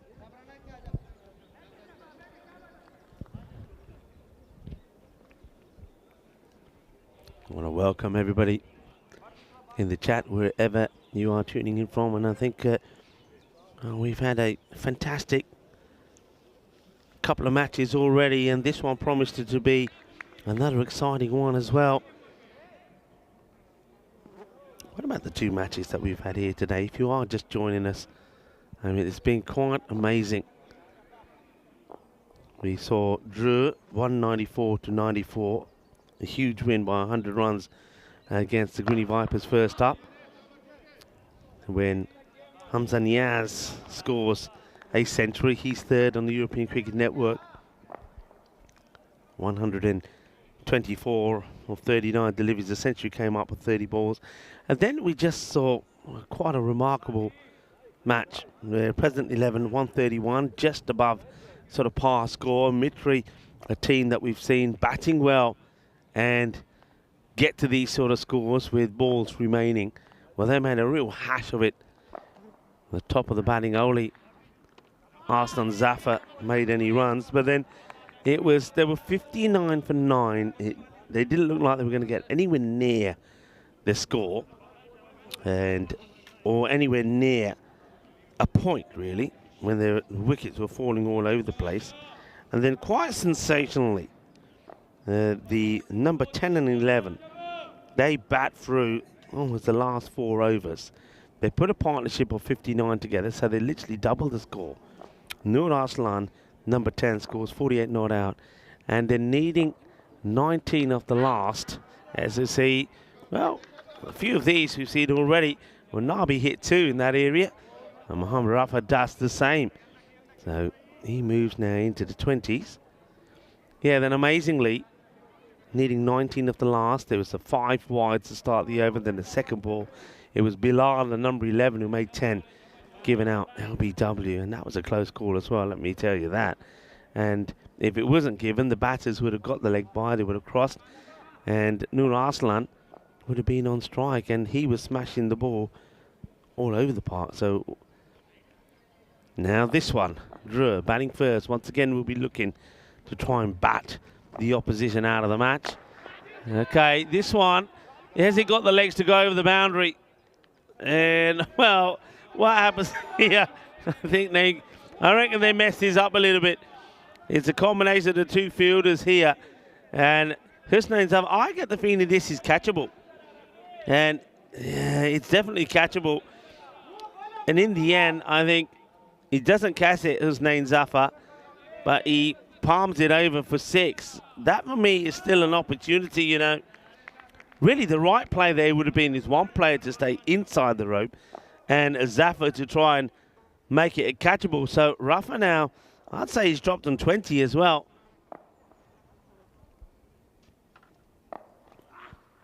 Slower delivery, hit drilled, straight, got to go down, and makes a fantastic shot. Stop, that is fantastic from Mustafa Omar. This is what it's about, you know, you got to want. You got to have the will and the desire to want. And this really, a stop like this, should rub off on all of your teammates. Great save. We'll get 2 though, but saves 2. Last of the 5th over. And that's been hit beautifully. Just waits on this, doesn't he? Mohamed Zafar just holds back, waits, smashes it away. A nice big shot. And that will be 6 runs, beautifully hit. And just now, Drew, well, they're on once again around about 140 pace, but they've got the batters that can get them the acceleration in. Welcome, world, wherever you're tuning in from, and welcome to what promises to continue to be a very exciting day here in France, in Dreux.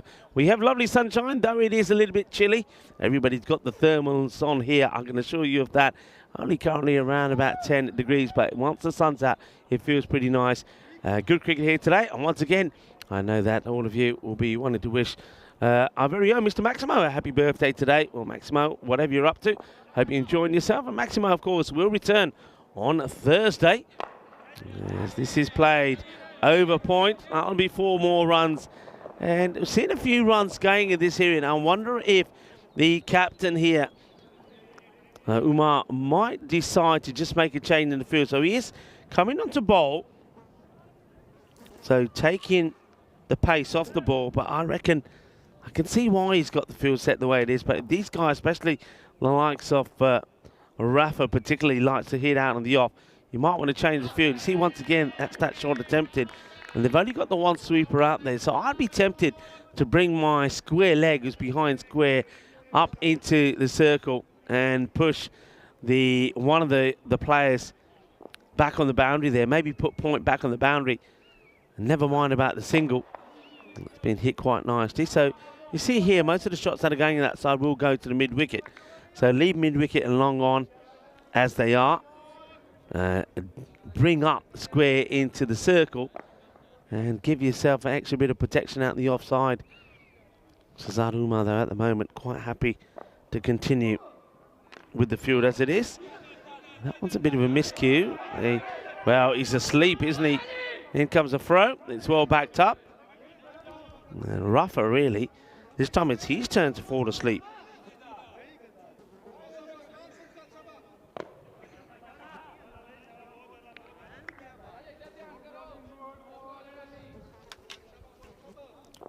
Shazad trying to get a wicket here for his team. And all right, there was nobody there. Well, this is what I was talking about here. Remember how they started? They had two fielders out, long off and extra cover. And this is what I'm saying. I really do think they need to get another one out on the offside so you can bring that fielder around a bit. So in that extra cover position, and then have somebody on the boundary at point. And that one, if you have a fielder there, it's a catching opportunity. I know it's a lot easier when you're watching. He uses his feet, drags this out towards a long on. And this time, no mistakes there from Mohammad Qasim, who has already taken two very good catches. Not the worst of overs, 2 boundaries from it. 11 from the first one from the captain of Mithri Umar. 80 for 3.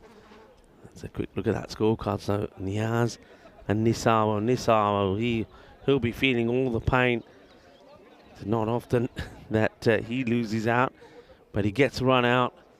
Really, he got to say, he gets barbecued by Nabi. And Nabi starts to run. He responds, and then Nabi says no, and he can't get back. But that was history at the moment. These two are going pretty well. 140 expected, but I reckon that could change to 160 in a flash, because these two have got the ability to do it. And well, a little bit of fake fielding there from the wicket keeper. Arslan Zafar only one of the top order to fire in the last innings, and that was with a 20 score. He was a little bit unlucky the way he went.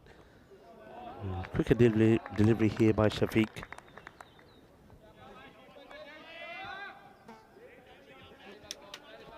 Gets one through.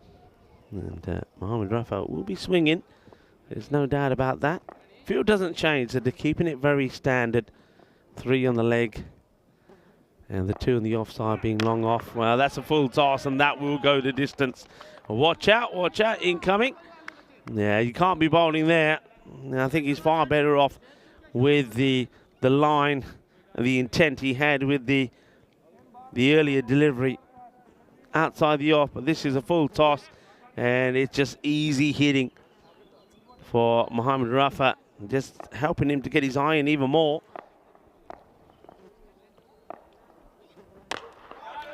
And now this one is hit, and oh well, what does that hit? That has clobbered into probably the clubhouse. That is a biggie.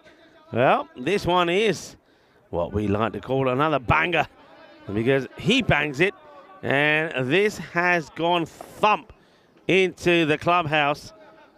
That clubhouse has taken a battering the last few days. Doors dented, windows broken and cracked. Rafa, 47 off just 16.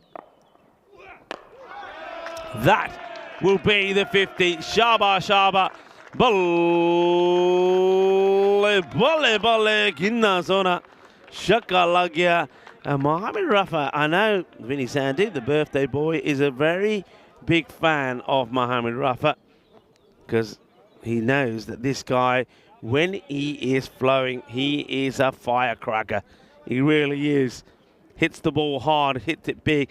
And the thing is, though, probably doesn't get too many opportunities. The same could be said about Usman Khan, who's out there with him, and probably someone like Cameron Ahmadzai, who might be in next, or it could be Abdurrahman Ahmadzai, who himself has already scored a half century in this series. They don't get too many opportunities. When they do, you've got to make it count. This one, well, that is quite an exquisite shot. It really is. I don't know what you call this, but this is just quite sensational. It is just a little, well, it's like a flick, it's like a paddle, and it gets absolutely pumped. Just watch this for a shot. I hope we can see that one more time maybe, but that is quite unique. And this is what Mohammed Rafa can do. Just have a look at this shot. I mean, look at that. Incredible, 6 runs. We have a quick look at our calendar of events. Big season ahead on the European Cricket Network. And from France, we will go to Italia, Estonia, go to England for the first time at the Wimbledon Club. Straight as you like. Fielder won't get there, will get beaten. It's another reason why you want to get another one across on the offside, because long off can go straighter. And at the moment, well, looks like the captain, Sazad Umar, he just wanted to keep the field as it is. It's not working for him. Usman Khan will feel it's time for him to get going now. He's making some adjustment to the offside fielder, but he's not bringing another one over. And this one is going to be the French cut. The chase is on. Oh no, you're kidding me. Oh no, you're kidding me. Oh, no. Well, foot fielding at its worst from Abbas Karwa. He would not want to see this again. It should have been a single, and look what Abbas Karwa does. This is when cricketers dribble themselves from right to left, and he clonks it over the rope. Deary me. It's another clanger on the European Cricket Network.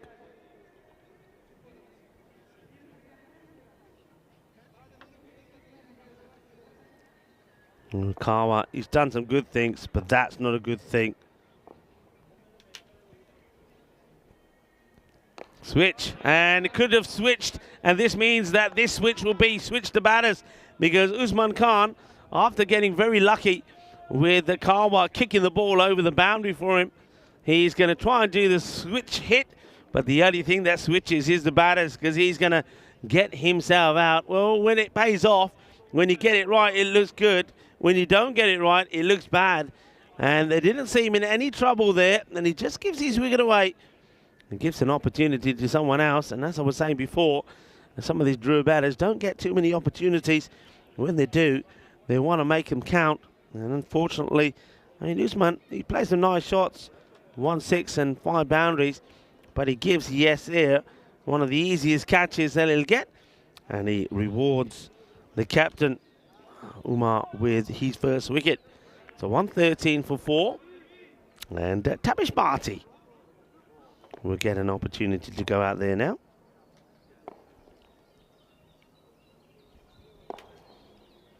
And well, I think the wicketkeeper, I don't know how much, I was going to say, I don't think he knows too much about this, but he's fortunate that he just happens to get the leg in the way. It hits him on the calf, but he saves 5 runs, goes for it, and will get it just out of reach of Kasim. So Tapish Bhatti will start with a 6 of his first.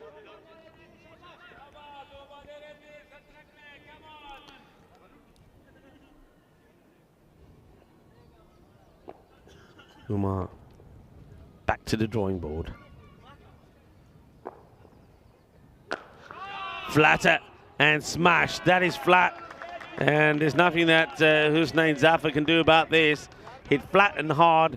It'll be 6 more. You can see that the captain just standing watching. Surely he's not expecting that to be stopped. It's not the best of deliveries. Now this over has gone 4-4, wicket wide, 6-6. And Barty, 2 balls, 2 sixes. That one, I think, has gone through the fence. And we've lost a few balls over there, haven't we? I reckon we've got to have that's the spot we need one of the ball retrievers, really, to try and stop a lot of these. New one comes out, though, for Umar to see if he can finish the over on a high. His spell's gone for 32, and this one is a teaser, but he goes over the fielder. 3 balls, 3 sixes for Tabish Bharti. And the captain, his spell goes for 38, and at the end of 8 overs, drew 132 for 8. They won't want to be complacent, though, Drew. They won't like me reminding them that they did post 161 in a match a few days ago on match day number 5, match number 57. And Bulbanians chased it down in quite an extraordinary match. And Jatsuran made 58 not out in that match, helping Bulbanians win. So Drew, they're on their way to that sort of score, but they'd love to get, let's just say, a really big supersonic over in or something to get them past that. Turns it into a full toss, and that one will be mashed out of here as well. Rafa just keeps going, and going. Well, it's that looks like that's the President 11 that are doing a little bit of fielding out there. Well, I was going to say somebody's got to be deployed out there, otherwise going to lose a lot of the balls, and there you go, nicely done. Well, they need to warm up their fingers, don't they? President 11, they will be up against the Greeny Vipers in the next match.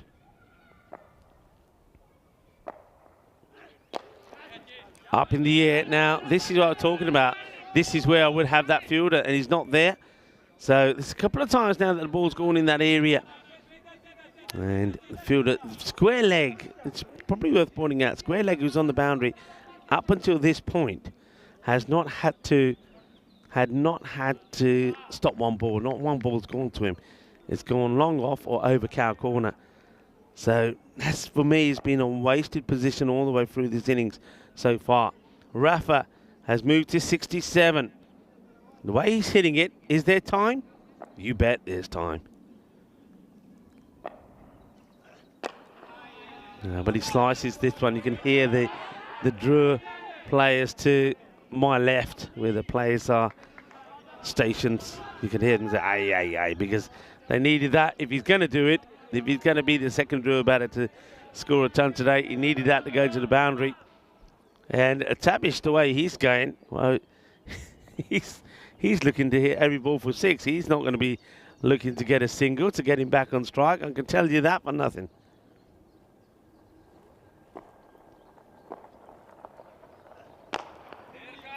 Okay.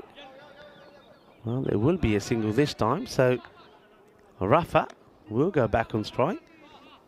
He'll have a couple of balls to face here. And if he can smash both of these for 6, if he gets an opportunity in the last, it is still on. Nur Aslan will want to have other thoughts about that idea. Julian Dawson joining us in the chat as well. Hello, Julian. Dave and Terry saying hello to you as well. And that's the dot ball that he didn't want. So maybe he's starting to feel, it's funny, isn't it? I wouldn't say pressure, but while he's batting with no care and nothing on his mind, he's batting naturally. And then all of a sudden, somebody puts the thought of their century in his mind, and he's swinging and missing. 142. Nur Aslan wanting to finish with another good ball here. Wouldn't want this to be going to the boundary. Takes his time.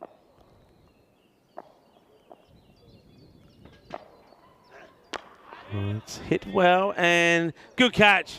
The catching from Mohammed Kasim has been quite outstanding. That's the 3rd catch that he's taken.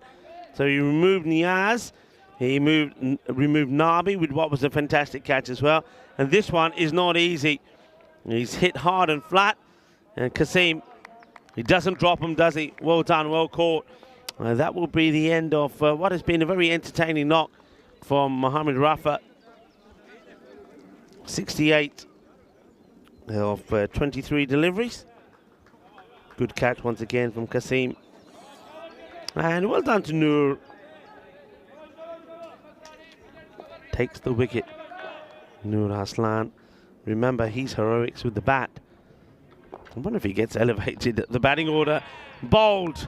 And the last over starts with a wicket. There's the wild swing from Tabish Bharti. So Bharti, his party's over. 19 of 5. Gets cleaned up. Well bowled. That's a new bowler. At the start of this last over, gets it nice and full. Knocks him over. It's Shafiq that comes back.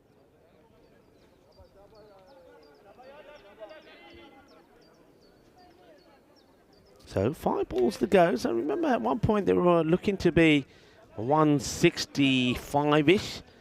Expected score now takes a bit of a dent with the way the last... I mean, if that last over, for example, from Noor Aslan, just going for 10, 1-6 and then 2, a couple of singles, a dot on a wicket. So very good over from him. And Shafiq, if he can get a good one in here, it means that the door remains open. And that's well played. That's a good shot. Gets a little bit of extra width here. So 2 Ahmadzais in the middle. And that's Abdurrahman Ahmadzai. And I like this guy. Got a lot of time for him. Good player. And I loved his bowling. The left armour, he's quick, he's sharp. Bowls in the right areas.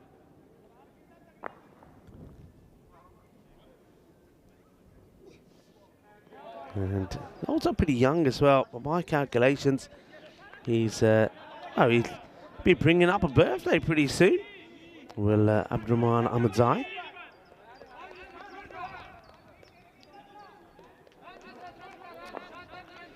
He'll be turning 18. And gets bat onto ball. So another good prospect. We talked about prospects here. I was talking very highly about Stanikzai. Shahid Stanikzai plays for the present 11. A very good spinner, just 17. And they've got this Abdurrahman Ahmadzai as well. Very good, quick, fast, left arm seamer. And decent with the bat as well. All right, Kamran Ahmadzai. 2 balls to go, 147. Shafiq. That's well bowled. Should be stopped. And good fielding. They're taking on the arm. In comes the throw. It's a little bit wayward. And needs to be stopped now. It will get stopped. Well smothered, well backed up. They'll get 2. 147 becomes 149. It wasn't an easy one to deal with the fielder, Mustafa Omar. And I think under pressure with that ball bobbing around, he does pretty well. Remember, he's got the Drur players behind him as well. All right, last ball of the innings. Looking to get past the 149 mark. And it won't be the last. That's going to be wide, surely. That wide brings the 150 up. Disappointment there for Shafiq going down the leg side. To 150.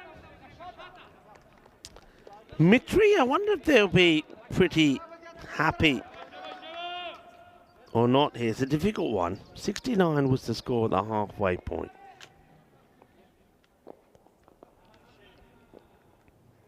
So gets back onto it. And once again, they'll be wanting to go 2 here. And they might even get 4. No, it's well picked up. In comes the throw. And well dealt with. So that is the end. So yeah, I mean, they've got a split there of 69 and I think 83. So a bit of acceleration coming there towards the end there from Drew. But they still finished below what they were looking to get to 1 point. Remember that 165 was on the cards. And Drew, they won't like being reminded of the fact that 161 for them against the Balbinians was not enough. They lost that off the very last ball, which was quite an exceptional match, which happened a few days ago.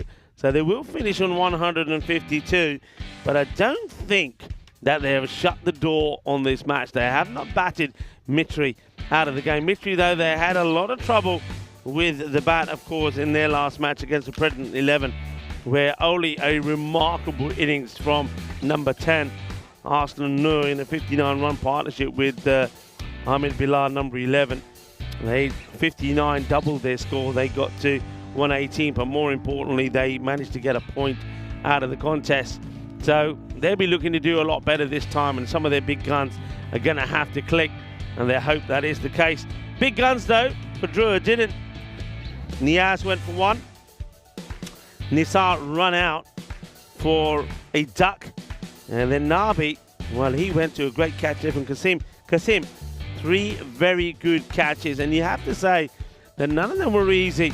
If he'd held on to those catches, anything was possible. That one was one that got away. And that could have been important, because I think that was Shafiq that wasn't able to hold on to that one for Rafa. Rafa dropped on 2 and on 20. And then went on to put a very good score of 68 on the board. Banging the ball to all parts of the ground. He is a very exciting player to watch. And when he's hitting the ball, there's nobody that hits it any sweeter. I mean, shots like this he plays, and he makes it look easy, doesn't he?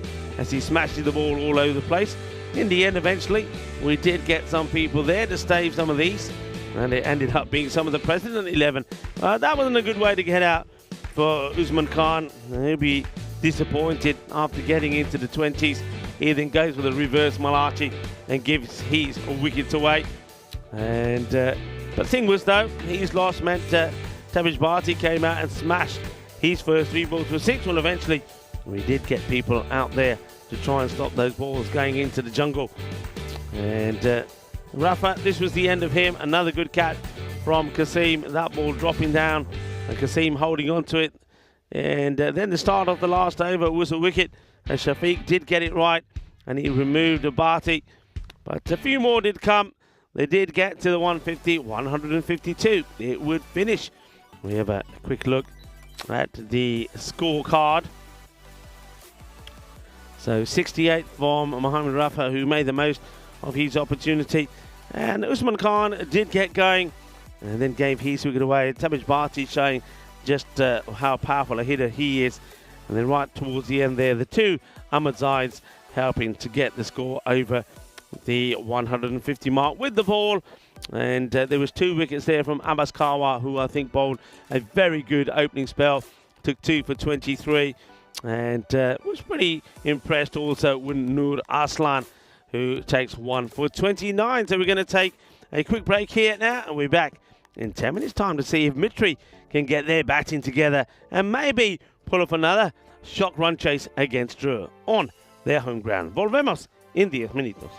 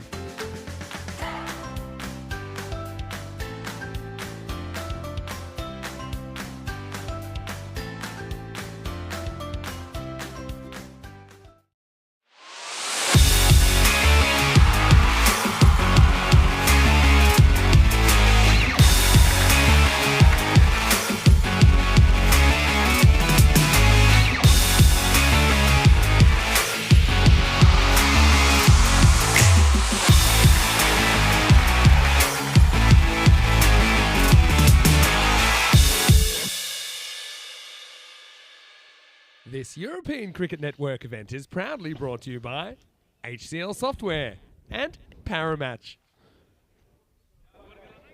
Hello and welcome. It's always nice to hear the sounds of Vinny Sandhu, who, of course, is away celebrating his birthday. Happy birthday to Vinny Sandhu. Hope you're having a fantastic day. I'm pretty sure we might see him lurking in the chat before the day is done. So the bonus point equation, 106. We'll make a little scribble of that. So to get something out of this match, Mitri need to get to 107. Drew, though, they'll be looking to restrict their opponents to that 106 score. Mitri did have some troubles with the bat earlier, and in fact, it looked like they were going to be skittled out by President 11 for under 60. But then we saw an incredible last wicket partnership between Nur Arslan and Bilal, put 59 together. And they did get a point, but the other batting just didn't click. It was only Arslan Zafar who got into the 20s. I'm surprised that they're not making a change here with the batting order. We have seen Arslan Zafar and Mustafa Omar at the top of the order a number of times. They haven't really performed. It's been probably some 4 knocks now since we saw Arslan Zafar really score any sort of worthy runs with the bat. And Mustafa Omar really hasn't clicked. So you could change it up. Maybe you go with somebody like Pandikal earlier. And hey, look, I tell you what, having Nur Arslan, he's no number 10. You got to be thinking of having him higher up the order. I would even take the gamble while he's in the form that he showed in the last match for Mitri. I would even take the gamble and have him in the power play and say, hey, look, you just go out there and did what you do in the last 3 overs of that match against President 11 and try to get us a good start. Man is going to try and give his team a good start. It's going to be Wahid Abdul, and he had a few issues. Well, not just him. I think he and the likes of Tamish Bharti had a few issues early on with the ball against the Greeny Vipers. So they did win by 100 runs, restricting also the Vipers to 94 for 7.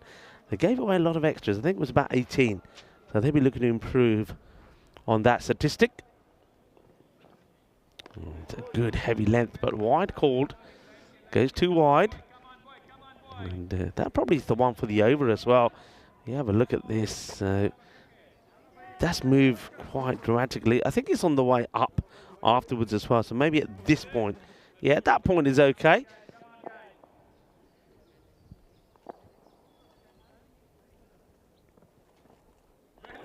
Wall swing from Arslan Zafar. So that's one thing I've noticed by both these two openers. So you want to get your team to a good start, but even though they will get 1 or 2 away, they're not doing it consistently enough. They're not putting the ball to the boundary fence at regular intervals, and there's too many dot balls. So too many dots. So you've got to be getting something from them. Right, that's better. Up and over. He sort of slices this over the infield on the offside. So they will get up and going. That's the first boundary. 4 runs. I need a lot more of that.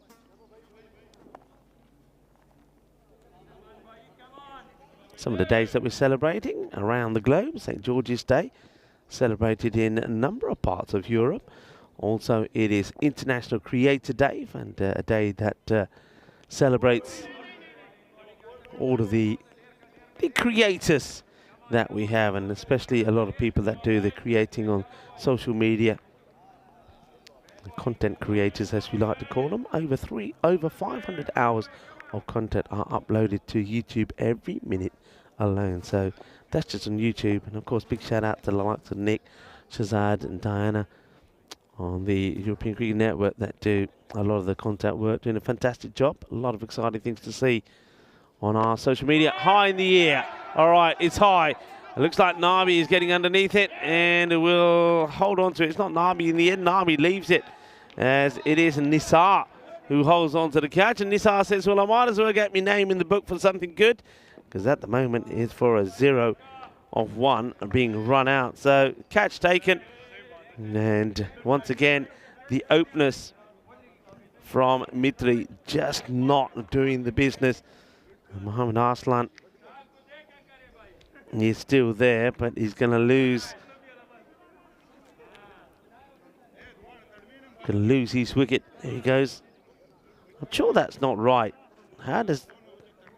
Okay, just getting my Arslans maybe mixed up. Let's just wait for the graphics to come up. There we go. So Arslan Zafar will departs for 4 or 5 deliveries. That's that 1-4. And good catch taken there by Nisar. So Abdul does pick up the wicket. And just like that, Mohammad Arslan, as he does, comes out at number 3. He'll be hoping that he can find the form that got him 2 scores in the 40s yesterday.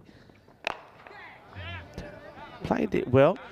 And notice the difference, by the way, here from Drew. They have got that fielder patrolling that sort of backward point area. And that's exactly where that one goes to. So that's the end of the over. It's the perfect start, really, for Drew. They pick up the wicket and get the wicket of Arslan Zafar. He'll go with just 4. And it's 6 for 1. There's Waheed. Abdul keeps it nice and tight. It's a strong guy is Abdul. He's got very strong, broad upper body, so he bowls very much side on, and when he hits the deck, he gets that ball to carry through well. So he's not the easiest to get away when he's bowling well.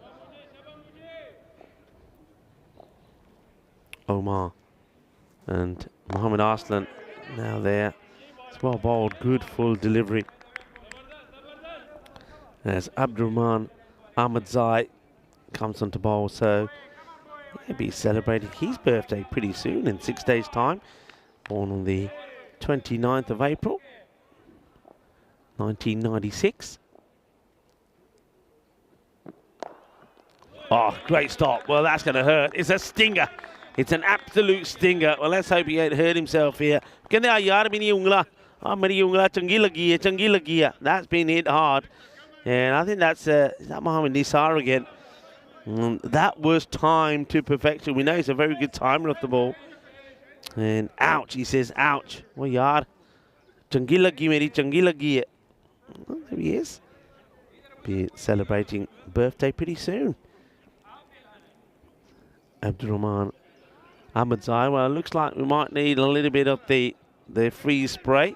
Nabi, well, I hope no ball comes to him, because Nabi, he's dropped that canister on 2 occasions. Taking it up to the man who needs it. So Mohammad Nisar, that gets this one clobbered, and that was hit really hard. And I wonder if he just gets it perhaps just more on the wrist than the hand. Oh, a little bit of spray action, that'll do. No damage done.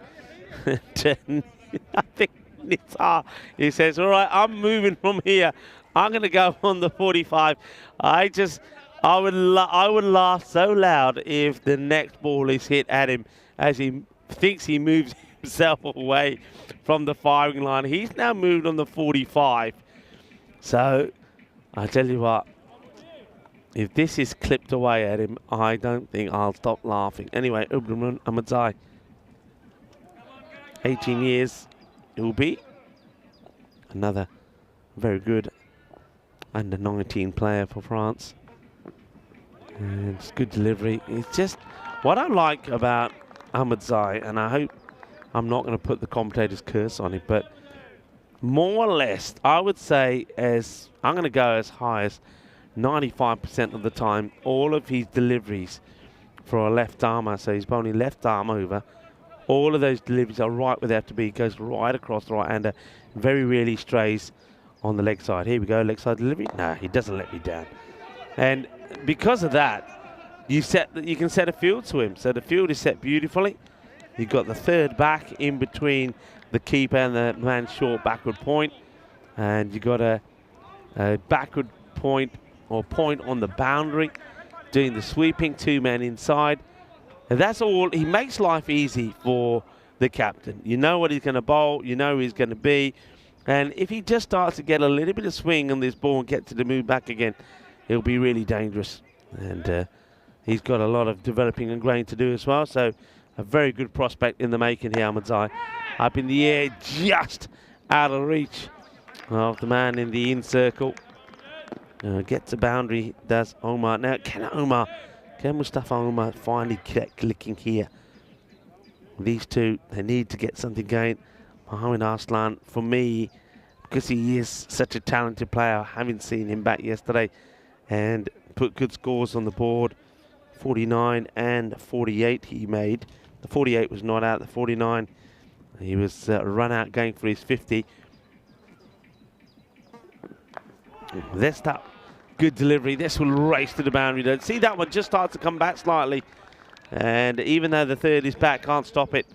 Goes pretty quickly. But that's good bowling. It's unlucky. You know, watch this one come back in.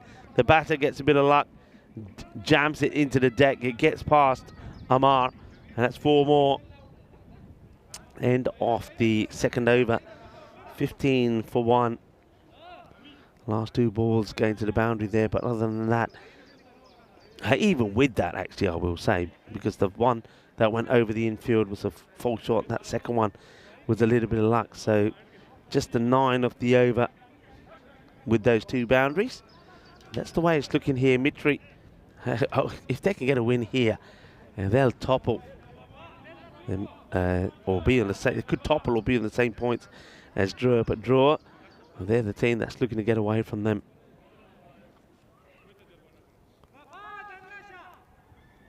Cameron Ahmadzai, another guy a bit like Wahid Abdul. He likes to bang the ball in. So one Ahmadzai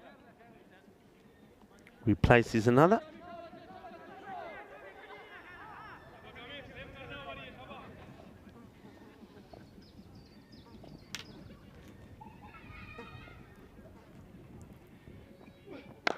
Shot, good pick up. It was in the slot and that one gets pasted. It's going to bounce over into the no-go zone. And new balls, please. Good pickup from Mohamed Arslan. When he's going, I think I've said this every time about him, he does play shots to every part of the ground. And he's a very good cutter of the ball as well. But he picks up the short ball very well. He got into trouble a couple of times with Rahmatullah Mangal in the last match. Just the extra bit of pace. The short one right at him. He wasn't able to deal with that. And then it was Dawood Ahmadzai, Mr. Universe, who took a brilliant catch to remove him. All right, so he allows this one to go. And that's where, yeah, you can see just practicing that shot. I think he sees that the trap has sort of been set. Third is pretty wide, and they've got backward point on the boundary as well. That is for the shot that they know that Mohamed Arslan does like to play. Okay, oh, dropped. Down it goes. And the batters think about it too. He's going to have to be really quick here. They do take it on, and they will get there. And that's Nabi that puts this down. It's on. He's got to take it sideways on, but you'd expect him to take this, Nabi. And gets into pretty good position, but puts the catch down. Arslan getting dropped on 8. And by Nabi.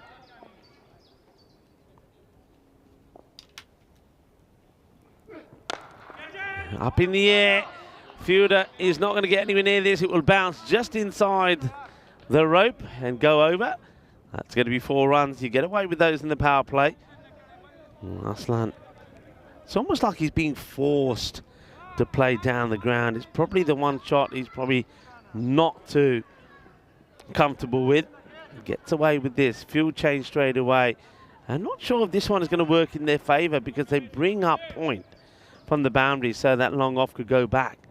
I think that's a move that Mohamed Arslan would like into the path, but going down the leg side, and the umpire just not signaling the no ball there, just letting the fielding team know.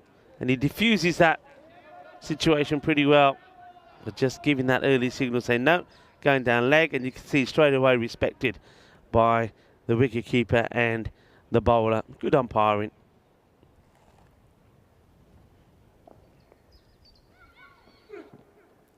This time goes after this one, certainly banging this ball in, and it will be the end of the over. 27 for 1. Compare the two power plays. Now, Drew didn't get off to a flyer themselves. I think you'll find that they were just about 7 runs ahead. There you go. 34 for 3 to 27 for 1. But then have a look at the way they finished here. All right, a good finish from Mitri, last 2 overs, 10. But then you had those 3 hefty overs, the 19 and the 2 magical ones. Mitri, though, while they've got wickets in hand, are more than capable of doing the same. So a better start from them so far, a lot better than what they had against the President 11. They will be so disappointed, though, with the way that match went, especially with none of, apart from Arslan Zafar, who got 20, and then right at the end, the Nur Aslan, nobody else really performed with the bat, and then they lose out by just the 13 runs. Short and plummeted. That's gone a long way. That ball is still travelling. It's going, and gone. And Mustafa Omar, it's about time we saw what he's made of. Tabish Bharti has up to now not had the best of days. He is more confident bowling to the right hand. I've noticed that a lot about him. I know he had a few issues in the earlier match bowling to the lefties. Likes to go wide and angle the ball in.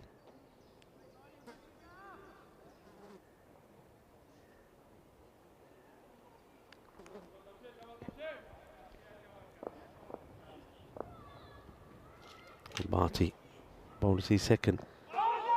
Going down the leg, and he gets a lot of wickets this way because batters like to give themselves some room. So they automatically go, see a little movement here, they start to go towards the leg side, and quite often the batters miss the ball and it cannons onto the pads, onto the stumps. So you've got to really back yourself to go the other way and clip. Miscue, gets lucky. So you almost want to see batters sort of take a little step to go across and then whip the ball away. That's what you're trying to do. Or you step inside it, because Bharti is always playing with the line there on the wide as well. So watch him here to the right-hander. So once again, he'll go pretty wide and then try to dart that ball in to Mohammad Arslan. And Arslan gets a good piece of this, and that's 4 runs. So that's a better way to play him. So you're looking to get ready for that sweep shot. So you're not backing away. Looks like he says, well, while they're retrieving that ball, can I change me bat? So obviously a bit of an issue with the bat here. Well, he's got a lot of choices here. He's got 1 of 4 he can go for. And let's see if it works for him, Mohammad Arslan. We've seen a lot of this, a bat change, but the bat change ends up being a bat fail, because the batter then doesn't score any runs from it. I think Nabi, that happened to Nabi the last time we saw them. Changes the bat and he got out the very next ball. So let's see how this works for Mohammad Arslan. Well, he hits it pretty well, and he probably says, yeah, I like that one. It's gone for 4. It's a pretty full from Bharti. Pumps this pretty well out on the offside, and once that gets past the infield, they'll get the boundary, because they did do away with the sweeper out there. Let's have a look at this field that's been set. They've got 4 men on the leg side to Mohammad Arslan, which is quite interesting, really, because he's actually pretty decent offside player. So the only man on the boundary on the offside is long off. All right, he goes for it, and he's going to get it. Gets it in the gap, and it goes all the way. So they're trying to set the trap here to Mohammad Arslan, but at the moment Arslan probably only just winning this little battle. Takes it on, gets it right, gets it out the middle, and it's the end of the over. So Mitri, 48 for 1, and at this moment in time, only 2 runs behind where Drew were. But Drew, they had lost 3 wickets, but this was at the time that Mohammad Rafa was starting to find his form.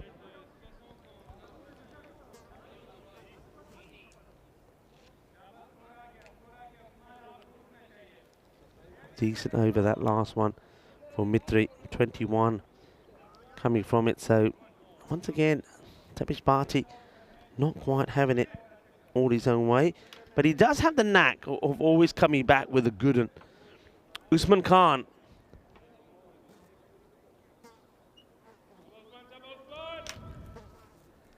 Gets his opportunity, has a quick warm-up. Let's see how the field here, if it changes at all to Mustafa Omar. Well, to him, they do have a sweeper out on the off. And then it's got a straightforward field, really. Square leg, mid-wicket, long on, long off, and a sweeper on the offside. One gets dragged to long on. Stop is made. All right, back to Mohammad Aslan. It's moved nicely on to 28. You just see that field there again. So no change so far here to Mohammad Aslan. And so well bowled, slightly slower delivery from Usman Khan. He will vary about with his video really well. Well, nice to see that, well, there's a few bugs around this ground, and maybe we can just show you some of the ones we've got to deal with. Up in the air, well, this one will go for 4. As yeah, there you go. Little bug just here on the lens. I suppose Lisa's not a spider. Well, it's feeling quite at home over there at the moment. We'll leave him be. He's quite happy. They're not doing any harm. 4 runs. The man who is doing some harm at the moment is Mohammad Aslan. And the draw, as the 50 comes up for Mitri, will be pretty keen to see the back of him. So, field now changes, and I think this time, I reckon they get it right now to Mohammad Aslan. Well bowled. This is the cleverness of Usman Khan. He's got this slower ball, which very few batters do pick. So doesn't pick it at all. He knows he's beaten. Yeah, you can see the disappointment there from Aslan. I think the key really is here, if you know you beat, try to get bat onto it and try and take something from it. This will be another one that will sneak in. So a couple of dot balls coming in here, and this is turning out to be a top over from Usman Khan, as he's done so many times. Just the 5 runs that have come off it. Just a single at the beginning and 1 boundary. Ball to go, and he beats him again. So great over, really good over. 5 from it, and just like that, that rate, it almost moves up to, well, it does move up to exactly 20 required per over from here on in. It's 53 for 1. We can have a look at the draw here. We started to talk about Group C. Of course, Spain, where I'm from.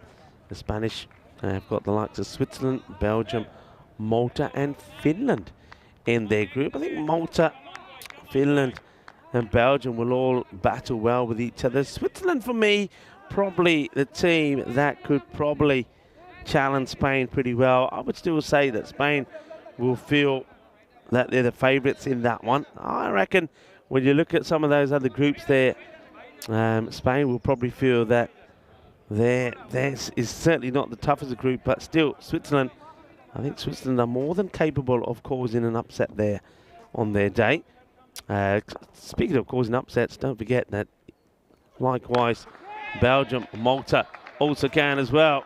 And are we going to see an upset here? Well, if we are, then we're going to see, I have to see a lot more of that, as Mustafa Omar smashes another one for 6. So he's doing pretty well at the moment. 7 balls, 22.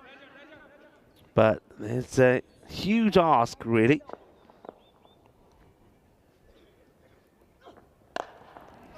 Runs up in the air and taken. No mistakes this time. So Mustafa Omar, after hitting a 6, this time no mistakes from Nabi. Nabi holds on to the catch, and Omar will go for 22. Just doesn't get this enough of this. So well done to Mohammad Rafa. And comes on to bowl and picks up a wicket. Straight away, it's a new batter. It's going to be sharp and a kill. It goes out there.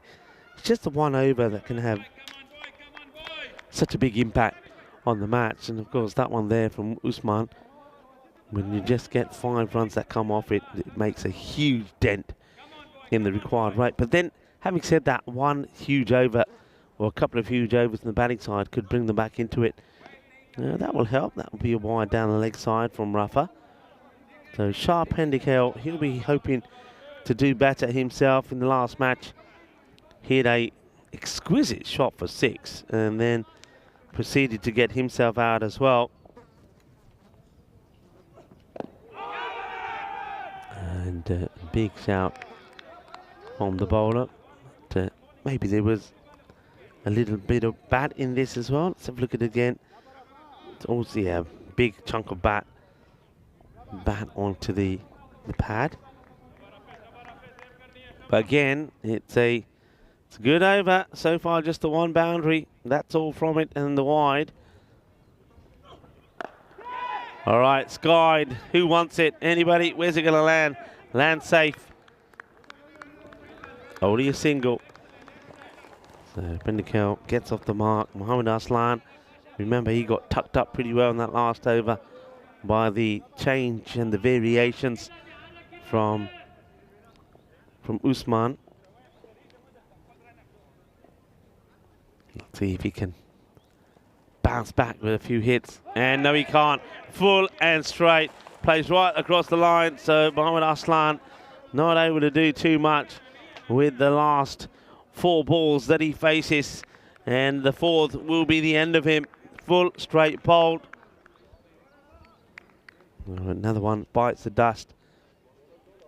There's the stumps. Get clonked. And Rafa, well, he's having a good day, isn't he, Rafa? Makes the most of the opportunity he gets with the bat. And now he's taken 2 for 8 and gets the big scalp of Aslan.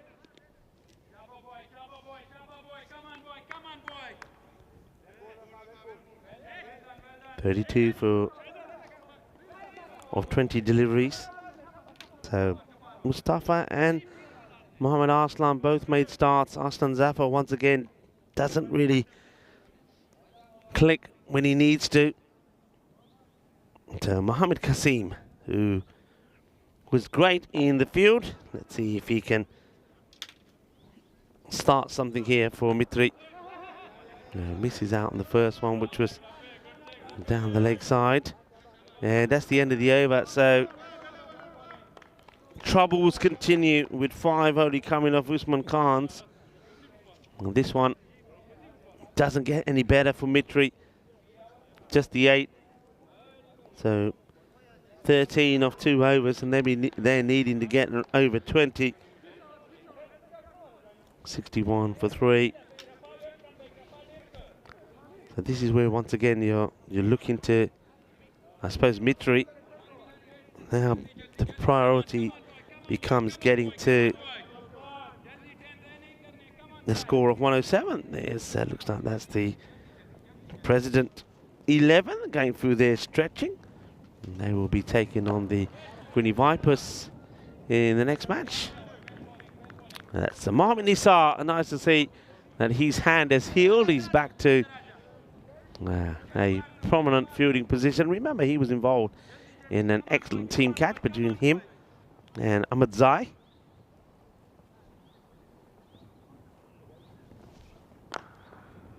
Gets sliced out on the onside. Maybe a little bit of time just needs to be used to rebuild.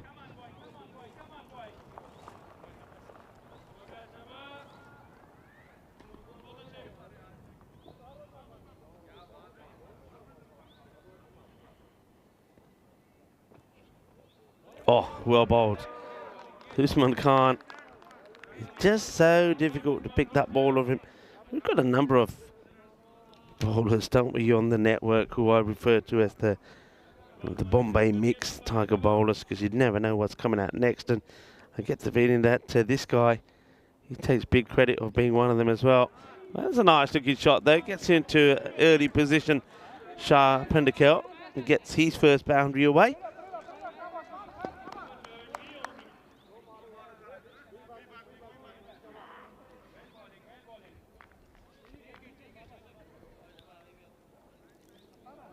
today, of course, it's a big day in the UK as well. It is the London Marathon Day. It's one of the 6 top-level marathon races in the world. And in the same league as the likes of Berlin, Boston, Chicago, New York City, and the Tokyo races. And obviously that's, well, I suppose, well on the way here. Or there. High in the air. But there's nobody back there. This one will go all the way as well. Manos arriba, arriba, arriba, arbitro. Perguto es 6 más, 6 more. And it's Sharp Endigel exposing the field a little bit with nobody back there at all on the leg side. He's only got long on, and then he's got 2 players inside that circle, sort of on the 45 and that square. Mid-wicket is back, but the whole of that square leg area unprotected. Okay, now he goes over the offside. That's a good hit as well. So he moves outside the off. So basically he's saying, well, if you put it straight, I'm going to go in that square leg area again. And Usman Khan goes sort of wide at him. And he says, well, okay, I'll have it that way as well. So finishes with 3 boundaries. That's what they need to do here. A little bit of rebuild and start to get ticking again. Yeah, so good luck. And if you are and have run the marathon, I know a lot of people run it and do raise money for charity. If you're one of those people, well done. And if you know somebody is, well, why don't we give them a mention as well? Because they're in a good cause for a charity somewhere around the world. Oh, that's on the lid. Bat lid. I reckon the umpires will have to just check that he's okay here. There's Mohammed Kasim. That really did rattle the lid. Let's have a look at it again. That's straight onto the lid. And, well, the umpires check. And Kasim says, yeah, I'm fine. Rafa will be, well, this time now, that's a slower delivery. And see if we can see the height on this. And it is slower. It probably will be coming down. But does it come down enough? Sort of plays it around about the waist area. So I suppose good thinking. But yeah, it's on the way down, so the umpires will be happy with that. Marafa wants to trick the batter with the slow one. Doesn't quite work. And bowling it on the leg side ain't going to work either. This one is going to bang into the Let's Play Cricket Stronger Together banner. And Mithri trying to be stronger together here as well.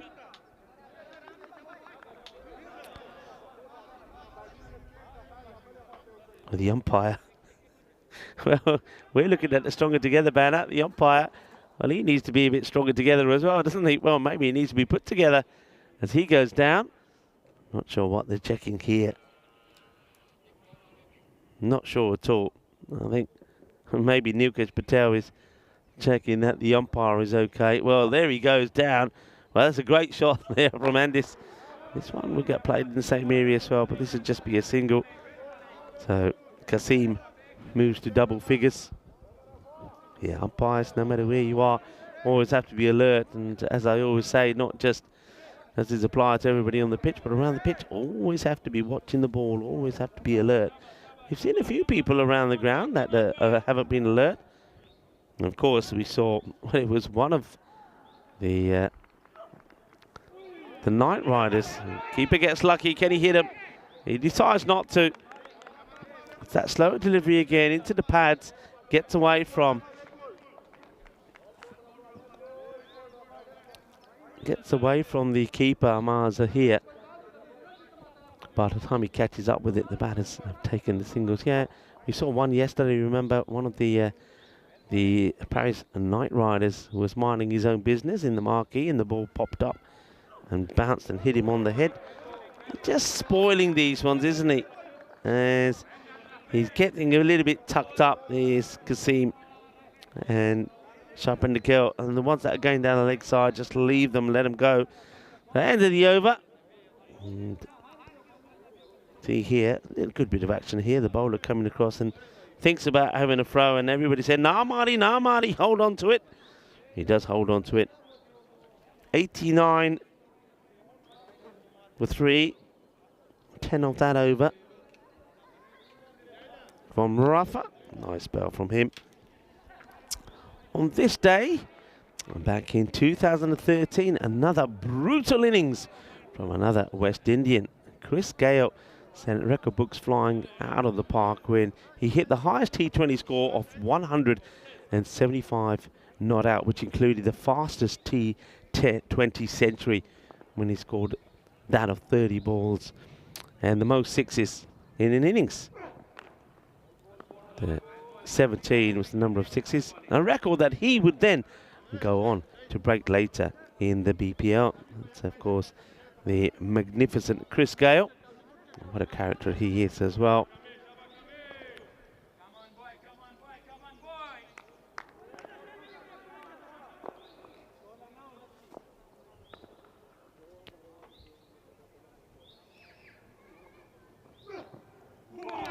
Banged this one in, good heavy delivery.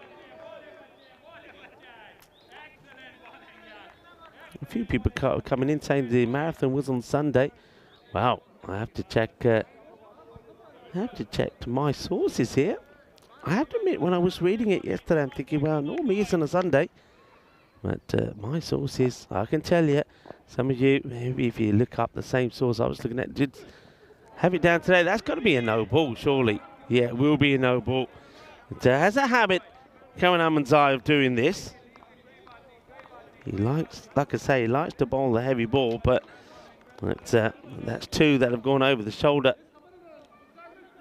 And all right then, so it was on Sunday. I know it's St. George's Day. So St. George's Day, by the way, it would surprise me. It's not just celebrated just in England. Some of the places that we've been to, well, the European Cricket Network also celebrates. The likes of Portugal, we've just been there. Bulgaria, we'll be going there a bit later. Georgia, Bosnia, Serbia, and also the Republic of Macedonia, amongst other countries across Europe, celebrate. Goes for it, but doesn't get enough of it. It's a catching opportunity, and easily taken by Mohammed Nisar. So Kasim, he tried to get things going, didn't he? And he's going to go for a run of ball 10. Nisar, he's not going to drop those, is he? And come run. Picks up another. No damage done after banging in those short delivery. So 92 for 4. Looking to get to that 107 mid-3 to once again, though they'll be on the losing side, to get something out of the match. That's the last wicket there, 10 of 10 for Kasim. Well, that's well bowled. It's a good delivery. It's well blocked out as well, actually, by Yasir. So sharp handicap, I think, now becomes pretty key. I mean, that's the equation to win. Can we have the equation up there maybe for what they're needing for a point? So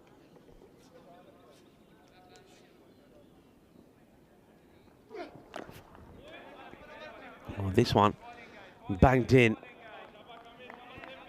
So for my calculations, they're needing 14 of 7 deliveries for a point. And there you go. It's on your screens here now. And that's well hit. You've got to push on here. Got to try and push. They'll just take a single. Interesting one, this. I am wondering if I would take this single, because takes a single. Who goes back on strike? If Pendikel goes back on strike, then fair enough, you take it. But let's have a look at the bowling figures there. 2 wickets for Mohammed Rafa. He's certainly up there for player of the match, isn't he? I think you probably could give it to him now, really. Don't forget, also scored 68. So will be sharp Pendikel on strike. So if that's the case, then I don't mind that single being taken. But you can see that the equation, what they need to get to that 107.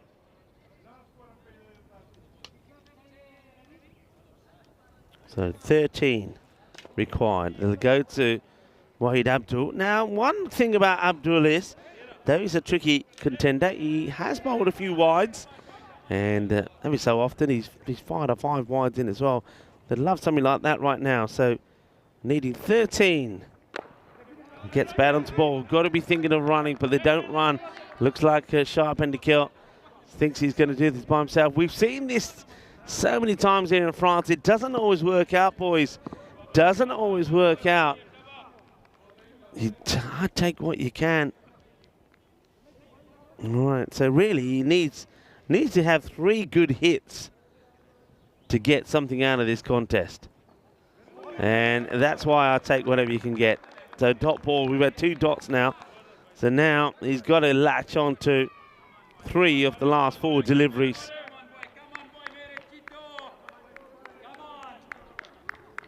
Little things, isn't it? Little things. We've said this before. When you know you're not going to win a match, you do little things different to see if you can pick up a win.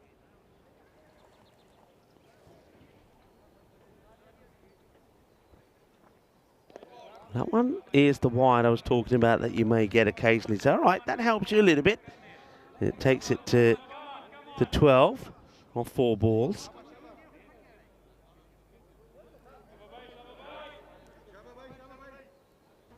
Well, Jules was saying he did a marathon once, never again. Was that blisters? And Julian Dawson saying Sarah then ran a couple of 10Ks, wrecked her knees. All right, okay, that's more like it. That will go all the way. That makes a difference. Now 6 off 3. Sharp Hendekel trying to get valuable points for his team. They managed somehow to get a point in the last contest when they looked down and out against President 11. Now searching for another one here. And I suppose playing 2 of the top teams, if you can take something from the match, you take it.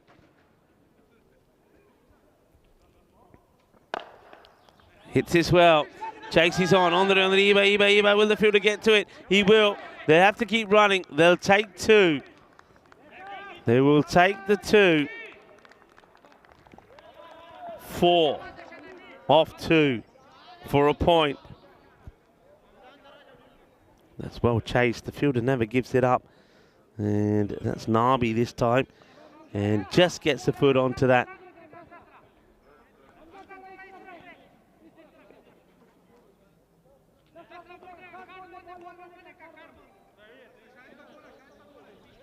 All right.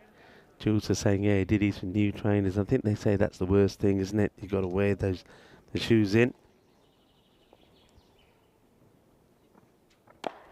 Up in the air, but it hasn't got the distance. Fielder comes across. Batters have to keep running just in case, but it doesn't matter. The catch has been held. No issues at all from Mohamed Rafa. An interesting celebration from Rafa. And where's this shoe? Well, that's one way to damage your shoe. And, well, look, he's running with no shoe on. Oh, dear. What happens here? Let's see all of this again. There's a celebration, though, there from the catcher. Is a little bit of the old, what's that, the Cobra from Rafa. Here we go. Here's this in the air. And look at Wahid. He starts running, and then what happens here? The shoe comes off, and, well, maybe he's trying to wish Vinny Sandhu a happy birthday. Well, Vinny, incoming call from Wahid. And pick up, Vinny, pick up. Is Wahid Abdul is phoning you to say happy birthday. All right, they need 4 of the last here. Can Kawa be the hero of Mitri and get them a point? Yeah, he can. He smashes this big. Oh, well, Wahid Abdul incoming. Wahid, pick up your shoe. There's an incoming call. It's saying 6 runs, buddy. Over and out. Well, Mitri, they leave it to the end. And it is the big man, Abbas Kawa, that smashes the last ball for 6. What an important shot this is. Kawa, come the moment, come the man. He hits it for 6. And he gets his team to what could prove to be a very valuable point.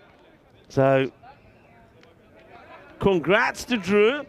They win the match, so they've had two comprehensive victories here today, win that one by 43 runs. But then also, I suppose, well done to Mitri, because once again, when they're up against it, they do find a way to get a point. They'll finish on 109 for 5. Well, this is the match we've got coming up next. President 11, led, of course, very well by their captain, Dawood Ahmadzai, Mr. Universe, and he did give us some of those Mr. Universe celebrations in a real nail-biter of a victory for them over Mitri. They're taking on the Greeny Vipers, who themselves were thrashed this morning by Drew. Let's take a look at the start. It was a perfect start. Wahid Abdul, good first over from him. Only conceding the 6, but picking up the wicket of Aslan Zafar, who totally miscued it. No mistakes with the catching from Nisar. Well, at this point, Nisar was pretty happy. Then he wasn't happy when he got one on his fingers and he said, you know what, I'm hiding myself. I'm going behind square. But he would come back like good players do and take a good prominent position in the field. But once again, he was picking up the catches for his side. But Drew, they sort of had this in control all the way. That was a missed opportunity when Nabi puts down Mohammed Arslan. Arslan, we know, is, well, could hurt you. He did go on to 32. Well, he did change bats. He had 4 to pick from, and the one he picked, well, it went pretty well, didn't it, when he got that one away. But it wasn't the bat that was at fault when he would finally go, because he would get done by a very good delivery that gets through him and knocks his stumps over. And he had a few problems, didn't he? As I did with some of the bugs that were around here. Well, that one pitched up a tent and made home. This one was a good-looking shot from Mustafa Omar, but he fired that one away and then went for one too many. As this time, no mistakes from Nabi, who holds on to it and gets the wicket. And then this was the crucial one, wasn't it? Good bowling, really, to get rid of Mohammed Arslan. And that's Rafa. I like Rafa's part that he plays in here. That was a nice shot. There's a good little battle that started between Shah Pendikel and some of the other batters. Shah, I've got to say, he's a good-looking player and gets 28 or 16. And I thought, though, he probably fell at the wrong time when the catch, first out was earlier, catch taken there by Nisar to get rid of Mohammed Kasim, who made a runnable 10. And then right towards the last there, we thought, are they going to do it? Are they not going to do it? Remember, Shah Pendikel, he turned down a couple of singles, thought he was going to do it. There's a Cobra celebration there. And Wahid Abdul, he was taking his shoe off to phone and wish Vinny Sandhu happy birthday. And then right at the end, well, it looks like the call came back to him when Kawa smashes the last ball for 6 and says, right back at you, Abdul. It was an exciting and interesting one. But once again, it's an easy victory for Drew, who continue their march up towards the top of the standings. There's the scorecard there. Some contributions there from Omar Arslan and also Pendikel, but nobody could go on to put a big score on. But that one ball faced by Abbas Kawa and that one boundary for 6, well, that could be the most crucial hit of a ball that Mitri could have, because that could make the difference of them finishing in the top 5 or not. We'll have to obviously wait and see how things progress in the next couple of days. There's the bowling fingers there. Wahid Abdul starting to get back to his best, 2 for 21. Loving once again the bowling there of Kamran Ahmadzai. He really does attack. 2 good overs there from Usman Khan as well. But Mohammed Rafa, 2 for 17. Surely with the 68 he scored earlier, will be the player of the match. We're going to leave you with the mid-match summary and a reminder that the 4th match of the day, which is going to be the battle between President 11 and the Greeny Vipers, will be up next. And looking forward to that contest. For now, we're going to take a short break, but we'll be right back in just over 15 minutes' time.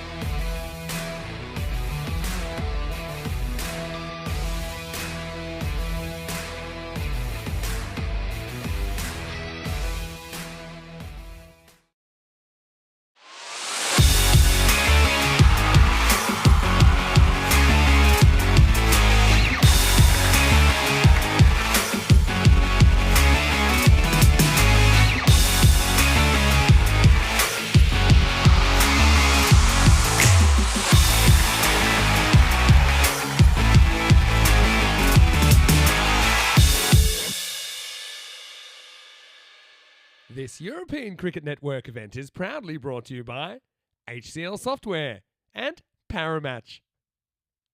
Hello viewers and welcome back to what has been a very exciting match day 9. President 11 are taking on the Greeny Vipers in this match number 44. Let's first go over to see what happens at the coin toss. Your call. Tail is a call. It is head. We will bat first. President 11 won the toss and decided to bat first. So the President 11 have won the toss in deciding that they will have a bat first. I think they want to make the most of the conditions at the moment. It's nice and sunny. Go out there and try and get big runs on the board. They had a bit of a scare though, didn't they, in their earlier match. After it looked like they were going to get a very easy victory over Mitri, it didn't turn out that way. It ended up being quite nervy, but with the ball, they were good. I think with the ball, they probably are the best team at the moment when we've seen them. They've got something like Rahmatullah Mangal in the side. He's got genuine pace along with somebody like Hussain. But the key thing for me is they've got two very good spinners. I'm very impressed with the youngster, the 17-year-old Stanek Zai. He's bowling very well. And then the captain himself, Darwin Ahmadzai, is performing beautifully. Batting, though, is a concern. So I like this move, though, from the captain, Darwin Ahmadzai. He's basically saying to his guys, look, go out there and show me what you can do. If you can get some runs on the board, then the bowling department certainly will defend it. And I think, once again, someone like Jamshad becomes quite key in this one. What about the Greeny Vipers? When we saw them first up this morning, they did get absolutely thrashed, didn't they, by Drew, losing the first match by 100 runs. It's got to be fair to say that they didn't bowl very well, so they've got to bowl better. And one thing they've got to do is the key players in their side have to come good. And remember, they did lose someone like Chowdhury without even scoring, so Chowdhury becomes really key in this one. And keep an eye, I think, for the Menik bowls here. I think Dushan and also Thevain will be pretty key in this one as well. You'd expect the President 11 to go on and win this, but today is a day of surprises, and maybe the Greeny Vipers can pull off a surprise here as well. I'll be back in the cube. Join me there, and I'll talk to you a little bit more about the two squads for this match number 44. Yeah, it's been a strange day, and maybe it's going to be a day of surprises. Greeny Vipers, they need to come back strong here. They've got the likes of Hamidullah Dulatzai listed in the side as well. I think he could certainly give them the extra versatility that they need with bat and with ball. I think Nasiri becomes pretty key with his spin. Maybe this is going to be a battle between the two teams when it comes to the best spinner. Stanek Zai's been good. I've mentioned him. I like what the captain, Darwin Ahmadzai, is doing as well. And another big ad here, Ahmadullah Malikzada, a guy that we saw taking 4 wickets in the contest as well, comes into the side. It just strengthens the seam lineup. Rahmatullah Mangal will be key. Remember, Mangal, we saw already, he can be very key when it comes to playing some big shots as well, helping his team to get, well, what ended up being valuable runs in the last contest against Mitri. Well, we will see Mitri one more time today. They will take on the table toppers, Paris University Club. But that's later. For now, it's over to this one. President 11, 62% to 38% favourites to win this one against the Greeny Vipers. The Vipers started the day in 7th.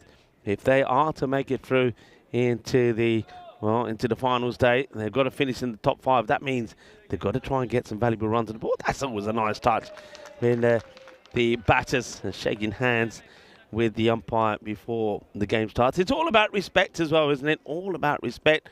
Hello to everybody back in the chat. And Davis, I think, on his way. I don't know if Dave is back or not. He said he's on his way to buy some eggs. All right, Dave. Happy egg hunting. Hello to John Gray. And hello to Terry Richmond as well. So here we go. Your daddy is saying President. I feel he's probably saying that President will go on to win this. Well, maybe. But they're having issues with their batting. I think on the bowling, they're very strong. I like the depth with the ball. The likes of Malikzada in the side, quick bowler, Mangal as well. And don't forget, you've got Zahiri, the hat-trick hero. And then you've got the option of the spin as well. But for me, it's the batting. So the batting depth that's required. Let's see how they go with the batting. They're going to start with Dushan Minik bowl with the ball. It's going to be bowling to the left-hander, Zain Ahmed. He gets this one through to start with. I think this is a deliberate ploy here to Zain. If Zain Ahmed is opening up, they're going to go with a bit of spin. So Dushan gets the first one past him. Zain Ahmed is out there with Shian Iftikhar, who's the non-striker. Straight in the air. And fingertips, but doesn't take it now. Has to get up and stop the ball going over the boundary, and he can't. It's going to be 4 runs. It's another classical start to an ECM match. It's almost the perfect start. The spin being deployed, and if this could have been held by Hamidullah Dulatzai, it would have been great. Well, he drops it, and then he has to pick himself up, and the Grizzly just keeps on going, and going. 4 runs. Gets dropped, Zain, but gets 4.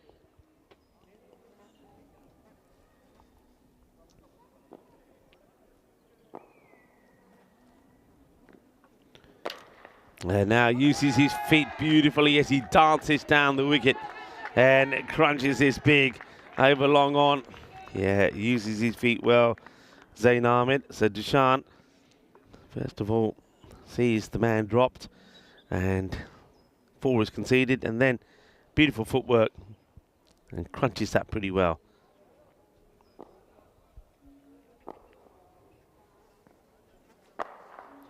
This time straight down the ground. A fielder comes across. Will make the stop. Will just be a single. Let's see how the spin works to Iftikhar. Takes guard. Field. They're going with, interestingly, 2 men straight. I would like to see long on a mid wicket. Maybe long off, comes back into the circle. And floats this one well up. And he'll take the single. Yeah, so field does change to the lefty, and I'd like to see the same field really set to Iftikhar. I think this is the right field, long on back and mid wicket. This is called a wide. I'm interested to see why the wicket keeper here. And this is Ahmed Kabir is not standing up. I mean, he's got the helmet there behind him. Surely to this, you've got to be standing up. Now, this one is going to land close to me somewhere. I'll hear the thud on the ground. 6 runs. So you got to spin a bowl in. The wicketkeeper's got to be standing up. And we saw the last ball, which was a wide, which was missed. And if the keeper's up, he's taking the bells off. You get in the wicket. There's no pressure really on Zain Ahmed or any of the batters here. If the keeper is not standing up, the batter can dance down, do the twist, do the jive, do whatever he wants to do and get back in his crease. So it makes no sense. I don't mind the idea of going with the spin, but the keeper's got to be right up there.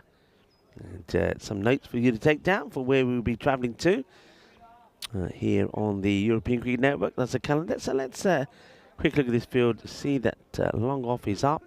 Nobody else on the offside, and there is long on. So 2 men straight. 4 runs, nicely played as Iftikhar gets his first boundary. Yeah, if you've got 2 men straight, then you've got to be getting the ball right up there. You're literally saying, right, I'm going to bowl straight. The batter's going to be driving. It's a risky plan because with these boundaries around 50 metres, I think a good hit's always going to clear them. They've got to come up with a better move here. Now, what they're going with here, so now they'll go back to an extra cover and long off in place. Now, this one's going to get... Oh, that's a great stop. That's a wonderful grab. Really is outstanding. Because I thought for a moment it gets past the field and it will go to the boundary. But after... Well, he does put a catch down. Does Hamidullah Dulatzai.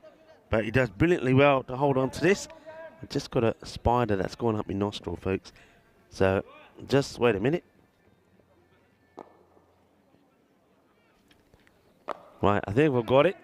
And let's see if the fielder gets anywhere near this. And does well. Palms it backwards.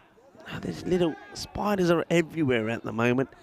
Combination of spiders, flies, midges. I think I'll probably eat more bugs than I do the lunch that's provided here by the Federation by the time I finish. This one, I could feel it tickling the insides of my nostrils, it was. Having a bit of a picnic in there, it was. Okay, this one's being played out straight. There'll be a single.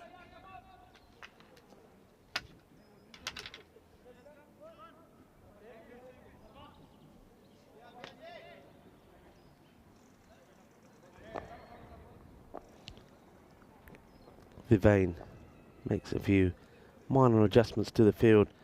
Bangs this one in, and well, the more you bang it in, the further it goes, it would seem. As Iftika gets good bat on ball, send this one for 6 as well. No, don't block it, hit it. Don't block it, hit it. Well, I don't know what Iftika is signaling there to his non-striker after hitting this. He's having some sort of debate. It looks like he said, yeah, I'll block it. No, don't block it, hit it. There's the signal from the umpire. Says good as pass. And this one into the legs.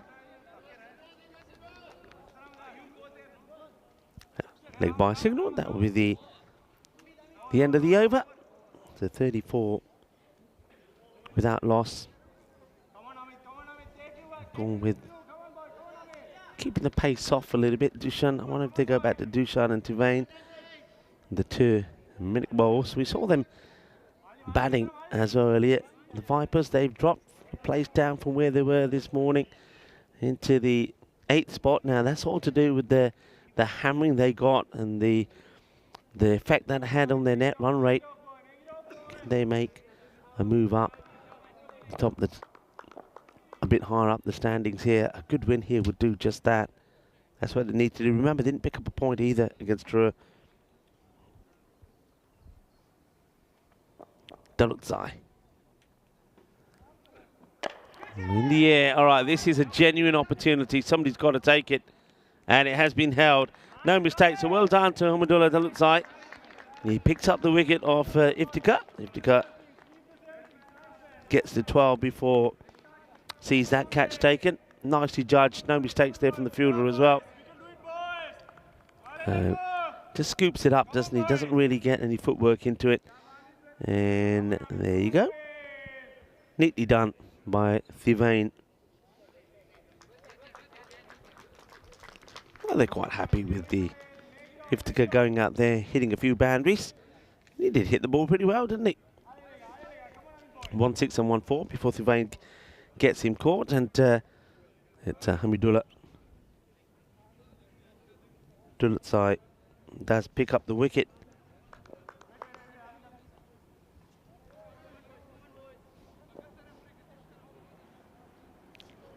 Jashid Nasiri now, the key batter, comes out and plays it out in the off, takes on the field.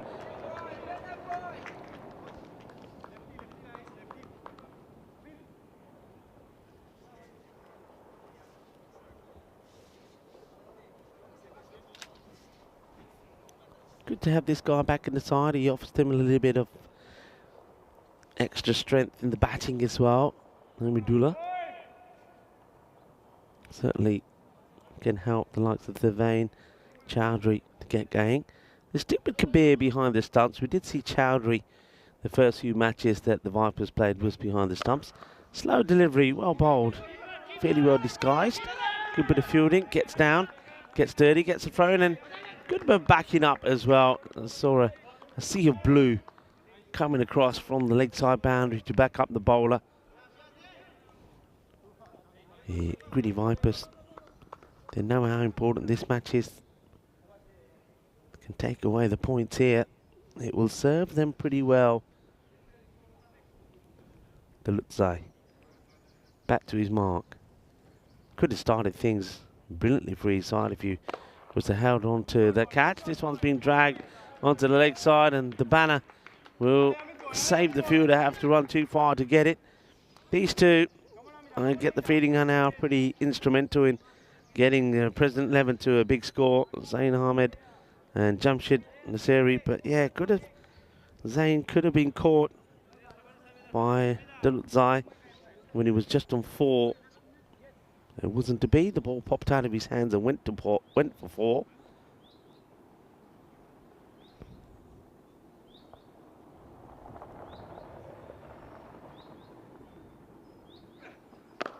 That's hit pretty well. Nobody out there. That's going to be hit long and flat.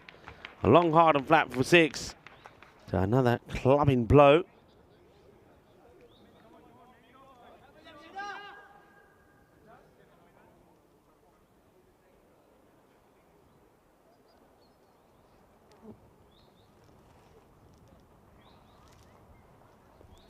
Hello to Jay, who's tuning in from the office. He's saying, how are we, everybody? I think everybody is well, Jay. Everyone's having a great time, enjoying the cricket, some interesting and exciting games. How are you? How are things at ECS HQ? And he's asking me if the voice is hanging in. It is. A few matches get me a little bit excited, so the voice starts to fade. For example, yesterday the golden ball match. Appeal there from Dulutzai, and the umpire has a good look, a little shake of the head, says not out, and that signals the end of the over. So 46, the power play score, 46 for the 1. Not a bad over there for Dulutzai. Just a couple of boundaries that came into it, goes for 12. Yeah, we're all good here, Jay.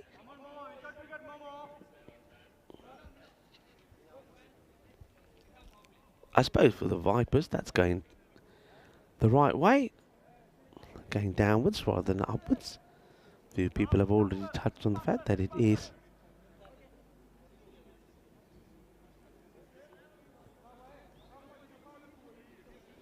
A few international days, of course. St. George's Day being one of them. Gets celebrated around Europe. Let me know if you're not from the usual, i.e. England, and you're celebrating St. George's Day. There's Momand. Well, it comes in and he's been picked up beautifully, this, by Zain Ahmed. It's such a good pickup. It just a tad short is Momand. It's a wonderful strike. It looks effortless. It's poetry in motion there from Ahmed. Also International Spanish Language Day, as well as English Language Day. And speaking of English language, also a day to celebrate International Shakespeare's Day. Nicely played. Does he get it in the gap? Yeah, he does. Beautiful. Not just timing, but placement. And Zain Ahmed starting to show some of the signs that he did earlier in this group stage, when he was quite clearly their highest and key run scorer. Of course, the London Marathon was on Sunday, not as what my device tells me. I should name and shame my source, but I won't. They get it right most of the time. I should have trusted my instincts when I thought, I'm sure it's on a Sunday. It's always on a Sunday. World Book Day today as well. World Book Day as well. Celebrating the enjoyment of reading. Of course, it's a well-known fact that children who regularly read for enjoyment have a higher test score and a better imagination, as this is just beautiful. Hold the pose. Ginda short the मैं बढ़िया बांध देता. मेरी 2-3 photo अभी खींच दे. Small please. Oh, कितने छोटी जी. खींच दे मेरी photo. Small please. Click, click, click. Oh, look at the hold of the pose here. And ay, ay, ay, ooh la la la. It smashes into the fence. At least this grizzly does come back. Well, I tell you what, the grizzly comes back, but it might have woken up another grizzly that lives on the other side of that fence. Same area again. And not quite the same result, as one fielder saves the blushes off the other. And gets past the initial fielder, and that's Amir Dalalingam Deve. But the captain's blushes are saved by the man behind him. I think they might just be checking this on the rope. We'll have one more look at it. I don't think there's any issues here. Let's see. Now does this ball or that fielder get past the rope? Let's see. gets a foot on it there. We're okay. We return back to the action. That's a pretty sharp delivery from Mamand, who beats Zain Ahmed outside the off. Over comes to an end. So 64 for 1. Tickling on quite nicely. So Mamand, he's got some firepower, hasn't he, Mamand? Just needs to get a little bit the accuracy there, right? Hey, how about this? This is one of my, when I was growing up, 2 men that I used to love watching. Well, 3, I would say. I think Vivian Richards, of course. But then there was Desmond Haynes, who was, of course, always partnered by Gordon Greenidge. And I remember this phase back in 1991 when Greenidge, he went through a period where he just wasn't clicking. Maybe he was going through a Nabi period, Gordon Greenidge.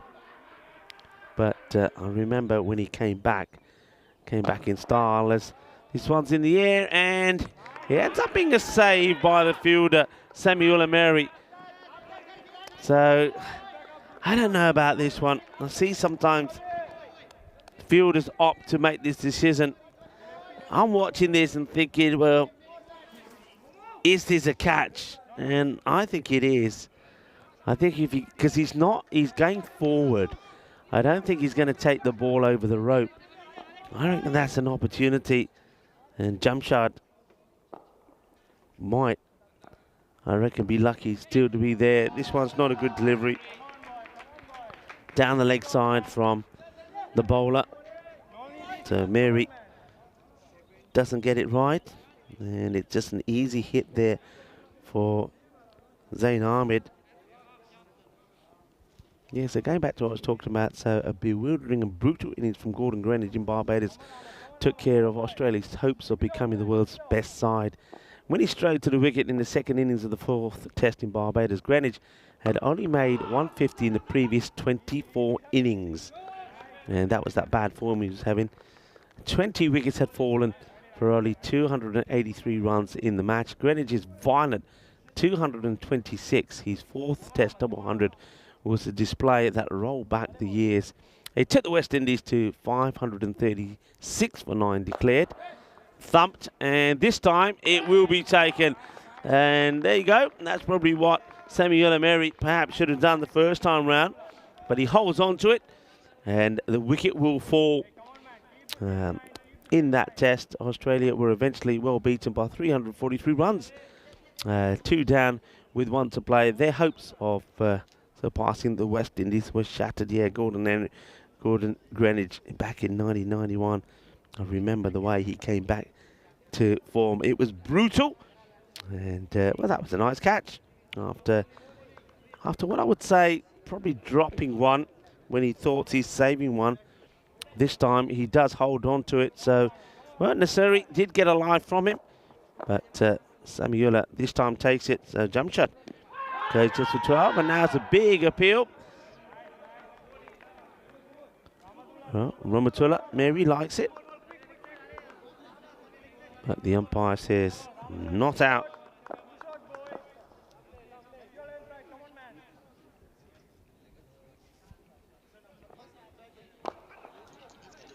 It's nicely played and will just be a single. And at the end of the over, it gives me a great pleasure to welcome our global audience around the world to the Cube. And I want to thank you all for all of your input on the YouTube chat. And remember, if you are new, wherever you are, wherever you're tuning in from, get involved in the chat. Just send a little message. Let us know who you are and where you're tuning in from. And, well, I can assure you that our global family will make you more than welcome. So if you've never done it before, you're there, you're watching, you can see the chat, you can see all the chatters, get on there. Just send us a little message, just to say hi, let us know where you're from, and join our forever expanding family. And if you like what you see, give us a thumbs up, tell your friends, tell your family. This one gets away from the fielder, but they will just take the single. That's Chowdhury, who will be hoping that he can find his devastating form with the bat again. They have removed Jamshad Nasiri quite cheaply, so that's a good sign. But they've got Mangal out there now. We know he's a dangerous hitter of the ball. Ramatullah Mangal. They've still got Zain Ahmed, who's well set.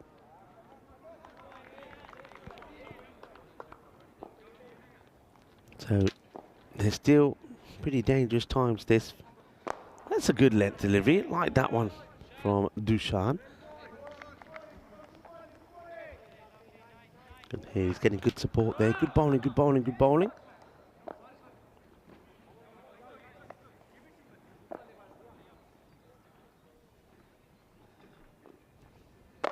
Ramatullah goes for it, and he's going to clear the fielder. Yep, he does. He likes to use a long handle. Ramatullah Mangal.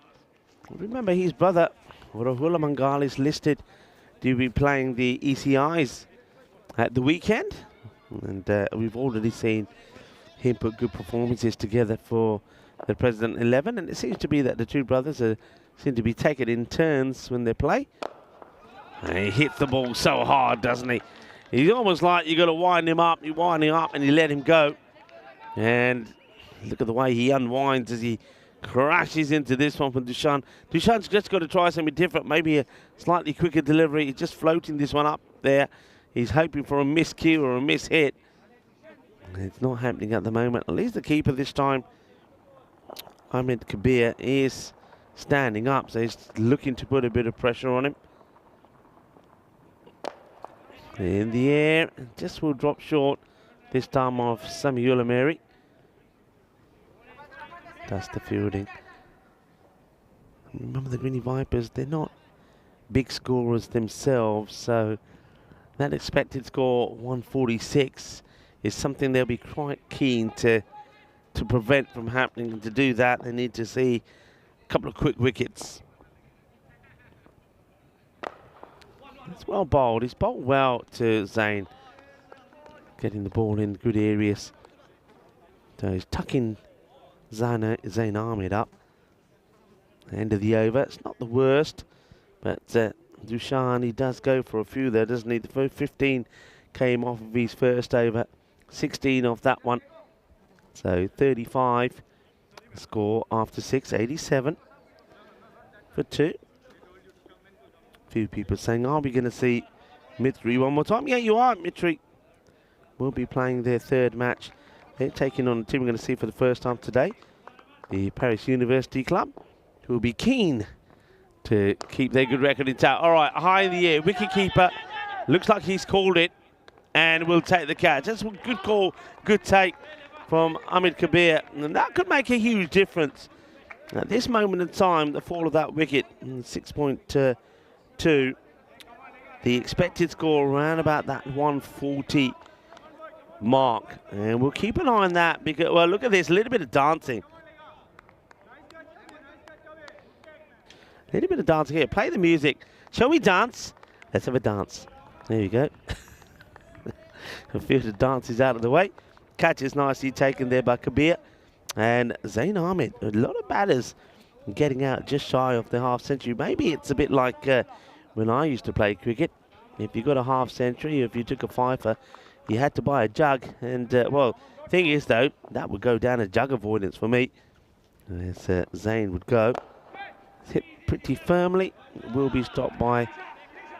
Oh, I like the feeling this from Samiullah. Every time the ball comes to me, fires it in to try to get the run out. Stanexai gets an opportunity out there. I like that. Stanexai, the youngster. Skids this one through. That's Ramatullah Mary.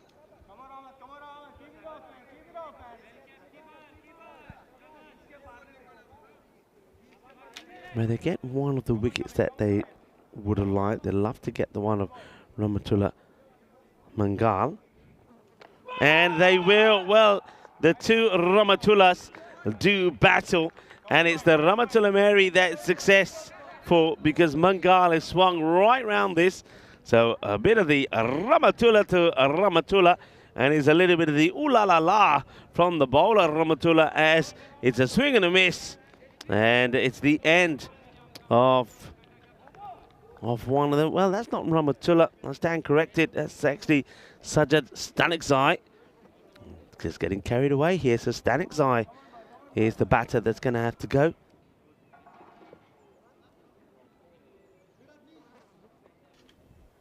So Stanikzai, the young Stanikzai, he swings and misses.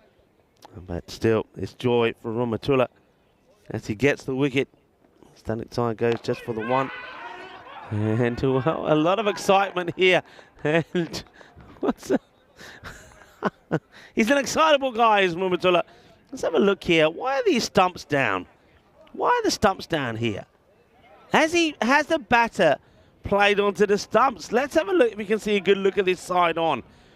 Keep an eye on the stumps here. No, that will be a no ball. If that is the wicketkeeper, let's see this one more time. And I reckon this is a no ball. Look at the wicketkeeper here. He's encroached. He's not the. And I like the way he said, "Man, he get that. Man, he get that. Keep this playing for a moment. Man, couldn't he get that? Man, couldn't he get that? No, man, he get that. Good. No, man, he get that. Oh, you did. We seen you. No ball coming up. Free hit. Yes. The poor bowler. Well, he has a heart attack, Ramatullah Mary. He thinks he's bowled the guy. He's running around saying, I bowled him. Look, the bails are down. The bails are down. Only to be told, well, when he goes back and looks at that, I think he's going to get his dunda out and give the wicketkeeper a good hitting Kabir. He said, yaar ki kar ditta? Mainu aimi na side kar ditta. Tu yaar bails aap thale maar ke sit dittiyan. All right, yeah, he's not a happy chap, he's Ramatullah Mary. 3 for 14 though. Let's see if he can finish the 7th over well. Yeah, bowls well. Bobbles away. Samuel has been pretty outstanding there in the field. So end of the over. And Ramatullah Mary, I think he should be very happy with his bowling figures. And we've talked a little bit about this.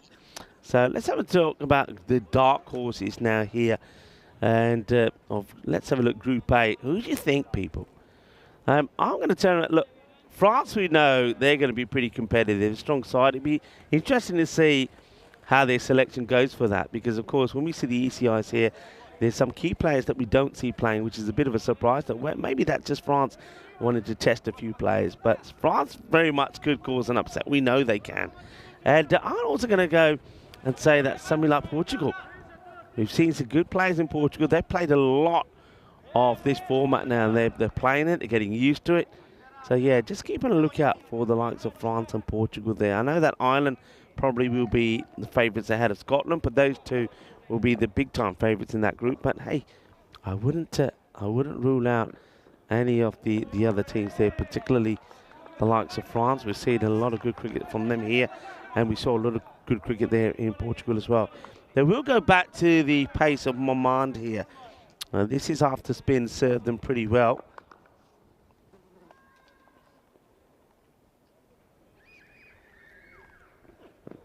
There's more big swinging here from Ramatullah Mangal. Certainly isn't getting the same sort of striking as we saw earlier.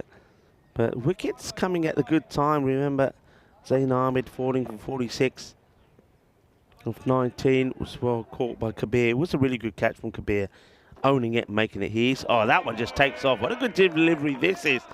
And you can see Ramatullah saying, is that one for the over? Well, Ramatullah is probably used to firing these sort of deliveries himself. But at the moment, he's in the firing line.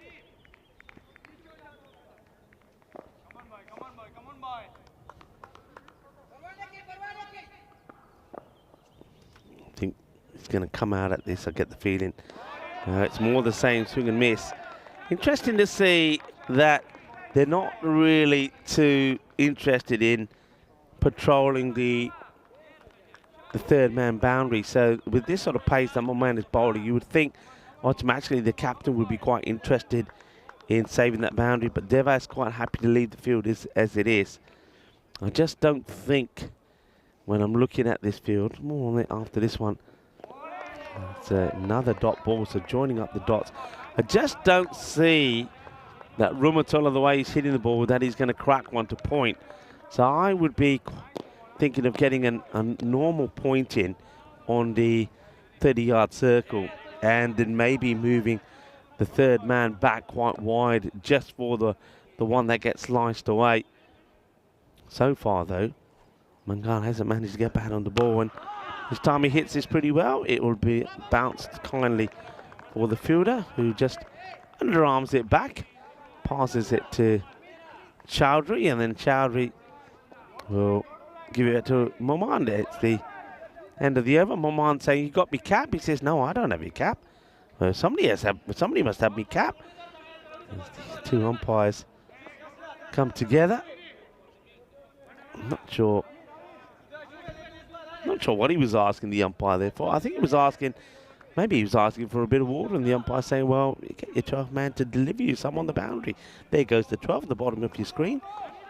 Good over from Momand. So after the spinners slowed things down, look at that expected score. Remember I said that expected score was about 145, something like that, when that wicket of Zain Ahmed went to a good catch from Kabir. Now, even though Ramatullah Mangal is there, well, he's 18 of 14, so certainly not hitting the ball as well as he did against Mitri. So, right, 96 for 4, 12 balls to go. This is a good fight here from the Greeny Vipers. They're putting the squeeze on pretty well.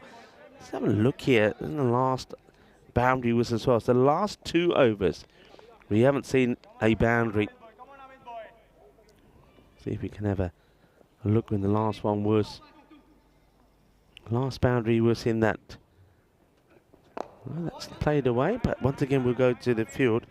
The last boundary was in that over number 5, ball number 3 and 4 were 260s. Since then, we haven't seen another boundary.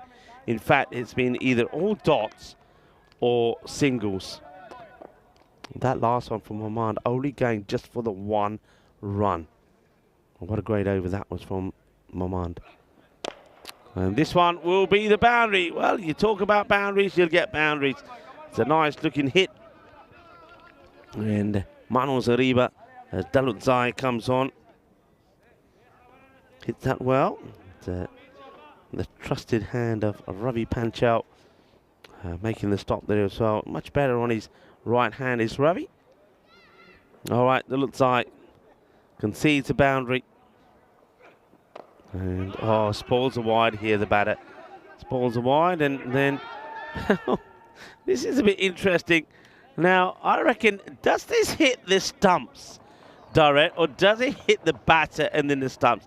We're going to have a good look at this side. And first of all, he needs to be leaving that alone. I don't know why he's going for this. Now, what happens here? So they're asking the question. Let's watch this again. And, I'm trying to see when the bowers come off here. I wonder if we can just slow this down from here we go. So the ball is beating the batter. I think it hits the foot of the keeper, then onto the stump. So when do the bowers come off? That's the question. When do the bowers come off? Just about, let's see.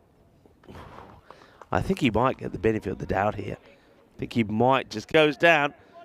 And if Samuela was able to spot that, he could have thrown in at the keepers, and he might have got the batter. Jabrakel.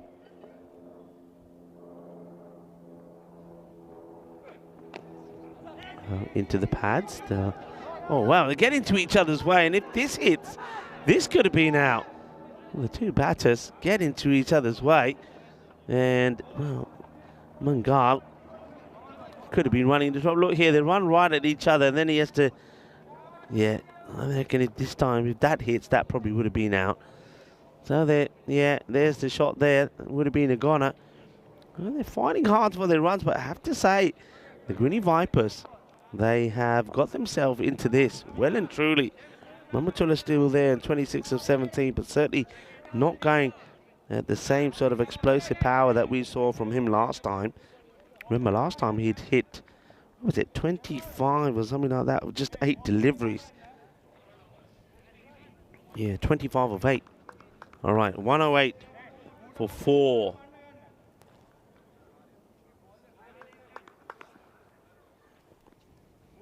going to bowl the last? Well, it's the man who started things off in the second over. T10 went for 14. All right, in the air. Opportunity, maybe not. Samuela plays it safe. Wants to just save the boundary. So Jabrakel hands over to Ramatullah. Ramatullah Mangal, he's been there a while. 17 balls for 26. 3 sixes. No fours. Full toss. Hits hard. And the fielder, oh, let's have a good look at this. They're applauding. I'm not too sure. There's Momand who feels he's made the save. Gets a hand to it, but I want to know about the second time he touches it. Here, gets a hand to it. Getting away from him. Oh, let's just see this one more time. Let's just go back from here. So, gets hand on, stops it there. Is he touching, any part of him touching it there? No, I reckon that's okay. I think that's fine. I don't think he's in touch with the rope. That's a good save from Maman. Well done. He'll get the couple. This is up in the air. Fielder's coming across. Can they save this one? No. This one is in the gap. So 4 runs. Ramatullah Mangal is looking to get them past or close to this 120. I mean, the 125, 126 has been like a par score. He gets that just in the gap between the two. This time, Samuela does get beaten. 115. It's good delivery. Now there's Samuela again. He's been so good. Throw comes in early. Samuela, I mean, there's only that one, wasn't there, where I thought, well, is that a catching opportunity or not? Where he pushes it back. But other than that, he's been like a rock, hasn't he? All right, Jabrakel. It's going to be a wide. And there's the signal for the umpire. T10 just trying to sneak one in to Jabrakel. I think the Jabrakel, he's going at 7 or 6. I think with him, you probably, you back yourself just to bowl a good length delivery and believe that he's not able to get a boundary. You don't want to be bowling extra balls, do you? All right, so hit away. Samuela, once again, safe. Safe as houses. Makes the stop. Outstanding fielding performance from Samuela. Samuela alone, you know, out there. I reckon he, with his good fielding, is quite easily saved up to 10 runs. Quite easily. All right, last ball, 118 it is. Goes for it, and he will get a boundary. How many? How far does this go? Does it go all the way or not? It will go for 4. So they will get to the 120. 122 though. But remember, at the halfway point, they'd hit the 71 mark. So then, as the run predictor was saying, they were on course for around about a 145 score. And that was when Zain Ahmed went. And I said then, let's just keep an eye on the difference that makes. And you can see that. And Zain Ahmed going, even though Ramatullah, once again, does get a few out the middle towards the end. He finishes on 37 off the 21 balls that he faces.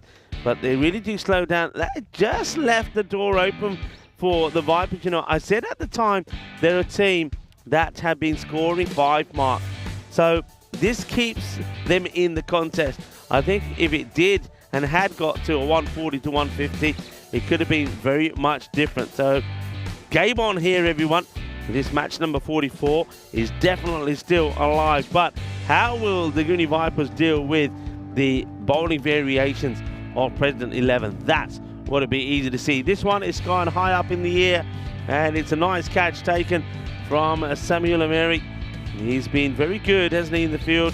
This one will go for 4 runs. The umpire staying clear of it this time, and that was the pose, the hit and pose there from Zain Ahmed when he was going well. 46, well, that's the one really we were talking about. Samuela Mary, who does he take the catch, does he not? And he ends up making the save, and then a couple of balls later he does take the catch to remove Jamshad, and we know that he's a key player. With Jamshad out of the equation, then Zain Ahmed became quite key, and then he offers a sniff to the keeper, and after doing a little bit of a dance with the fielder, Kabir holds on to the catch, removes the dangerous Zayn Ahmed, and that was another wicket. And Rahmatullah Mary, he was certainly happy about that. As Static Side finds he stumps knocked back. Rahmatullah, though, he was still there, and while he was still there, there was always hope for them getting a big score. But he never really got too much support, it's got to be said, from anyone else. This was maybe an opportunity if Jumbrakel slipped, getting back on strike. But Samiola himself also did slip. And then right there towards the end, this would go to the boundary, 4 runs. So President 11, they get to a score, but it's a, got to say, below par score. Once again, they have shown that even with somebody performing for them, so 2 contributions really there, good contributions there from Zayn Ahmed, 46 of 19, and Rahmatullah Mangal, 37 of 21. But they're not able to score big. We saw it in the first match against Mitri, but we know that they're a force to be reckoned with when it comes to the bowling, with some of those variations, and of course with the hat-trick hero in the side, that they've got some depth, and also having someone like Malikzada coming into their side as well. So Zahiri, Malikzada and Rahmatullah Mangal with the pace, and then the spin there as well with the bowling front. I think I like the way that the Greeny Vipers use their slower bowlers. I think they're the ones that got them back into the side. Dushan, I know he was expensive, but he didn't go huge. Sylvain as well, cleverly used. Rahmatullah Mary, though, certainly the pick of the bowlers, 3 for 15, and he could have had a few more. And don't forget that amazing over there from Maman as well, when he came and he bowled at a crucial time over number 8 and only gave just 1 run away. So the President 11 runs on the board, but they haven't closed that door. They've left it open. It's been the case here today. That are the Greeny Vipers going to be able to take full advantage of that? If they are, I get the feeling that somebody like Chowdhury or Sylvain himself are going to be the 2 batters that could do it. Well, we're excited to see the conclusion of this one. We'll be back in 10 minutes' time. Join us then for the conclusion of this match number 44. Hasta pronto.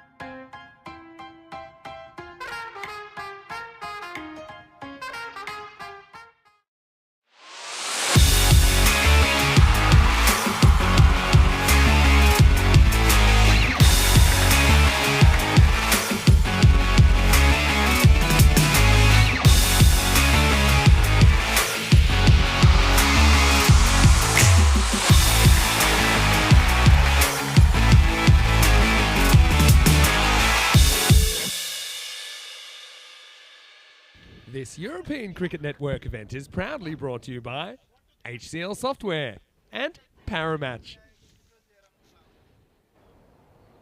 Hello and welcome back. So the Green Vipers are looking to put aside the disappointment of their first match on this match day night when they were, well, let's just say they were comprehensively beaten by Drew 194 to 94. They just never really did click. They let themselves down a little bit with the bowling as well. But, well, they're very much improved this time. They've restricted the President 11 to 122. Which means that first of all, the important thing is the bonus point equation is going to be 85. So if President 11 can restrict to 85 or less, they can pick up all the points. Now, I'm not going to say that they can't do that because don't forget, in the earlier match, the President 11, when they were playing Mitri, President 11 made 131 for 6. Mitri, well, they were at 1 point 59 for 9. That's right. So they were in the hunt for all the points, but somehow Mitri, well, I say somehow, thanks to Nur Arslan, who scored 48 not out of 16, they did get to not only got a point, but they got to within 13 runs of winning. That was quite remarkable.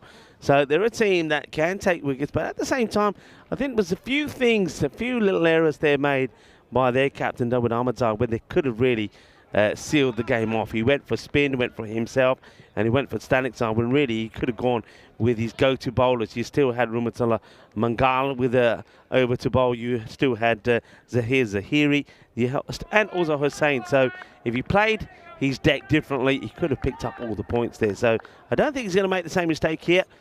But Gritty Vipers, they will be feeling here, look, this is within their grab. This is a score that if they click, they can get to. And you can see the field set at the moment. You've got the long on back.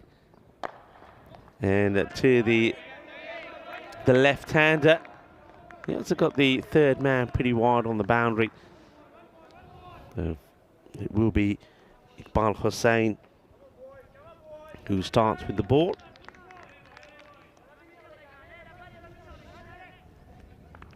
No run off the first. Thivain, who made an interesting start the last time that we saw him against True. In the first over, he played some nice shots.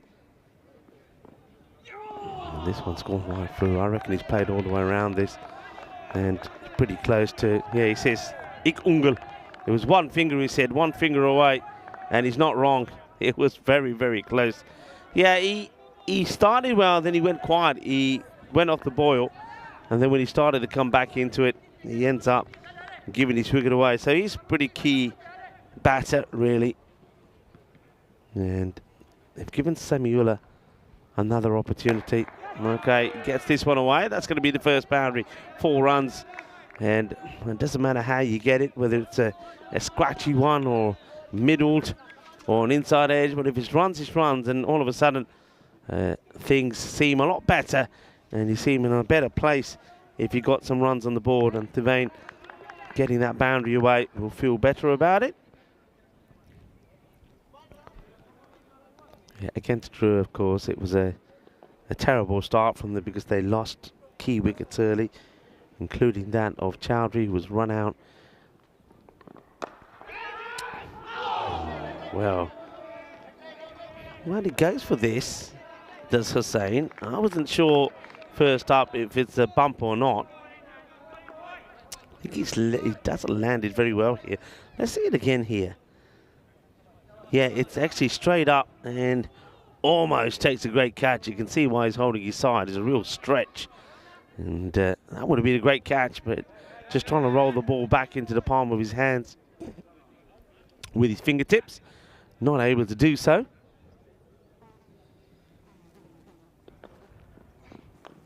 Oh, luck. Plenty of it as this one gets taken off the stumps and worked away to the vacant fine leg area. It's going to be 4 more. Yeah, not where he was looking for this to go at all. Saw in that match against Drew that Thivain and also Dushan, the 2 brothers, Menik Bowl, got together. They put a nice little partnership together. I mean, it wasn't humongous, but they were at a point where they could have been skittled out for around the 60s. So it was an important one. Taking it on, a real mix-up. And now then, let's have a look at this. Your wicketkeeper's having a bit of an appeal. And let's just see this again. I don't think the batter unintentionally stops this. So he starts to run, starts to go back. He's not really looking, so, well, we nearly lost another ball. Let's just say that. Fortunately, we didn't. And it's the end of the over. 8 come from it. 4 matches now since that gold ball. When was it? Did you miss it? I can tell you when it was, and maybe a bit later on if you want to. You could, after the day's play is done, you can go back and watch it. Match number 39.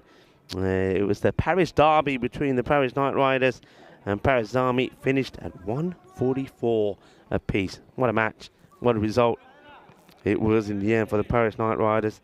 Imran Zadran holds it cool to bowl the slower delivery and gets the wicket off the set batter Sulaiman Khan, who got bowled. Zahiri. It's well bowled and wants to take on the fielder, and he will. That's good running. Plays it, and as soon as he plays it, he's running.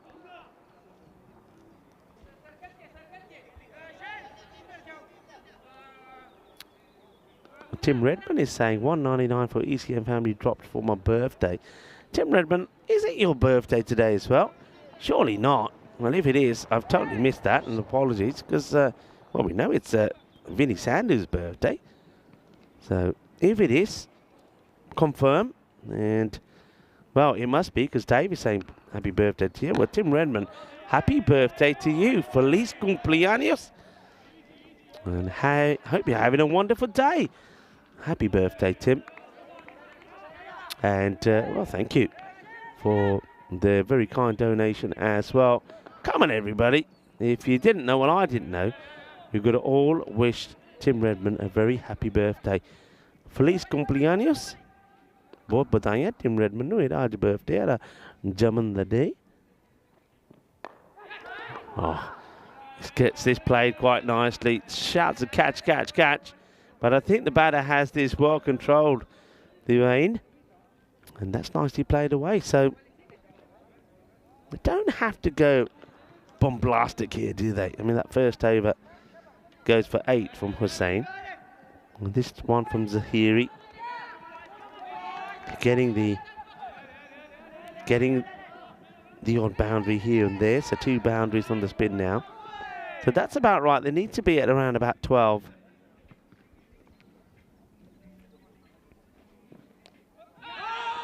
No, it's the big call. It's running frantically.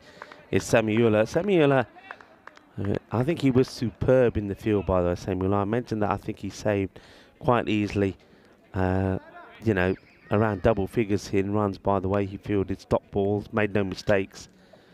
Took a good catch. All right, one, he saved 6, but should he have caught it? Oh, maybe it doesn't matter because he did get Jamshad literally a couple of balls later. It's a nice Yorker length delivery there from Zahiri. But he likes to run, he runs hard. So everybody now joining in on the happy birthdays to Tim. And rightly so. So Waza, Dave, Marnus. Yeah, let us know yeah, come on, tell us a little bit about your birthday. Oh, big wild swing. Uh-oh. It's through the keeper, and that'll go for 4 byes. Well, that's a result.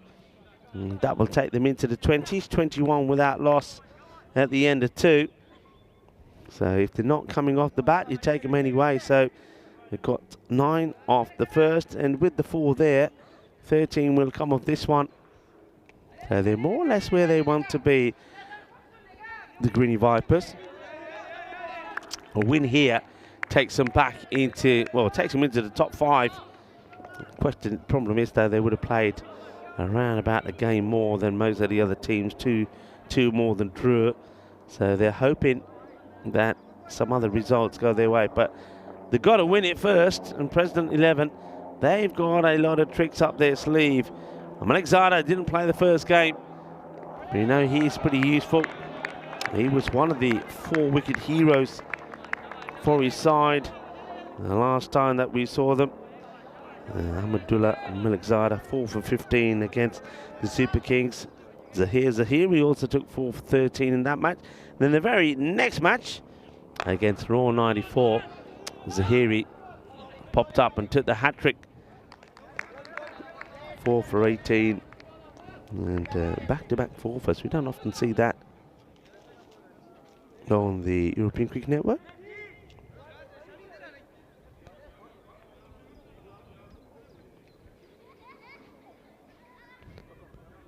Few changes here now to the left-hander, Thivain. He's walking down the pitch. He wants to get that Hollywood shot in, so Malik Zada just banks it into the deck, straight at the batter. He's not able to react and get any shot in. He's far better off, I think, just waiting in his crease. It just makes the hit or the attempted hit a lot harder. High in the air, it's a teaser for the fielder who does brilliantly well, incredibly well. We'll look at it one more time because you want to look where his feet are here. This is a splendid save. And this is a good example from Rahmatullah Mangal of where you know the catch is not on. He knows where the boundary rope is. So let's see this again. He takes off from in the field, matrix style, and then releases the ball because look where he lands. Yeah, brilliantly done. Fantastic. Excellent save. And saves 5 runs because the batters, they only take the one. And look at the first who comes to congratulate him, the captain, Dawood Ahmadzai. It's firmly struck and he's in the action again, isn't he? Rahmatullah Mangal, isn't he? Exciting player, both the Mangals, of course. Pretty quick. Well, there's that replay again. That was proper matrix style. Brilliant save. Fantastic.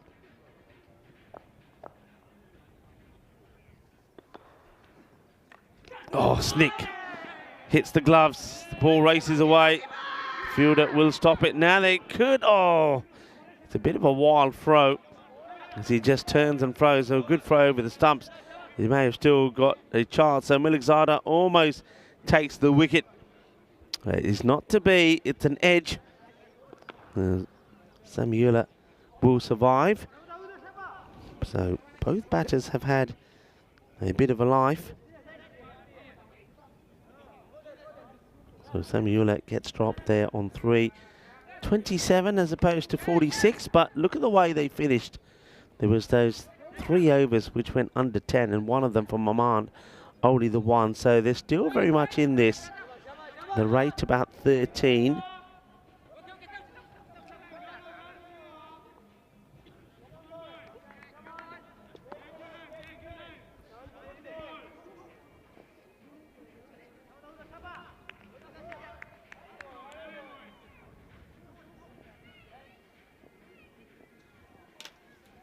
Time for a bit of spin for the captain. Just needs to have a bit of intent on this. I think he sees it pretty well, Thivain, but you see, he just starts to dab at it. Hit it. Maro, andani, tudadani, battake maro. Yeah, it's not going to break. Hit it hard. And then he tries, but you see, he misses out probably on the ball before, outside the off when he should have been clubbing it hard. Trying to elevate it over the infield, and then this one, he's then forced to play this slug sweep shot, misses on it. So 2 dots to start off with. Now this one just scuffs off the bat. You have to run hard to get there. So this is typical of Thivain. He blows hot and cold. And remember, you've got other batters there, other good hitters there, so you don't want to be falling so far behind the rate when you haven't lost a wicket. They haven't lost a wicket, so that rate has gone from 12.2, now it's gone to over 14.5. And that's the wicket. Here he goes. Watch him, catch up with him. Here comes the celebration. Yeah. Dawood Ahmadzai. He likes to have a little bit of space to get his celebration in, doesn't he, Dawood? And it's a full straight and the batter has to go for the big shot. I don't think this is a bad thing, to be honest, because it does mean that Chowdhury comes out, and not that Chowdhury's had the best of days today. Remember, he was run out for a diamond duck earlier, but he is somebody that if he gets going can make a difference. You still got the likes of Samadullah Dulatzai who can come in and give the ball a bit of a whack as well. And Dushan has shown that he's more than capable with the bat. So that's the wicket. There goes Ahmadzai. He says, look at my marbles. He says, look at my marbles. He almost looks like he's going to do a cartwheel there. It's the only thing that's missing, really. He looks set to do a cartwheel and then just holds the Mr. Universe pose. And for those of you that wonder why we call him Mr. Universe, Tim Redmond saying he can't wait to meet us all in England next month. Yeah, I'm looking forward to it, Tim. Looking forward to it a lot. And maybe we can have a celebratory drink when we catch each other. This one just nicely clipped away. 4 runs. That ball races across this outfield. And a little bit of Iba, meep, meep. That's quick. It's fast. And you're not going to catch it. So Chowdhury, a little gentle clip off the pads to open his account this time.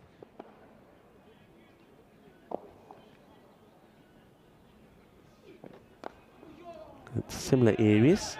This time he's quite happy to drop the bat on it and take the single. Chowdhury doesn't look like he's made to run fast singles, so he's not going to get back for 2. And end of the over from Dawood Ahmadzai. 33 now for 1.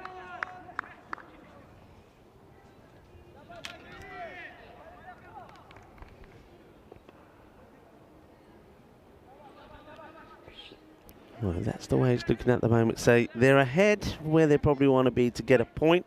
But right now, I think the Greeny Vipers need to get the acceleration in. They need to be wanting to get around about the 15 and over to get back to be thinking about winning this match.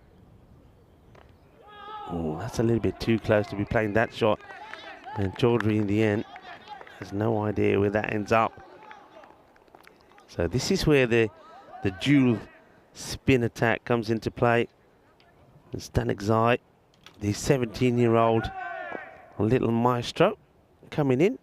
I'm liking his bowling, you know. All right, he goes for it, but he could find the fielder. And is he going to do this? He is going to do this. Tremendously well done. Absolutely fantastic. I think that's Zain Ahmed out there. Is it? Well, we'll soon know. Or, yeah, I think that is Zain Ahmed. Well, once all the bodies get away from him, that is a great catch. It is tremendous. Now, we will check it, of course, but I reckon he does everything right here. Gets hands onto it before he goes over the boundary. He throws it back in the air, comes inside and completes the job. So releases it. Does he get back inside here? Yeah, he does. That is tremendous. Absolutely brilliant. World class from Zain Ahmed. What a catch. That one will be making his rounds on the social media. Sajjad Stanexai celebrates the wicket, but only thanks to a bit of magic from Zain Ahmed. And Chaudhry will probably be thinking, it's just not my day. After getting a diamond duck earlier, his little brief innings comes to an end courtesy of this. Out of this world. Incredible. What a catch from Zain Ahmed, having scored 46 earlier. And that's the big wicket you wanted to get, and you get it. So Chaudhry just goes for 5, the 1 boundary.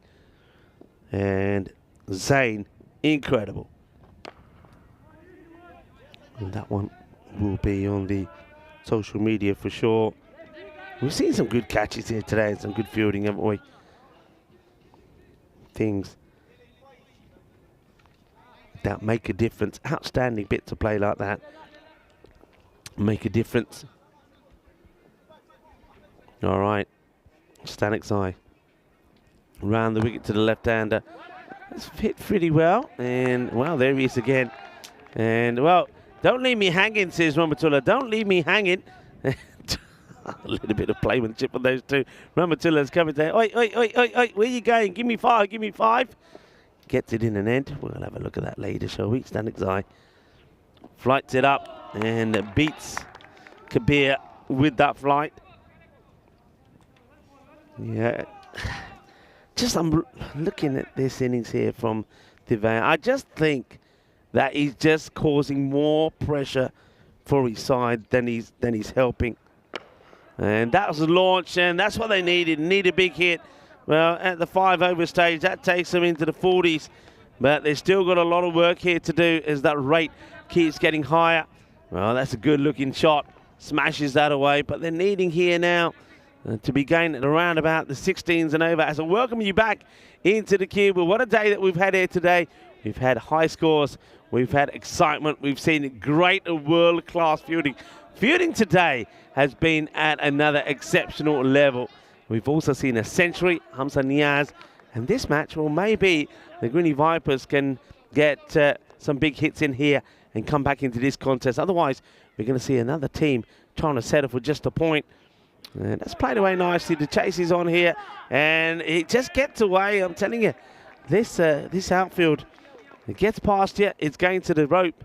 It just sucks the balls in. T10, yeah, I was talking about T10. He's got the shots, and I think he has the ability, but he blows hot and cold. So, for example, he's just taken a boundary of the first ball here now. He needs to be trying to go for this now and dictating, and then he plays a dab like that. For what? Does somebody explain where's the intent?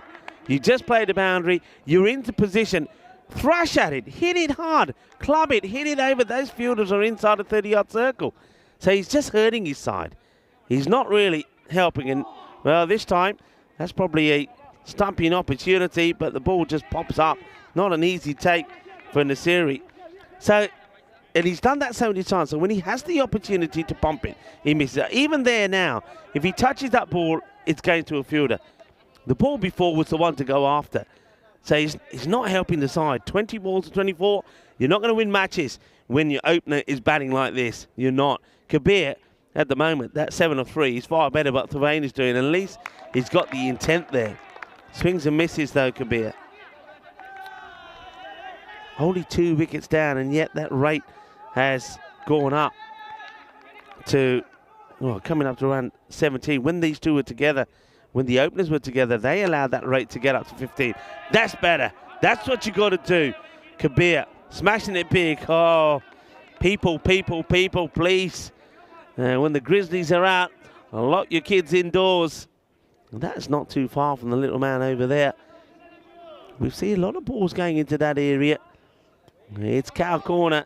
And who is that? Well, that's a grown-up running away.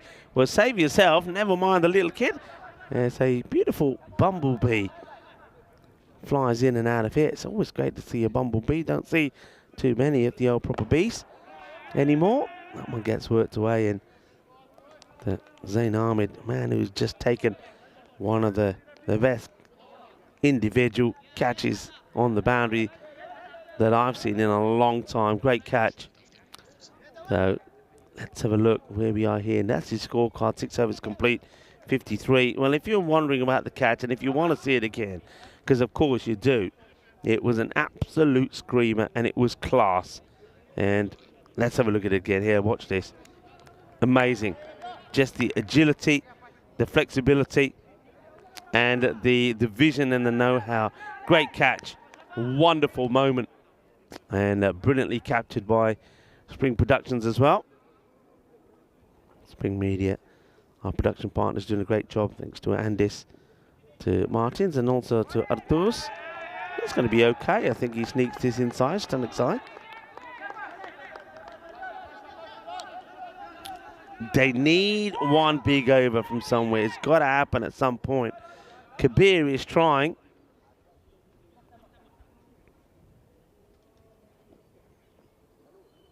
Yeah, he sneaks this one in as well. Ooh, I think the umpire, in the end, a bit under pressure. Doesn't know what to do, give it or not give it. I reckon that goes over the line. And he ends up giving it. Oh, yeah. Kabir, wallop. If it's short, If it's into the swing zone, it's going to get blasted. And that gets belted. That's a biggie from Kabir. Boom, shaka-lagia. Boom, boom, boom, shaka-lagia. Oh, yeah. Ole, ole, ole. Well, that's what you need, some more of that. It's another one that gets smashed away.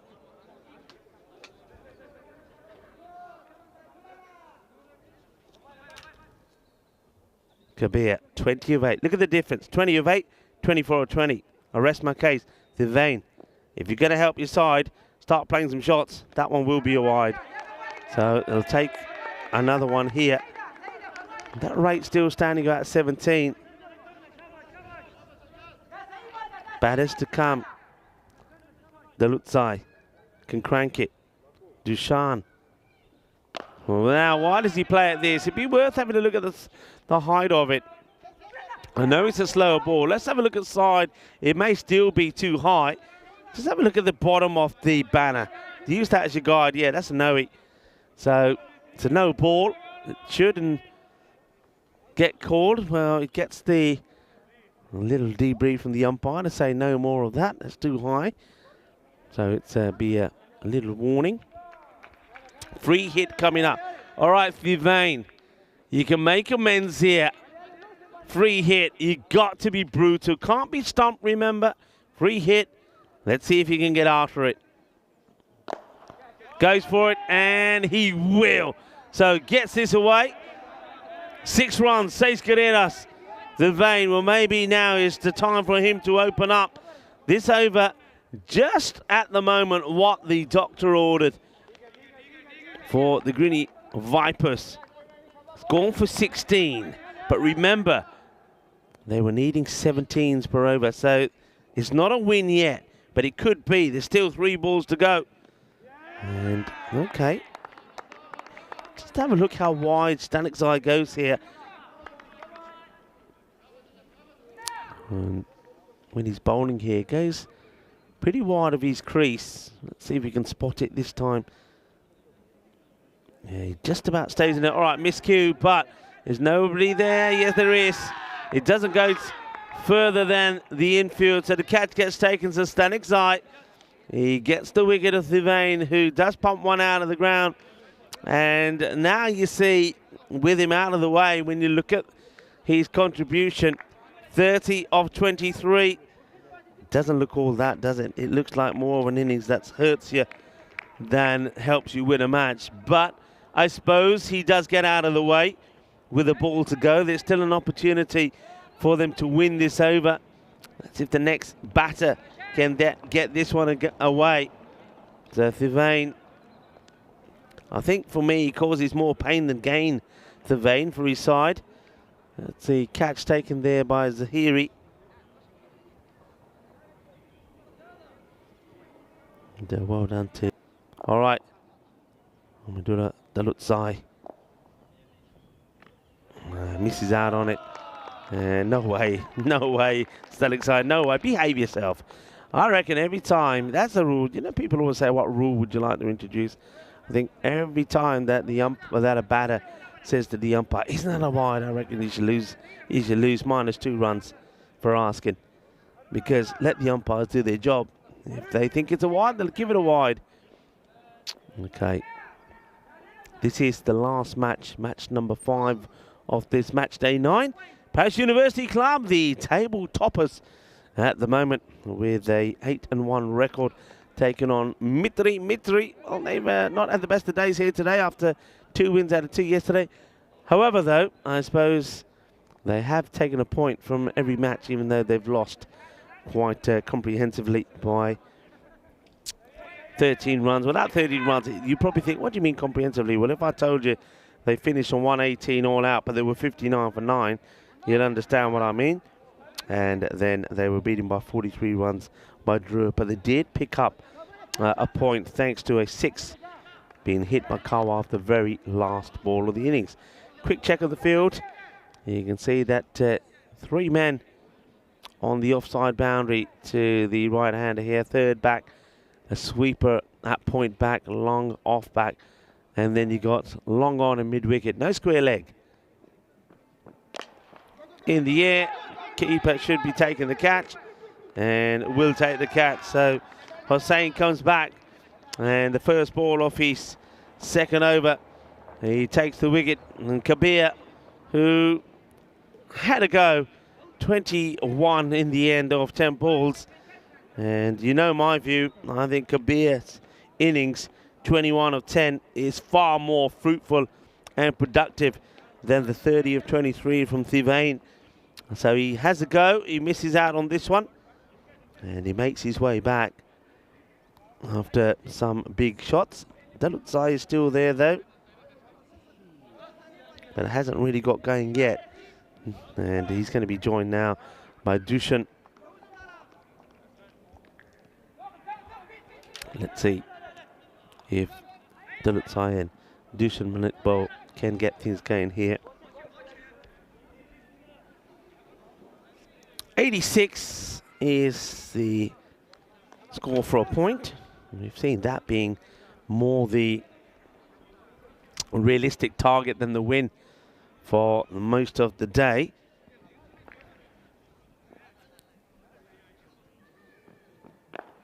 Okay, it's nicely played. They're taking on the fielder. Oh, what's a bit of a wild throw. Gets it over Hossain, but it's well backed up by Rumatullah. Hasn't bowled yet, Rumatullah Mangal. They'll probably be looking to maybe use him to bowl the 8th and the 10th at a guess. They've got options though, that's the thing with President 11. They have got so many options with the ball. High in the air, I think Rumatullah is, well, they're both wanting it, somebody call it, and in the end, well, it gets well held and spiked into the ground by Zahir Zahiri. Rumatullah, I could see, was coming in from the corner of my eye. Both of these guys are great catchers. And in the end, I thought perhaps they're going to get in each other's way, but you saw Mangal just stopping in time. So, well, Hamidullah Dalutsai, unfortunately for him, it will be a 2-ball duck. He makes his way back. So it's going to be a little bit of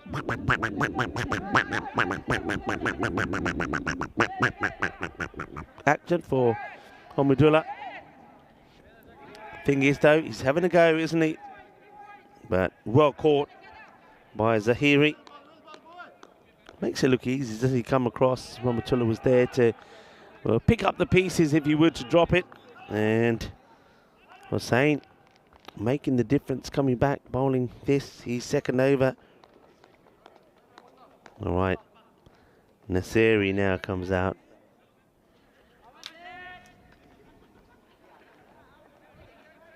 Left-hander.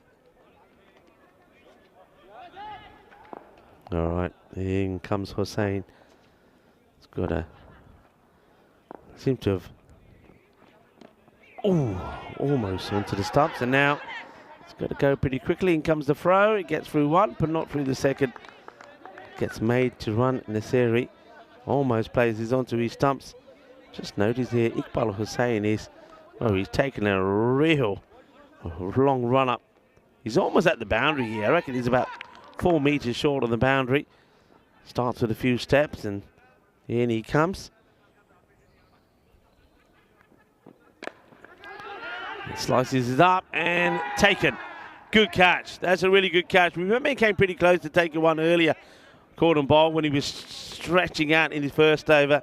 But this time, there's a miscue from the batter, and Dushan will depart for just one. Now, if that wicket goes down, remember the 86. So the Gwynny Vipers, they're swinging frantically here when really they need to be thinking of the bonus point equation now.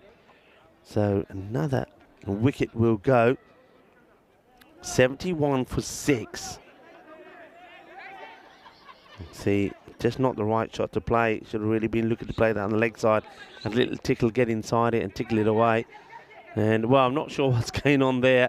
They have been separated, so Hossain will finish his spell. 3 for 10 so far. It's been a good spell from him.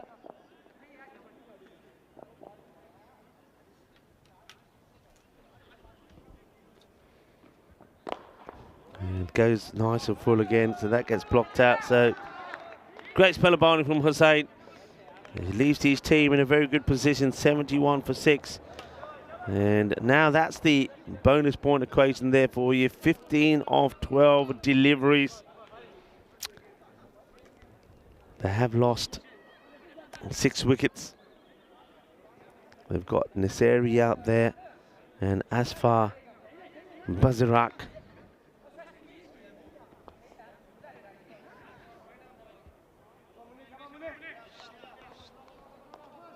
So what can they get to? That's the question. It looks like Malik Zada is going to come back onto bowl. So they haven't used Rahmatullah at all. And gets this one through Nasiri. You can see he's just trying to slice this one away. Dot ball. One less now to try and get that 15 that they're searching for. All right, that's pretty well hit. Well, that will help. That'll go for 6. That's a solid strike from Nasiri. All right. 9 now of 10. So this is where it becomes down to run a ball. So play smart. This is where you're now saying, right, okay, we're taking something of every ball here. We've got 4 wickets in hand, so we don't want to do anything suicidal, but let's not get any dot balls in. And that's fairly well hit, and it'll just be a single. So 8 of 9. That's your bonus point equation. Greeny Vipers, remember, failed to take anything from the first match against Drua. But what the Vipers are showing is their struggles with the bat. And okay, they think about running, but once again here, it's just, you got to swing here. Got to swing, you got to be swinging. You know, just go for it, because that's the dot ball. That's what you can't afford. Can't afford those dots. You see this one again, he's got to be really swinging at this. He stops the shot. It's another one that gets through, so this is where really Nasiri has to go down the other end and say, hey, look, come on. You know, don't back away from it. 2 to come in this over.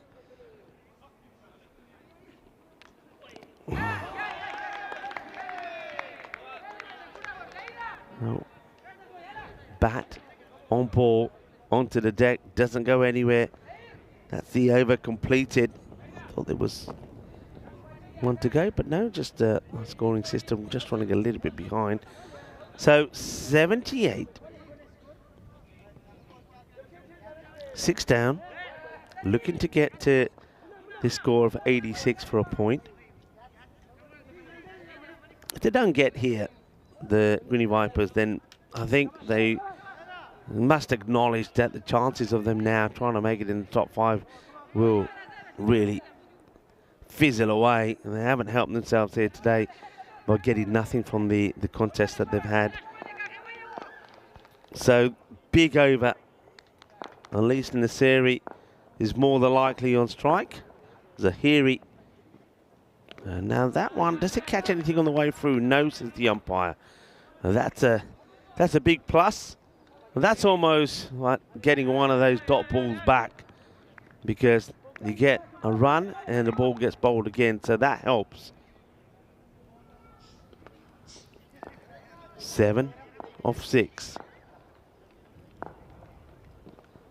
And that will help even more. All right, you're now back to run a ball. But the thing is here, Nasiri is probably thinking, all right, if I take the single, will I ever get a chance to get back? Will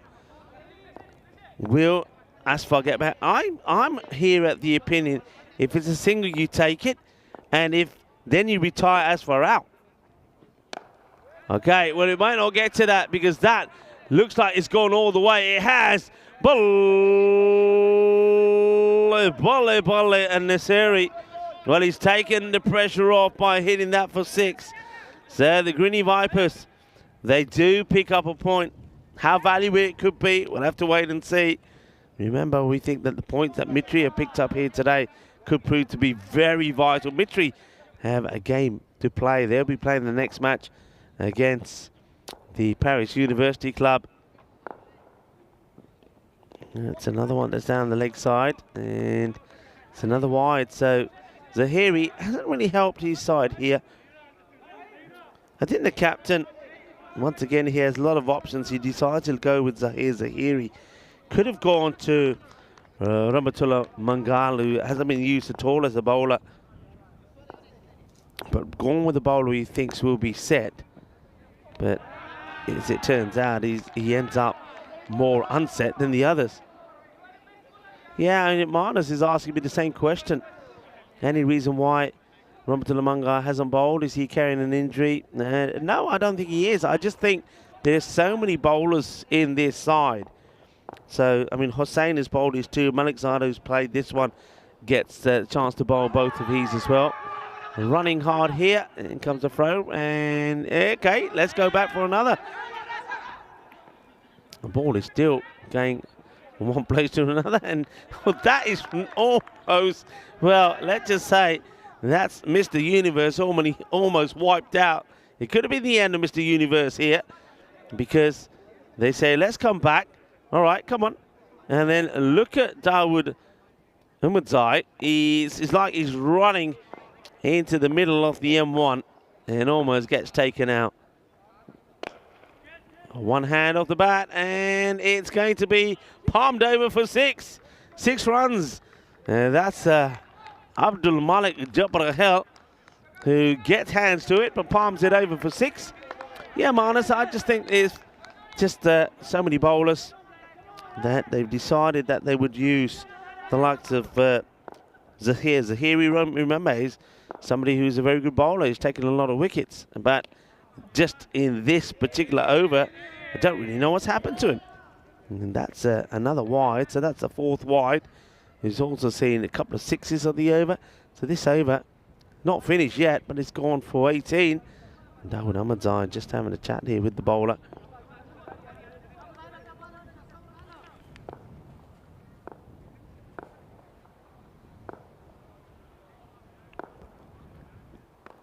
And nicely played. And that one also is going to test the boundary. Going to be before the umpire gets a good look at it. That will be a good change to the opening. Now down the ground. Fielder's coming across and taken. Of course it will be. They've been very good. And Zain Ahmed, who has taken a brilliant catch on the boundary earlier, gets celebrated also there by the batter. But he's done his job, hasn't he, Nasiri? He needed to get them a point. He's done that. He will fall on 24. And but it's a good knock. You'll see in the scorecard, Thivain 30, 24 also from Nasiri. And Kabir, a very valuable 21 from him from just 10 deliveries as well. So the Greeny Vipers, they once again, their struggles to get anywhere near the 100 score continue.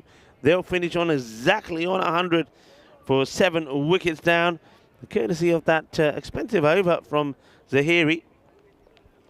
22 do come off that last one, so 100 for 7, but it's a comfortable win by 22 runs. So the President 11 come here today. They wanted to get the wins under their belt. They get 2 wins. The only thing I would say here, then, have they got the sort of the killer instincts to get the wins that they need to? Because on 2 occasions they should have taken 4 points for me. I think this is when you look at the issues that the Greeny Vipers were having. But right at the end, I mean, that over the game for 27, and the over before that was a good one from Malik Zada. So if you're going to be winners, then you got to hit teams when they're down and get wins. I think we've seen twice today they let Mitri come back and take a point away from them. And they've done the same here with the Greeny Vipers. Some of the fielding, outstanding. I mean, that save from Ramatullah Mangal was absolutely sensational. And if you like that, you'll love the catch that we saw on the boundary as well. So much action. That one, not the best of shots in the end. That was Samuel Ameri that would go. And there's Dawood Ahmadzai doing his traditional celebrations. And here we go. Unbelievable. Fantastic. The fielding today has been exceptional. Some of the catching has been great. We saw that great save by Ramatullah Mangal, saving the 6, being beaten by that catch there. And poor Chaudhry is probably thinking, well, what have I done today where everybody's picking on me? And then we saw some big hitting from Kabir. This was important hitting from Kabir, you know. I mean, he's out there just for, I think, 9 ball 21. He's out on ball number 10. But it just helps them to make the point realistic. And they do get that point. And I just wonder, without being too unkind, how important it was to get Thivain out of the way, because he gets out of the way. That means some of that Nasiri comes out there. And Nasiri, in the end, helps to get that point. Good catch taken once again there in the deep from Zahiri. But the timing of the hitting there from the left hand and Nasiri was quite key. That's what I'm saying. Having a little bit of joy and a little bit of fun with the captain, Dawood Ahmadzai. But these were the big hits, and that was the important one. That was a 6 that would get them the point. And then after that, there was this one that gets palmed over for 6.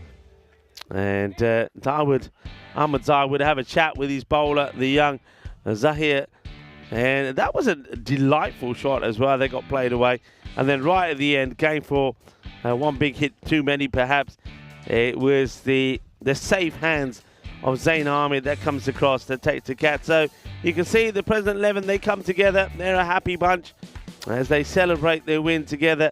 But once again, though, will they feel that those drop points could cost them dearly? We'll have to wait and see how the standings finish.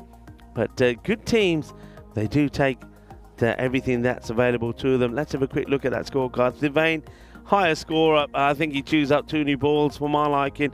Batting top of the order. I far prefer the knock there from Kabir and also from Nasiri, and get those guys at the top of the order. Chaudhry was unlucky again as he was caught brilliantly by Zain Ahmed. What a sensational catch. So, Greeny Vipers, they're a team who are continuing to struggle to score the big runs, and even the batters that they were relying on the past early on in this series, even they are starting to fade away now. There's the bowling figures there. Iqbal Hussain, well bowled indeed, and if things had gone his way, he could quite easily have picked up a 5, you know.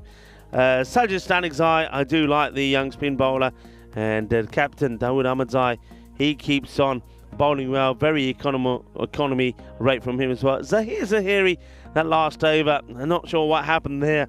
He went for 27 in the end.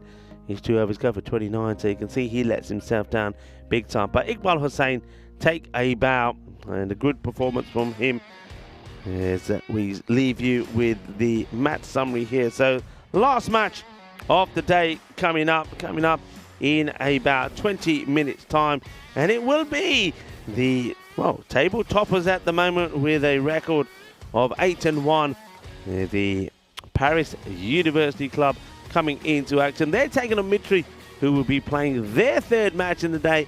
Hasn't gone to plan for Mitri so far.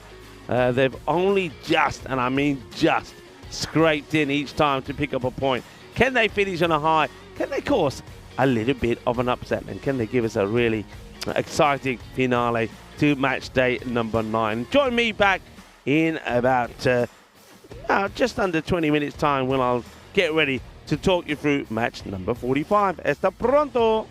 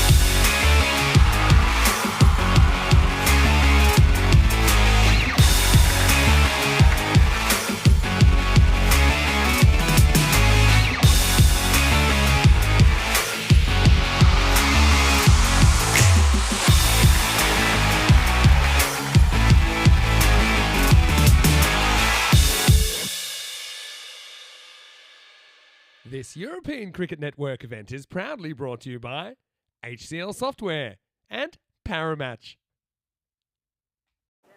Hello and welcome for the final time on match day 9 as match number 45 beckons. We're going to welcome the table toppers. It's the Paris University Club and they've got a tough match against Mitri. Mitri are a team that been very gutsy all day here today. Every time it looks like they're going to be out of the match, they find a way to at least get themselves a point. But can they get a win against PUC here? Let's join the two captains and the tournament referee for the all-important coin toss.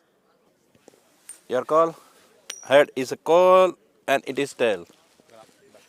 PUC won the toss and it has to bat first. Paris University Club winning the toss and deciding they will have a bat is something that they've done well, and they've got some good players in their side to do it as well, don't they? I mean, don't forget Zafar Iqbal. This guy was absolutely extraordinary. He almost was the first man to score a century on the European Cricket Network here in France. He made a fine 97. He's going to be very key with the bat. You've also got like Zaika Ali. This guy performed the last time we saw him as well, scoring a very fine half century as well. And then with the ball and the bat, you got something like Usman Shahid, that's been very good as well. What about Mitri? Now, Mitri are a side that haven't quite got a win here today after getting 2 out of 2 yesterday. But we do know that they have that depth. The thing about today is that the batters really haven't clicked. I mean, will they change things slightly up with the batting? That's what I want to see because Arslan Zafar and also Mustafa Omar at the top of the order haven't really been clicking, though someone like Mohamed Arslan has. Maybe they could change it up slightly a little bit. I mean, one guy who was really good there towards the end of that notch was Karwa. He bowled really well, Karwa, and he also showed he can hit a big ball. Remember, he came in with the ball to face, needed to hit a boundary for Mitri to just to get a point there against Drew, and he smashed a big 6. And also, how can you ignore somebody like Noor Arslan, who came in at number 10 in the match earlier against the President 11 and scored 48 and helps his team not only to get a point, but almost got them to a win. So I just think there's an opportunity here for Mitri. to change things up slightly, they've gone with a format that hasn't worked. Make a few changes, why not? And maybe you can end your day with a win. And a win would certainly serve them well. But they are up against the table toppers, PUC. They have played 8, or won 8, I should say, and only lost the 1. So they'll be looking to the one match that they play here today to get the win and really cement their place at the top of the standings. And maybe they're the team that will finish at the top. And remember, if you finish at the top of the standings, when it comes to finals day, you only play the finals. So you avoid playing those very nervy eliminators. So join me back in the cube and I'll talk to you a little bit more about the two sides. Hello, everybody. Good to have you back. And hello to you, Erlene. I know you're listening, Erlene. 6 years old today. Erlene is the daughter of the captain that we saw out there in the middle, William Singh. Well, Erlene, enjoy your birthday. I know that Papa's going to be busy here for a couple of hours, but he'll be right back. And I know that you got a nice little party to celebrate your 6th birthday later on, Erlene. So, Erlene, happy birthday to you. Well, you share your birthday with Tim Redmond and also with Vinny Sandhu. So, happy birthday to all the birthday people out there. And if it's anybody else's birthday, why don't you let me know in the chat, and let's get talking. It is the last match of the day, so we'll take your random questions as well. You see that Paris University Club 74% favourites to win this one. And let's see how it fathoms out. And winning the toss and electing that they will bat first. Abbas Kawa, the man I mentioned, earning his team a point in the last match. We'll start with the ball. The umpires for this one is Raju and Anton. Mohammadin, the third umpire. And I want to say a big well done to Nilkesh Patel today as well, who stepped in for the Sheriff and was on tournament referee duties, and he was out there in the middle for the coin tosses. And gone. Very first ball is going to be a royal duck as Zafar Iqbal, who's a dangerous player, will go first ball. Here we see it, and it plays it onto his legs and then rolls it back onto the stumps. It's an unfortunate way to get out, and Zafar Iqbal, well, we know how he feels. Remember, this is what cricket used to be. Well, there's the diamond. It's not quite a diamond. Well, we have seen the diamond. I tell you what we haven't seen today. A little bit of royalty. There it is. The Royal Derrick. And an unfortunate one. And it's going to be a first baller. So not only is it a golden, but it's the very first ball. Here it is again. The Royal Duck for Zafar Iqbal. And worst is, you get 2 a day, but the old one-day format, 1 match a day, and if you got out first ball, that's it. That's your lot. You're sitting around for half the day. This one gets played away. No run taken there, surprisingly, by Usman Shahid.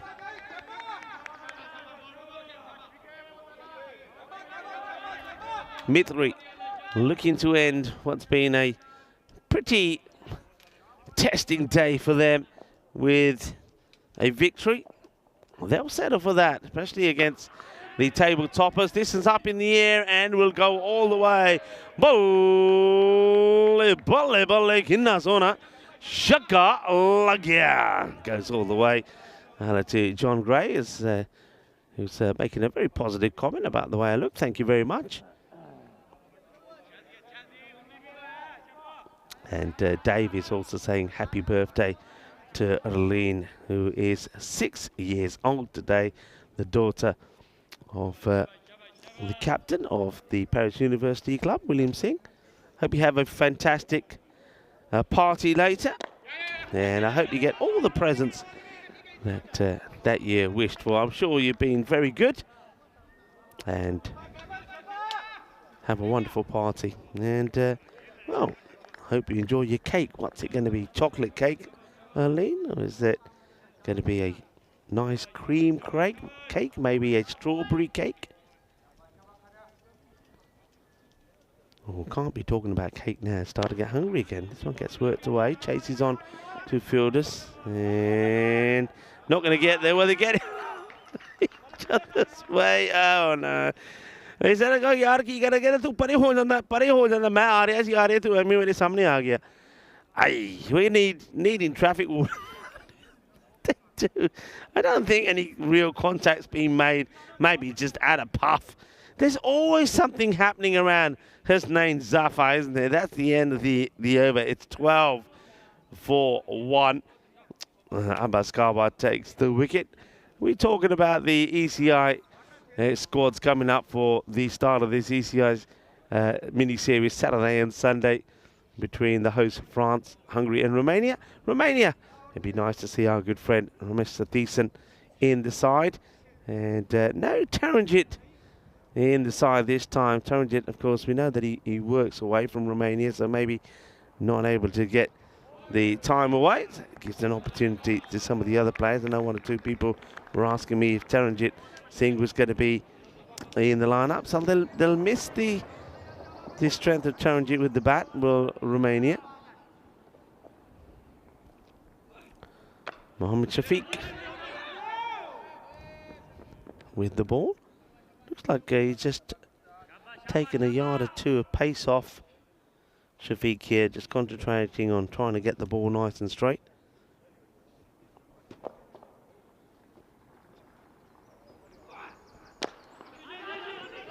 This gets punched out, no run this time. Well fielded.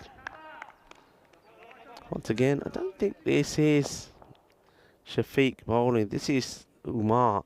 That's why it looks like he's taking a bit of pace off, and that one hits pretty straight down the ground. Shaba, Kinna Sona. Yeah, it's Mohammed. This is not Shafiq bowling. This is the captain, because the captain is the slower spin bowler. So this is Shazad Umar with the ball. Shafiq may be used a bit later. Umar has, sometimes he's open, sometimes he's come in to bowl outside the power play. This time he's bowling over number 2. And that gets crunched away. So we'll get those graphics up for you. There you go. And just wait for them to catch up now with the correct bowler.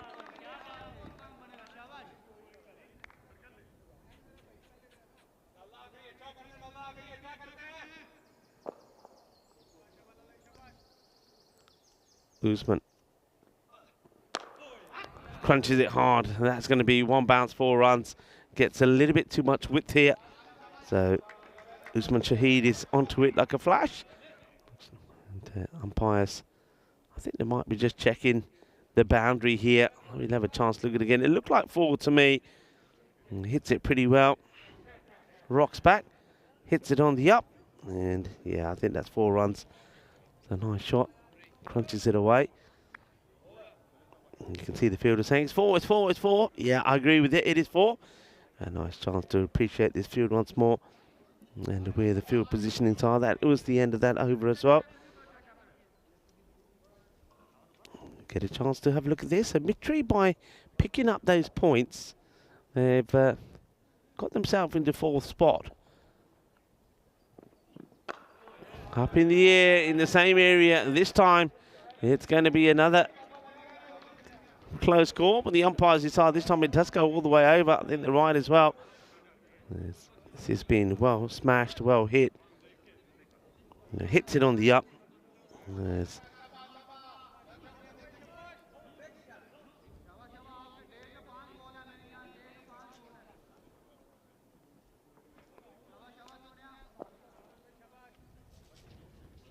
Kawa bowling here second. Okay, I reckon he probably goes just a little bit too wide here. I think the umpire's correct with this call. Yeah, it just starts to move away, and I think all of the ball does probably pass the line there. Apologies for the graphics. We'll get those updated for you in a second. I think we just had a slight issue there when we had the wrong bowler listed. And we're getting that sorted out now. It won't take long before we catch up. So that over from Shazad Umar went for 11. So at the end of the 2 overs, it was 23 for 1. And just waiting for it to get updated now. So it won't take too long. Gives me an opportunity to welcome everybody back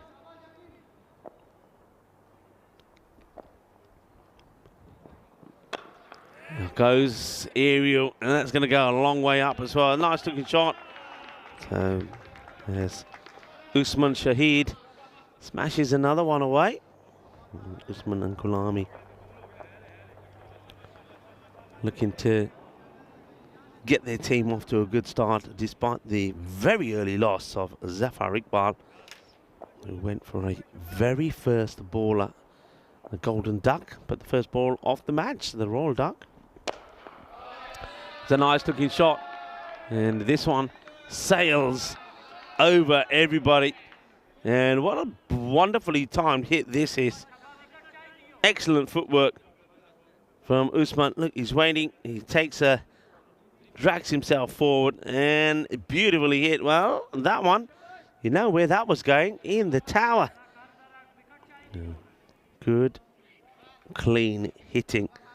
So Kawa, it's a good first over from him.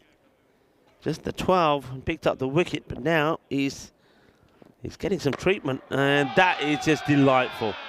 Absolutely delightful from Usman Shahid. He's flowing now, isn't he? He just gets into a good position, hits it on the up. Beautiful shot. Yeah, look at that, just oozing with class and confidence.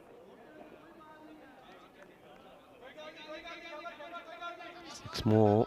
Kawa, this over, has already gone for 25. He's got to get 2 more balls in the end.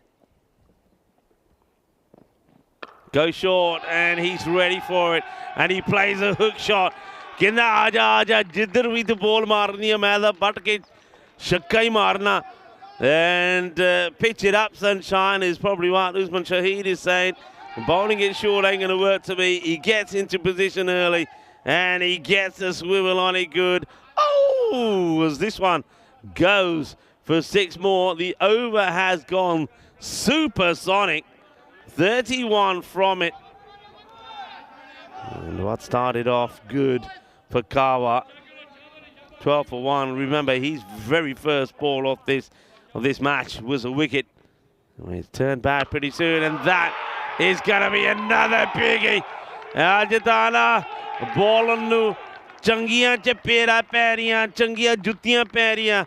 As the 50 comes up also, the 54 becomes 60 in the power play. That over goes for 37. We have just seen 6 sixes. The only one that didn't go for a 6 was the wide. What an over that is. 6 wide. 6, 6, 6, 6, 6. Yes, you heard me right. Every legal ball hit for a 6 from Abbas Kawa off his bowling. And it is Usman Shahid who has moved on into 44 of just 11 deliveries. Quite incredible.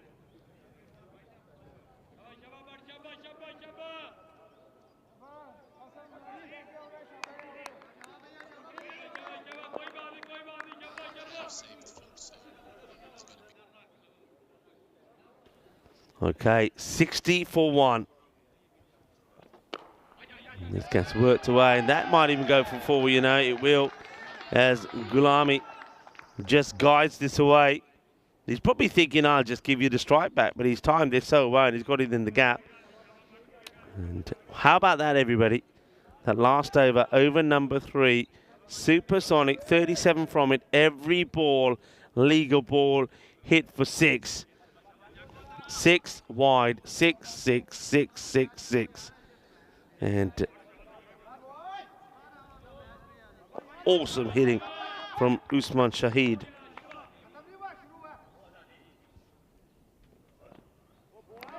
It's a good delivery from Kasim. It's a big unit, isn't he? Hits the seam hard, and that one sort of follows the batter. It's well bowled. And it's not one for the over either, so what a good delivery that is.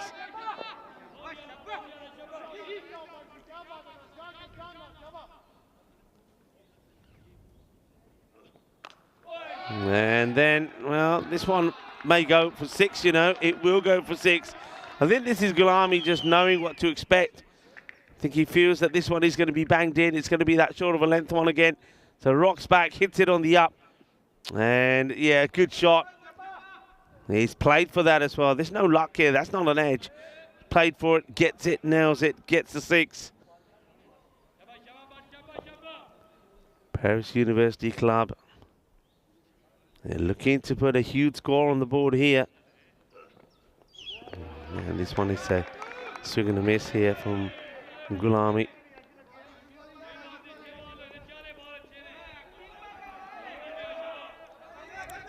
Plenty of noise around the ground here at the moment as PUC, Paris University Club, and I think Drew, they certainly two teams that are there, let's just say friendly rivals. Oh wow, that has gone so high. What a hit this is. This has gone to the moon and back, people. To the moon and back. What a strike. That has gone so high, it's quite unbelievable. It goes a long, long way up. And you can see, they're looking at it, it's still going. And it goes across. And you can see the bowler there, Kasim, starts to start an appeal, and then afterwards says, nah, it's just going down the leg and probably too high as well. 16 come off the over. 76 for 1 after 4. Let's have a look at the way the worm is looking. The 1 wicket, of course, fell the very first ball. It was a royal duck. Since then, it's been a bit of carnage. All right. He'll go back to the captain, Umar. And that's a good save. Dandy footwork by Shah Pendikel. I think he'll have a big part to play here, and someone like Noor Aslan as well. They normally do manage to tidy things up when they come on. And captain Umar with the ball so far. Bowling his second. Well, here we go. It's a little bit of showtime here at the Drew ground. Well, there's no beaches that near, but I'm sure there's some somewhere. There's always time for a little bit of sexy cricket. And Usman Shahid brings up his 50 with a little bit of sexy cricket. Look at this, lovely shot. He gets a scoop in. 50 to Usman Shahid of 13 deliveries. 13 balls of nightmare, really, if you look at it that way from Mitri. The time he gets clipped away for a single. What a good knot that is. Usman Shahid, बहुत अच्छी batting की थी उस्मान ने. शाबाश, बहुत बधाइयाँ, अपनी half century पूरी कर ली. And Gulami not that far behind. Once again tries to put a foot on this. That's the captain, Umar.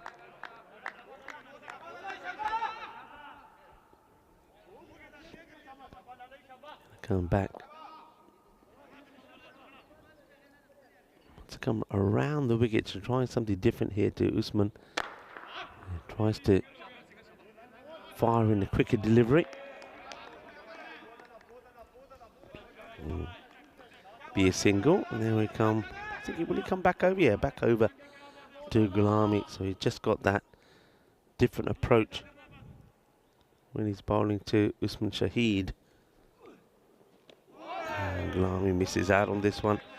Tries to get down and get right underneath it. So swing and miss. The captain's not a bad spell, really, when you consider the amount of runs on the board. We're at that halfway point, 85 for 1. We're having a good look at this earlier. We were saying about maybe the dark horses in Group A. What about in Group B, when probably Germany will be the favourites? I suppose with Hungary, it's I think a lot of talk will be about what the squad will be. And that's going to be pretty interesting. But Denmark, for me, are a team that, when it comes to their big events, have always looked good, but never gone further. Will this be their year? will this be the time that Denmark actually get past the group stages and can go all the way? So maybe they're the ones to watch out for in that group. That just gets worked away beautifully, doesn't it? Usman Shahid, he's such a good time on the ball. For me, it's all about how quickly he gets into position as well. Gets into position early, and he works this one away beautifully. Yeah, picks it early, and it's just timing. It's almost like he's not hitting the ball to the boundary. He's just guiding it. It's almost like it's a little dance. And good footwork, good timing, good placement. Good comeback from Shafiq. That's the bat gone. As soon as he's played this, he says, "Is the bat gone?" He's holding the bat up and saying the bat's gone here. And as soon as he plays this, he feels it go.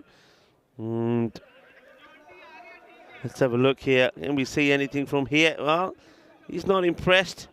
He says, "When a batty paj gaya." And where does that? Yeah, I think he feels that as soon as he plays, it's like, you know, when you feel it in the handle, when the bat is wobbling around. And if you don't realise it's gone, you know then what happens. You play the next ball and you see it shatter to pieces. Just there when he plays this, he says, "Uh-oh, bat has gone." But there you go. I think you can just sort of see it there. And he's so worried about his bat, he didn't even think about getting into his crease.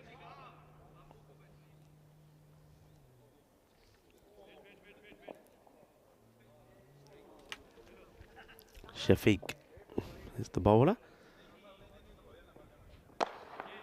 It's a similar sort of length as the ball before. This time it's not a bat buster. Usman Shahid takes the single. Shahid has found his form, hasn't he, Usman? He's in good form for his side the other day. 47 of 21 deliveries. It was Zeke Ali, though, who made 53 of 16 with the player of the match in that one.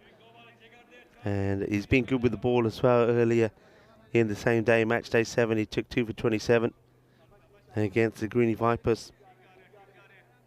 And then took 2 for 8 against Sarcelle. So he's been in good form as Usman. Probably not the right length to try and play that shot to Usman Shahid. He's lucky that he gets bat onto it. And hands the strike back to Gulami.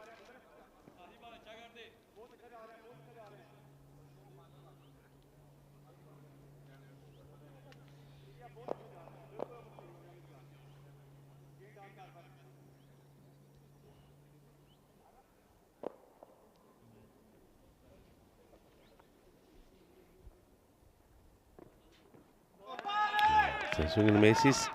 I mean, he's 33, but he has missed out on a few. That's not a bad over at all from Shafiq. So last 2 overs, actually, the one from the captain, Umar, went for 9. This one now goes for 9. So they've just slowed things up slightly, haven't they? Remember, PUC, this partnership was worth 94. The first wicket fell off the very first ball. So they've got plenty of batting still to come, of course. Zak Ali in the side. You got Safi in the side.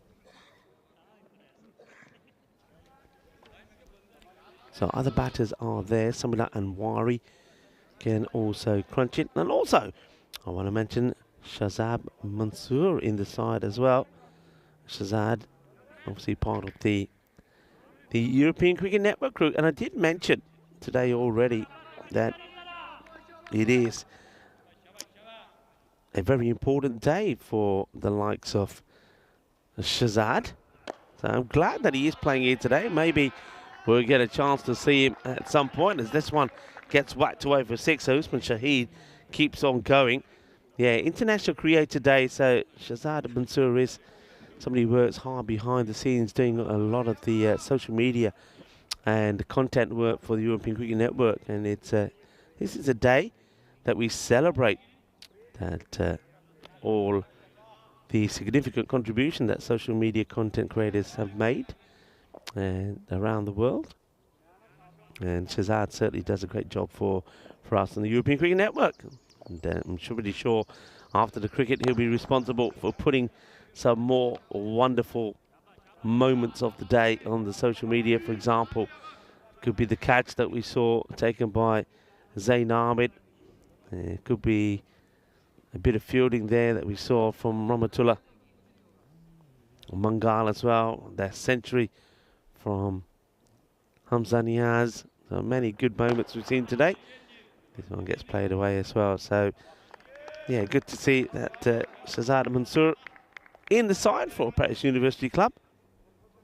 Maybe we'll see him a bit later. But at the moment, it's all about these two. And I suppose all about Usman Shahid, who's on 67 on strike here. And this one gets elevated, and it's going to be 6 more. Beautiful shot. So in the 70s, we started the day, dare I say it, with a century. Hamza Niaz became the first player here in France on the European Cricket Network to score a century. It's on, isn't it? It's on. Usman Shahid, 73. And hits this bloody straight. And think about the 2, but he's quite happy maybe to take the single here. This is where you might say to Gulami, all right, you take this ball, pump it away to the boundary if you want. But I'll just rest up a little. Take charge of the next.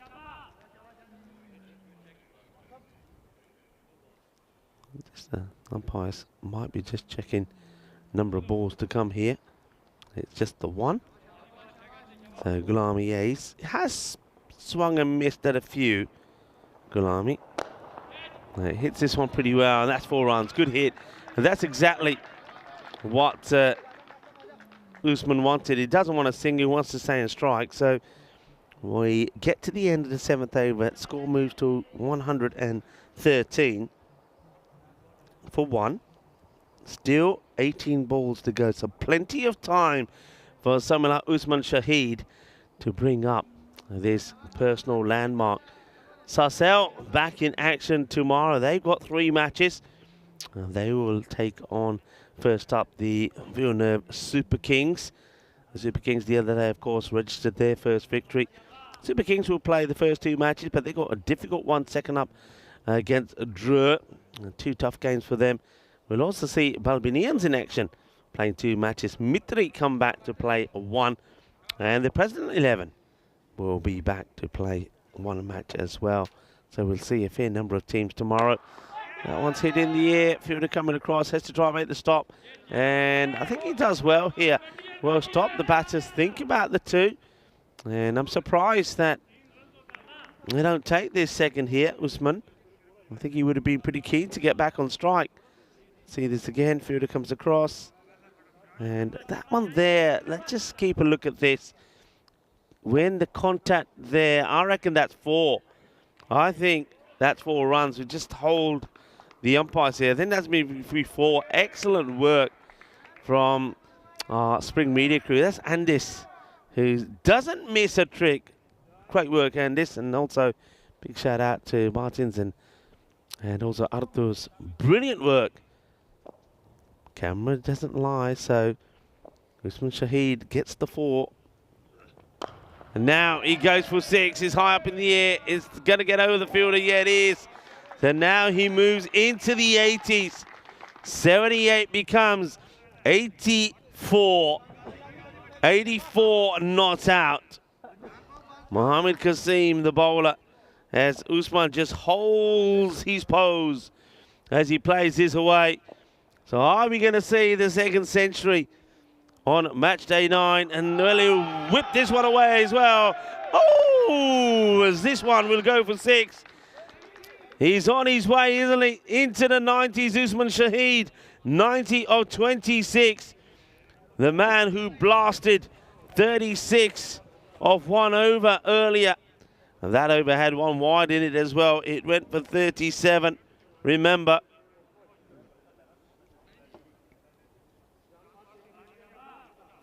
6 sixes in that third over from this man, and now he's 90 of 26. This over's gone 4-6-6. Well, let's see this one. Is it a wide? I think it will be a wide. It's that slower ball that's tried. Bowler, Kasim doesn't like it. Let's have a look. Yeah, I think you can see the umpire having a good look and a good think. Wide gets called.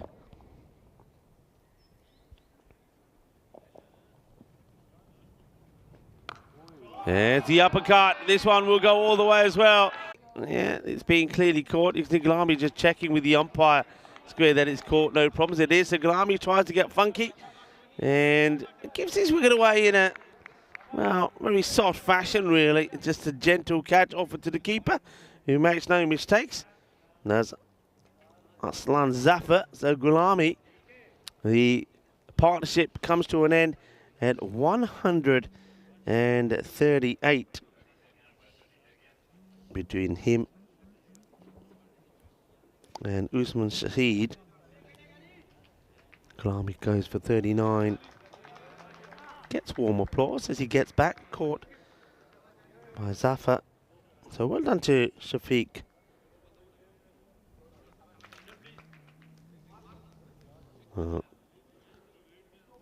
Zika Ali, the batter that has gone out now.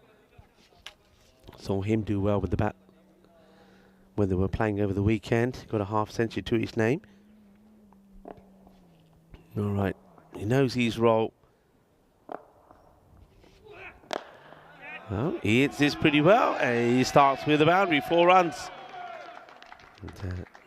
And, probably just reminds Usman Shahid what he doesn't need to be reminded of, that he's on 97.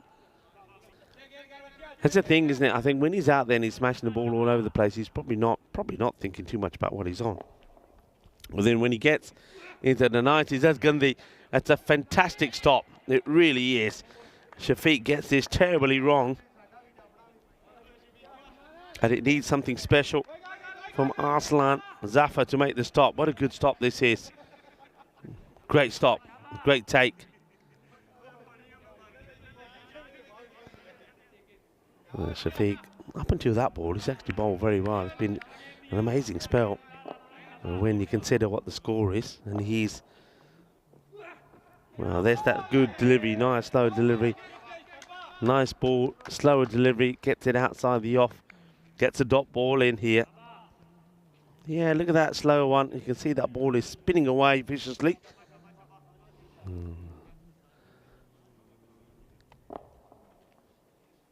Like Ali. Gone. Well bowled, full and straight, Yorker length delivery.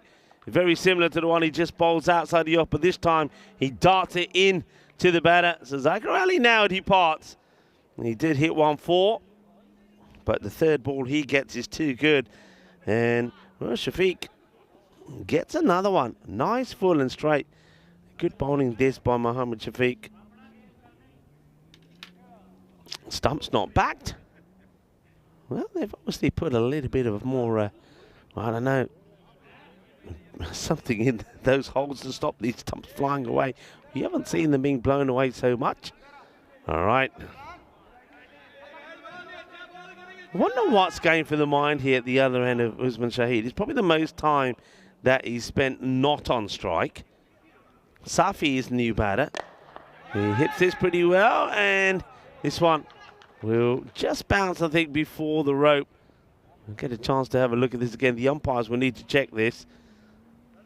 I thought it was probably just bouncing before. Safi hits this pretty well. Let's see. Yeah, bounces quite clearly inside the rope. It's difficult at the moment because the sun is, of course, on that side. You can see the shadows. So when you're looking into the sun, I think the umpire just wanted to make sure. 4 or 6, right? I suppose Safi, you just hit this and leave the rest alone. Now, surely you don't go here. Well, they do go. I can't believe they're taking this single. So they take the single. That means that once again, the over comes to an end. And Usman Shahid is going to have to walk to the other side. So you know, when you're in the, he's one hit away from 100, but he hasn't had a chance to face a single ball in that over, and he won't start on strike with this one. 148 for 3. Good over that by Shafiq, by the way. Just 10 runs from it, and he picks up 2 wickets. All right, let's see what happens here now then. It will be Shah Pendikel to bowl. In the air, fielder is not going to get anywhere near it. It's going to be, I think, 6 runs. And once again, the umpires want to check. That's 6 runs for me. So he gets under it. He hits it high. And where's his land? Yeah, that's 6. Right, so 5 balls left. The 150 is now on the board. But you got a batter at the other end on 97. So he's surely got to be thinking about giving Usman the strike here. Well, I don't think he is. He's blasted another one out of here. 6 more. Shaba, Manos, arriba, Vitro. And Usman still at the other end on 97. Is he going to get a chance? Is Safi going to try and take a single here? Or is Safi saying, hey, if I'm hitting the ball for 6s, why am I going to let you have a strike? Well, 4 balls to go here now. Do you get the feeling that he might get given just 1 ball? All right, he hits this one. This could go to the boundary as well. Well, it's a great effort on the catch, and they will change over. You know what? So they get the single. They get the single. It's a great effort on the boundary. Safi could have been gone here. Can you imagine if he catches this and a new batter comes out? I mean, it's a great effort. It's only because he hits the deck that the ball pops out. He's very unlucky. Superb effort. Here we go. Usman Shaheen on 97. Oh, he misses it. He misses it. Standing at the other end.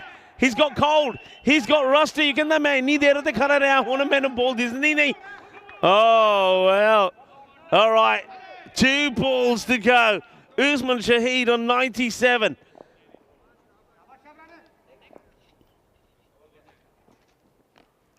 Well, does he run? No, of course he doesn't run. So, a ball to go. He's on 97. He was on 97 at the end of the 8th over. Hasn't been able to get on strike. He finally gets the opportunity. All right, he needs a boundary to bring up the 100. Usman Shaheen. And he misses it. And he's going to get himself out. He's going to get... Well, I don't suppose he's running. This will go down as probably, I don't know, what do you say, running or not running? Well, he's not trying to make an effort to get back, but he's not making an effort to run. Well, they'll leave the scorers to sort that out. Usman Shaheen batted so well, and then he got stuck at the other end. Look, I'll go back to that when they took that single of the last ball of the 8th. At that time I was saying, well, all right, you take it. There's plenty of balls to go, but then he doesn't get a chance in the 9th. He has to watch in the last over as the first 2 balls are smashed for 6 from Safi. Safi then gets dropped on ball number 3 to the change over. And then the next 3 deliveries.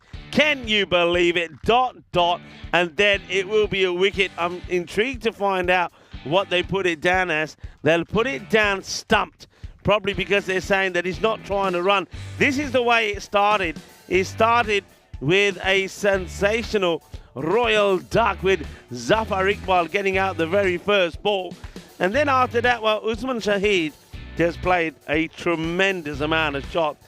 He scores 97 of 31 balls. He's out of the very last ball stumped. So Pendikel will not only get the satisfaction of stopping the man from getting his century, but he will also get his wicket. What an over that is from Pendikel, by the way. It's 2 6s off it and then 1 single, and that is the lot. Only 13. That was a lovely shot. Also is the score that the Paris University finish on. And remember that score? Does it ring a bell? Yeah, it does ring a bell. That's the score that Drew posted not too many days ago, and Bamilions were able to chase it down. So is there something about that score? I don't know. We'll have to wait and see. But this was interesting. Now, this could have been disaster.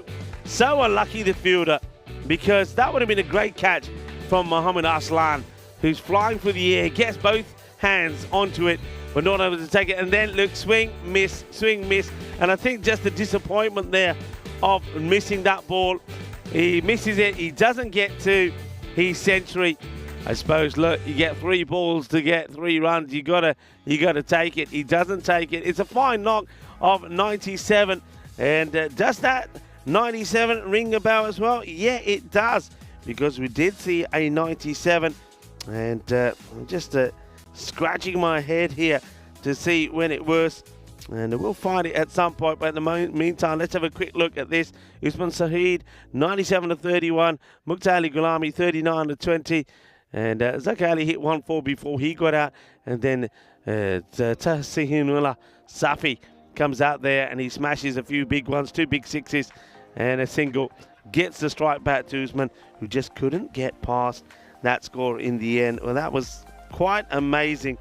And we saw some very, very exciting cricket. 97 was made by Zain Ahmed of 32 balls for President 11. When he, remember, a similar boat, he needed a few more than that. He had to get his 100. He hit 2, but then on the last ball couldn't hit the last ball for 6. They ran 2, and he was out going for the 3rd. But it's an exciting and entertaining innings.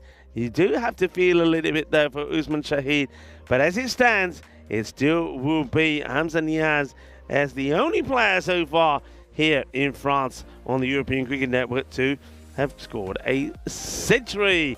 All right, going to take a very quick break here. It is the last match of the day, match number 45. We'll be back in just under 10 minutes' time for the reply from Mitri. Mitri, they've struggled with the bat. Maybe they're going to give us a surprise in the last match of the day. Join me, Rika Full, and the rest of the ECN crew when we return in just under 10 minutes' time.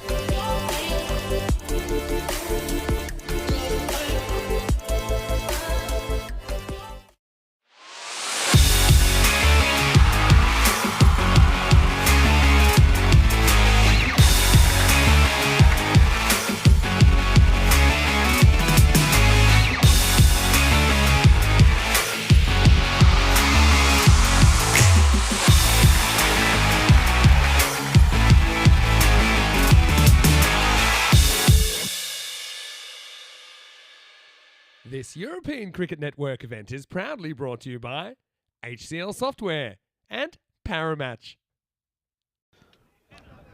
Hello and welcome back. Well, Mitris, the run chasers they've been involved in today have just got higher and higher. 131 against Brenton 11, and they wouldn't get there. They'll get to 118, and they would be all out and not get any points. Against Drua, 152, they wouldn't get there. They'll get to 109, but they would pick up a point. 109 for 5, and now it's going to be a 162 chase. And that means that just to get something out of the match, they need to get to 113. And getting ready for the start here. Of course, that was an entertaining innings when I think there was more talk about whether Usman Shahid would get a chance to get to his century or not. And in the end, eventually he would get a chance. On 97, he would get 3 deliveries, but he would miss all 3, and then in the end, out of sheer disappointment, just walk and get stumped when he had no effort to get back. He could have quite easily just missed and got back, but he'd given up. I think you can feel the pain. You don't often get the chance to get a century and do it on the big stage. Nevertheless, it was still a very good knock from him. 97 of 3 off 31 deliveries. And Gulami scores 39, gave him good support in a 138-run partnership. Remember, that happened after the very first ball was resulted in a wicket. Not sure what the umpire was signaling there. Thought he signalled wide. He did signal wide. And that one gets played away. No run. So Mitri, let's see what they can do here. I'm a little bit, I must admit, I'm as a neutral disappointed that they don't change the batting order. I just think Arslan Zafar has had too many opportunities. Mustafa Omar has had too many opportunities. They haven't really done much. And this one, the umpire, well, I do like the umpire saying not out, but probably not in that fashion. It almost looks like he's signaling a no ball. It just needs to give a little hand signal to say, nah, going down the leg side. But the whole arm here is probably not the way to do it. It could be confusing to a batter. Might be thinking a no ball is being signalled. All right, so let's see if I'm proved wrong here by Zafar and Omar. I just think that there's other batters that are more suited to the power play. They just haven't really got going in the power play, and I wouldn't even mind trying. Well, that's a nice shot. Goes down on one knee. That's beautifully played. Nice shot on one knee. Hits it big, and they're up and running. That's the first boundary. That's the first runs off the bat as well. Zafar Iqbal, probably after getting a royal duck, the captain feels sorry for him and says, go on, have a bowl. And get your match fees worth. In comes the throw. A lot of oohs as Arslan Zafar probably only just makes it back here. See this, he's just, yeah, he's not running hard, is he? And, well, then he has to put the slide in to stop going into the stumps. Okay, Mustafa Omar. Yeah, I mean, I just think you could try different things. I wouldn't even mind trying the likes of Kawa and also Noor Arslan out there. 2 guys that did very well when the team needed something. Just change it up. Try something different. What have you got to lose? Quick hands from Wasim Bhatti. The keeper does good job. The batter stays in. 5 matches since the golden ball that we had yesterday. 8 off the first, so they start way behind the rate they need to be going up to start off with was 16. So with only getting 8 from that one, the rate will steadily go up. Goes past the 17 mark here now. Hello to everybody in the chat. Chat once again has been superb. And my thanks to the likes of Kroon, John Gray, Christopher Ward, Dave, and keeping us well entertained today. And everybody else that's been on. I mean, Emma was saying she wanted to see a century. And, well, Emma, I think a lot of people wanted to see another century. We did see one earlier in the day. And if you didn't see it, Emma, go back and watch match number 41, the start of the day. Because you saw Hamzat Niaz get one. But, yeah, misses out, doesn't he? There right at the end. And David just saying, if you're enjoying what you're seeing, yeah, hit the like button. Tell your friends, tell your family. And we are a European Cricket family, a global family. This one's hit pretty hard. It's just out of the reach of myself. So that's going to be 4 more. Yes. Well, Usman Shahid, who's, well, now having a bowl, he probably says, no, I'm not tired, I'm not tired. I can have a bowl, I'm not worried. Okay, this one is chipped up. It's beautifully placed in between the bowler and the fielder. Okay. But yeah, if you like what you're seeing, give us a like. We're growing all the time, and we'd like you to grow with us. Remember, if you don't know, you can get involved with the website as well, EuropeanCricket.com. and find out about the matches coming up, and also about some of the series coming up. Find out a bit about Italy, and if you want to know about the player stats, the best place to be. In the air, has he got enough of this? I think he does. The fielder is running back, but all he's going to do is fetch it and send it back. The good hit uses the long handle. There's Omar to get off the mark. So Arslan, Zafar and Mustafa Omar trying to, for once, give their team a good start. That's going to be a wide. And does get called. The batter still goes after it.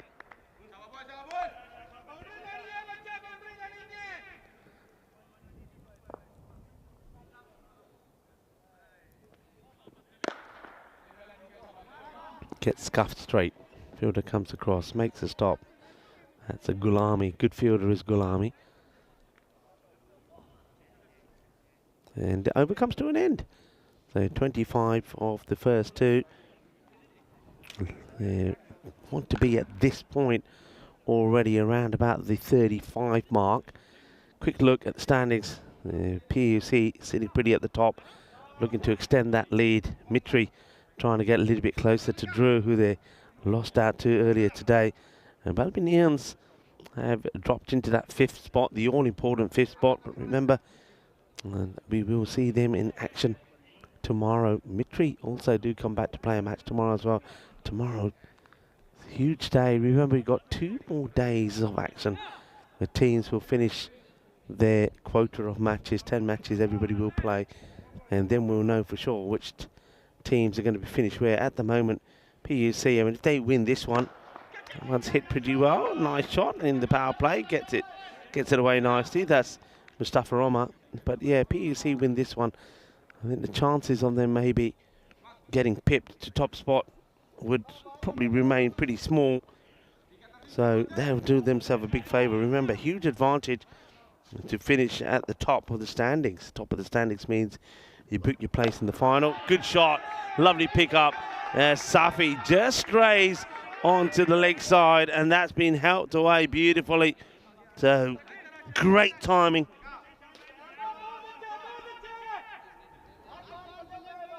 Nice shot. Yeah, good position. That's what it's all about, getting into position and the right position early and whipping that away. Yeah, so here now, probably where they wanted to be at the end of 2. So if you like, let's say they're running 2 balls behind, but a few more good hits here.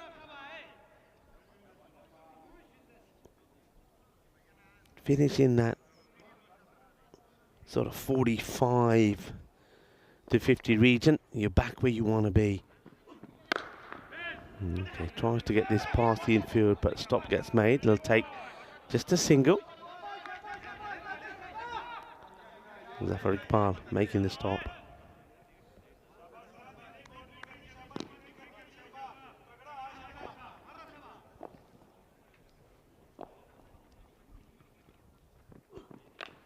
And that one is going to be very well, good effort. I thought for a moment he stopped this.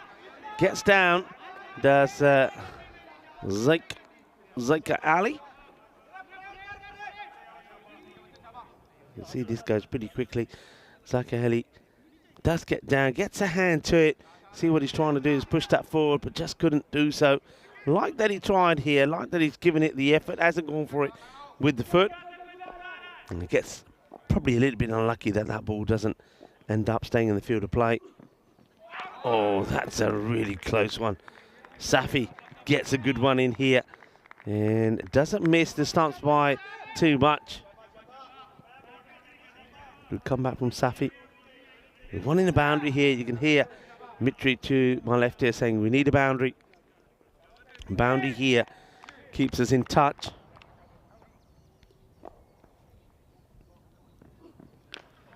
And I think they're going to get a boundary. In fact, they're not going to get anything from this. As Safi, he keeps it to 15, which is ends up being a win for them. 40 with that loss after 3. And the difference within the power play is going to be 20 runs. The only difference is that Mitri at the moment haven't lost a wicket. Whereas we know that PUC lost a wicket off Zafar Iqbal's very first ball of the innings. It was a royal duck.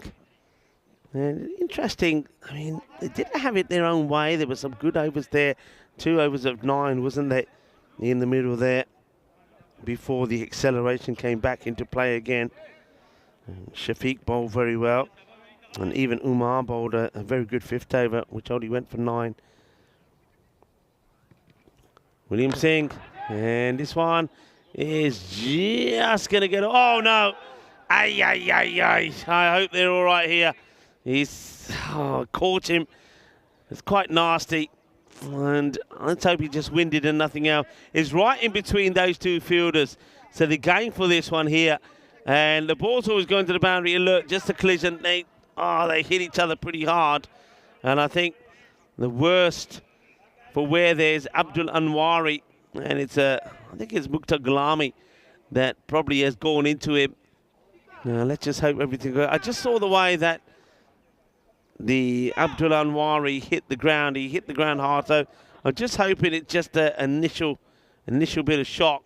You can see that he made a big effort to avoid him here, this Gulami.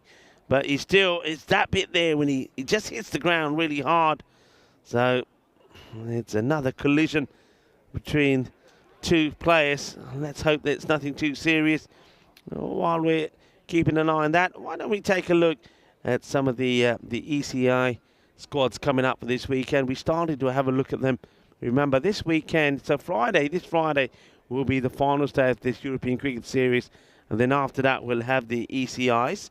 And these are the squads. We were having a look at Romania. So one of the things I noticed there that we know Taranjit Singh, but Baljinder Singh coming into the side, and of course the Bear himself. They often call him the Bear from Romania. Romania, of course, one country that is known for the number of bears that they still have. And Mohammed Moyes, well, this guy, a very powerful hit of the ball. Good bowler as well. Gets the ball to swing around. And Vasu Sahini will... Well, I don't know if Vasu Sahini or it will be Ram Satishan who will be the captains. We'll have to wait and see. Good news is that everybody is back on the field. And no lasting damage there, but a bit of a nasty collision. So we're looking like we're getting back to go. So William Singh to bowl.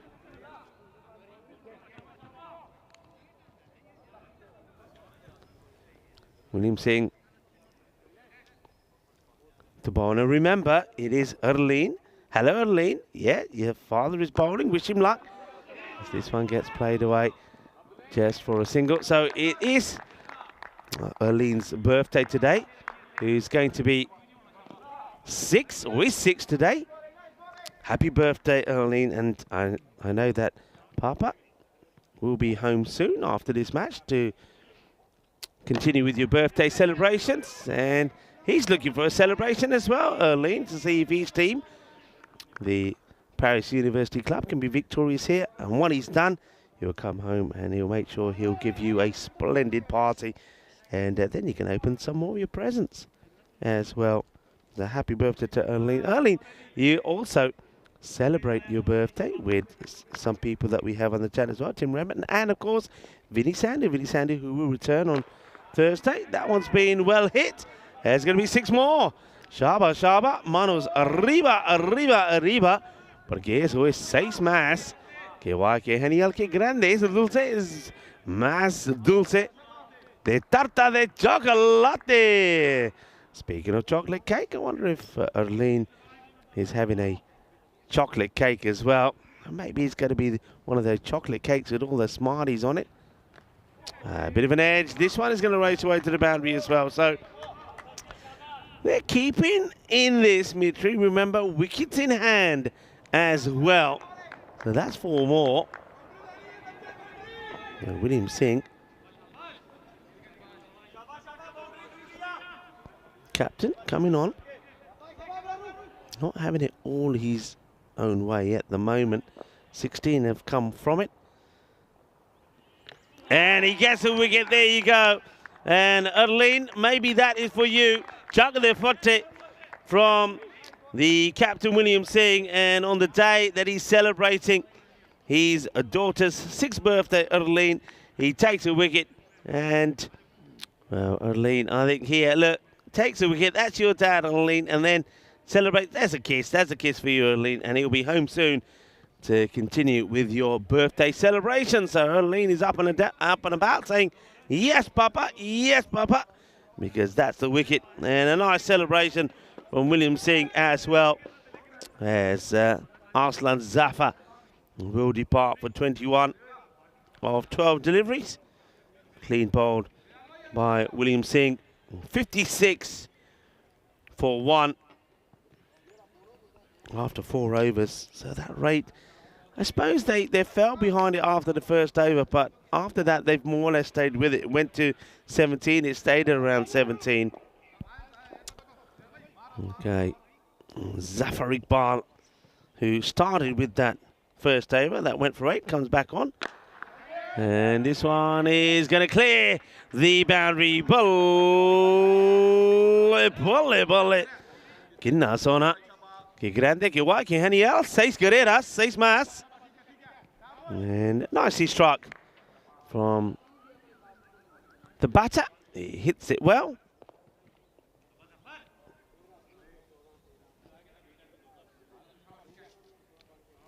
Mustafa Omar was the batter that departed. He went for 33, so that means that Arslan has to keep going, and he does. Well, 6 and 4. He is hungry for more, or maybe he's hungry for more of your cake, Erlene. As well hit. So Mustafa Omar went for 33. Was bowled there by Singh. New batter that's come out is Hasnain Zafar.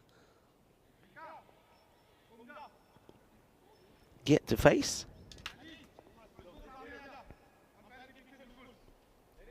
Just making a few changes in the field. Looks like everybody's moved around one. So the 2 men are they've gone with this Southern Cross field actually. And well, if the boundaries were bigger, it probably would work, but with them being like this, it won't. That's another one that gets crunched straight down the ground. So Arslan Zafar keeps on going, keeps on climbing. It's another one as well. Shaka time. And well, that's well held. And well, who's that? That's Hamza Niaz. Well, that's the centurion of earlier. And it says, my job is not done. It takes hold of the catch. Arslan Zafar now in the 40s.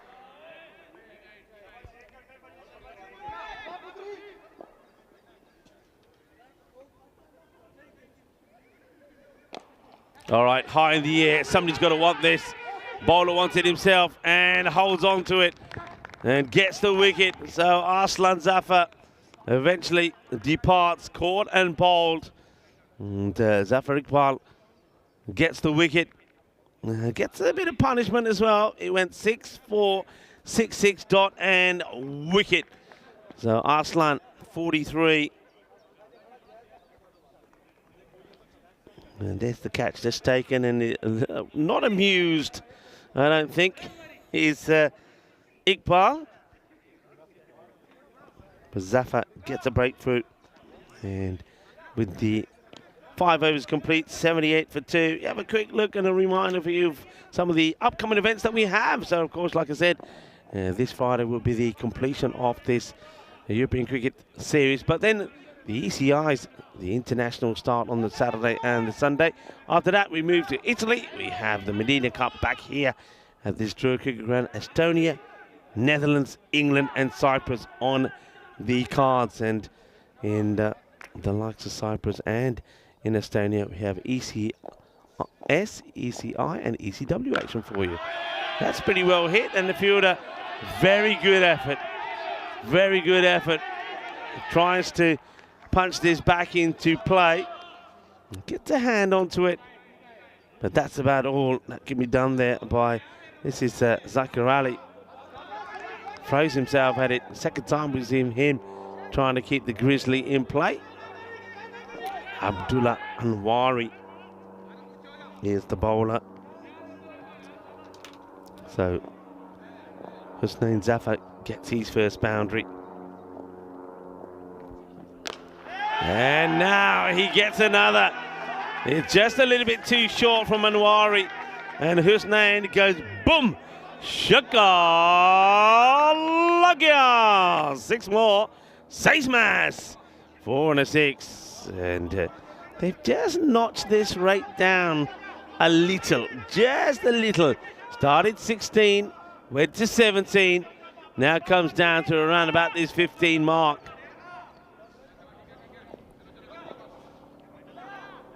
Anwari just wants to get a couple of dot balls in here, or a couple of balls that don't go to the boundary. And this one will go to the boundary as well. 6 more. Oh, yeah, baby. Bring it on.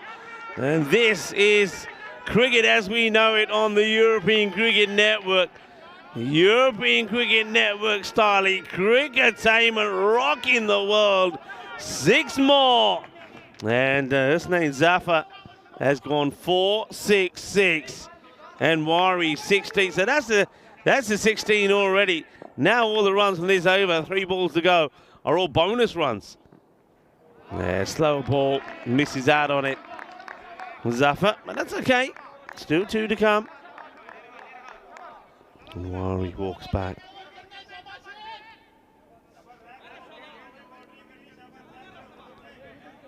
And Igjot Kaur is her birthday as well. Igjot, happy birthday to you. बहुत बधाइयां ਤੁਹਾਨੂੰ. Happy birthday. 6 more. ਬੱਲੇ ਬੱਲੇ ਬੱਲੇ. ਆ ਕਿਦਾਂ ਅੱਜ ਦਾ ਸਵਾਦ ਆ ਗਿਆ ਕਿ ਨਹੀਂ? ਅੱਜ ਦਾ ਬਾਰੇ ਪੂਰੇ ਛੱਕੇ ਲੱਗਦੇ ਇੱਥੇ. ਛੱਕਾ ਛੱਕਾ. ਜ਼ਬਰਦਸਤ batting. Yes, Igjot Kaur, her birthday as well today. Very happy birthday. ਬਹੁਤ ਬਧਾਈਆਂ ਤੁਹਾਨੂੰ. ਕਿੱਦਾਂ ਸਮੋਸੇ ਖਾਦੇ? All right, it's a teaser, but it may not go to the boundary, and it will be taken. No mistakes. Mukhtar Ali Gulami said before he's a good catcher of the ball. Takes the catch, but look, Husnain Zafar has played his part. 22 before he departs. It's another wicket that will fall right at the end of the over, but not before the 100 is on the board. So Husnain, well, let's just say that he's gone out there, he's faced these 6 deliveries, and he scored 22. That'll do nicely. Whatever happens, I mean, at the moment, they're still going for the win here. But remember the 113, that gives them another point. Now, they are a team that have even... What they've done is shown how important that point is. Picking up the point in every match, even when it looked it was never going to happen. They've taken themselves into the top 5. Is there a snick here? From the reaction from William Singh, I think there is. All right, the captain, William Singh, back on to bowl. I think there is a little snick on that, you know. Firmly hit, and 6. Shaka Lagya. 6 more. Well, fireworks. Ajdana Patake Chalpete. The parrot. Patake. Well, the maximum rate, we were looking at this at the beginning of the day. We were seeing on average 10 per innings. I get the feeling surely that's going to be, when we look at it tomorrow, I reckon it might even be past the 10 mark. Sensational stuff that we're seeing. We've seen about, I think, over 100 sixes being hit in the day. And I know that's what we saw yesterday, about 100 and, I think I worked it out this morning, it was 106 or something like that in the day. Right, well, single gets taken, and every time that ball doesn't go to the boundary, it's a huge win, isn't it? But keeping it at around the 15, I just remember 161 was the score that Drew posted against Baby Leons, and Baby Leons won the game. And, well, let's have a look at this. They're liking it, and let's just see here. They're going upstairs to have a look. So William Singh is celebrating already. Let's see. And that's out for me. For me, it's out because I don't think he puts the foot down. I think he has time, but he doesn't get the heel down and leaving the foot like that. I think that's going to be gone. And the umpires are having a look. I know the third umpire will have a good look at this. And along with Nilkris Patel, and the decision is given. And William Singh picks up another, so that's his second. So Mohammed Kasim will go, and it looks like he's going to go very first. Is he going to go first ball here, Kasim? 22. And let's see, he swings. Yeah, he's going to go first ball. It's going to be a golden duck for the batter. William Singh, though, that's firmly struck, and that's going to be 6 more. Manos, arriba. Well, it's either 6 or he's out. That's the way these guys are playing. As Shah Pendakel goes out there. This guy can crunch it as well. Believe you me, they have got plenty of guys that can hit the ball hard. And even when that pace isn't coming on, they're doing it. And Pendakel, I mean, he's already going to be very happy with himself. This is the guy who bowled that last over and did not allow Usman Shahid to get his century. Gets worked away. That will go to the boundary as well. So even though they're losing a wicket more or less every over, they're getting the score that they need every over as well. So this one, with that going to the boundary, that over goes for 17.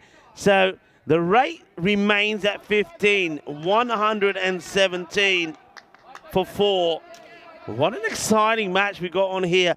And speaking of excitement, excitement continues tomorrow with Sarcelle are in action. They play 3 matches. They haven't had the best of times the last few times. Can they get back to winning way? They start off with the Villeneuve Super Kings, who won their first match the last time we saw them. Drew will play just the one.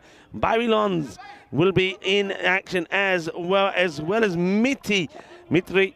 And President 11 will also play a match. So we're going to see plenty of teams tomorrow.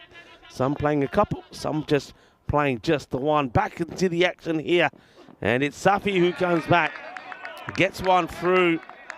Yes, here. But once again, needing 15.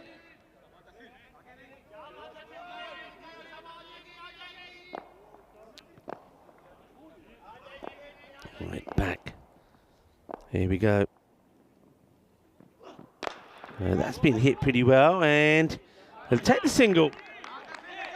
And Iqjot Kaur, obviously the better half of William Singh, is saying thank you for the birthday wishes on behalf of Erlene.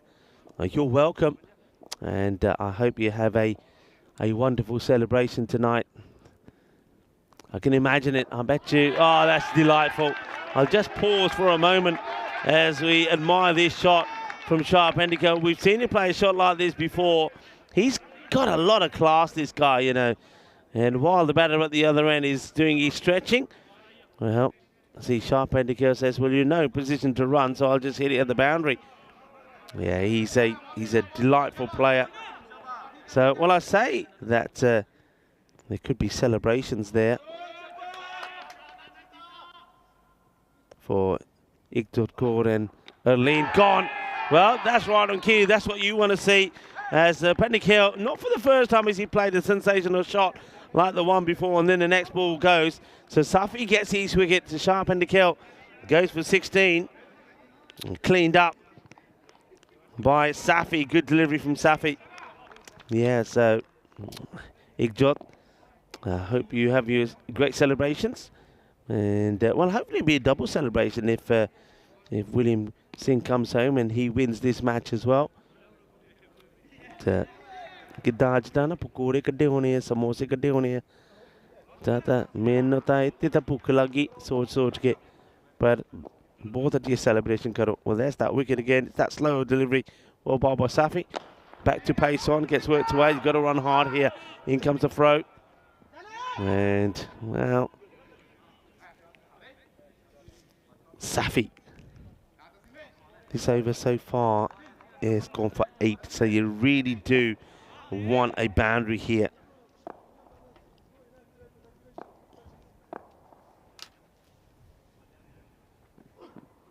And they don't get one. It's that heavy ball. The batter moving away. And yes, here sees the dot get past him. 125 for 5. 12 balls to go. 37 required. Mitri have once again salvaged a point. This time they've done it a lot easier than they had to in the last few. But 37 of 12. Can I just remind you that that our good friend Usman Shahid did hit 37 of just 1 over. It was off the over of Kawa. Kawa, incidentally, is out there batting. Abbas Kawa. So he'd maybe want to give a little payback. Here he is with the bat. And payback. He is thinking. Smashes this for 6. All right, Kawa. Remember Kawa came in to face 1 ball in the last match against Drew. They needed a boundary to take a point, and he smashed a 6. So already he's been their hero. Can he be the double hero here and get, or help, assist in getting the 31 more needed of 11 balls? We're going to have a classy finish here, everybody. We're going to have a classy finish. Hello to Trip, who joins us as well. All right, here we go. Anwari. High. Big. Well, where's this one going? It's going, and just drops to the left of me. 6 more from Kawa. That's quite an extraordinary shot. He's on the back foot, and he absolutely muscles it. He knows where it's going. Oh, well, I tell you what, everybody's getting ready. The cameras are coming out. The photographer is getting ready to snap what could be another classical finish on the European Cricket Network. Drew written all over it. That also was 161 chase. Balbinians, remember, chase that down to inflict defeat on Drew.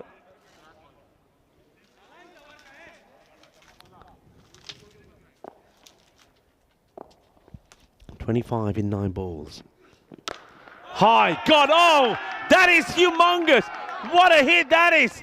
That is huge. It's a monster hit down the ground. 6 more. Hi. What are we seeing here? Cricketainment at the highest level. The European Cricket Network, easily the most entertaining form of cricket you have ever seen. 143 for 5. 8 balls to go. 19 in 8. All right, got to push here. Now, do you settle for just the single? They're taking on the 2. And what is going on here? Now, look, he's got it. What is he doing here? What are they doing? What are they doing? Oh, no. This is just, this is crazy. This is absolutely crazy. Absolutely. So watch this. So he gets hit. He'll take 1. And he turns and goes. But look at the non-striker saying no. The non-striker going. And is that yes here? Yes here, surely. Surely you push him out of the crease. You'd push him out of the crease. Why would you? Why would you not? I mean, you can't do that, surely. Abbas Kawa is the man that can win you this match.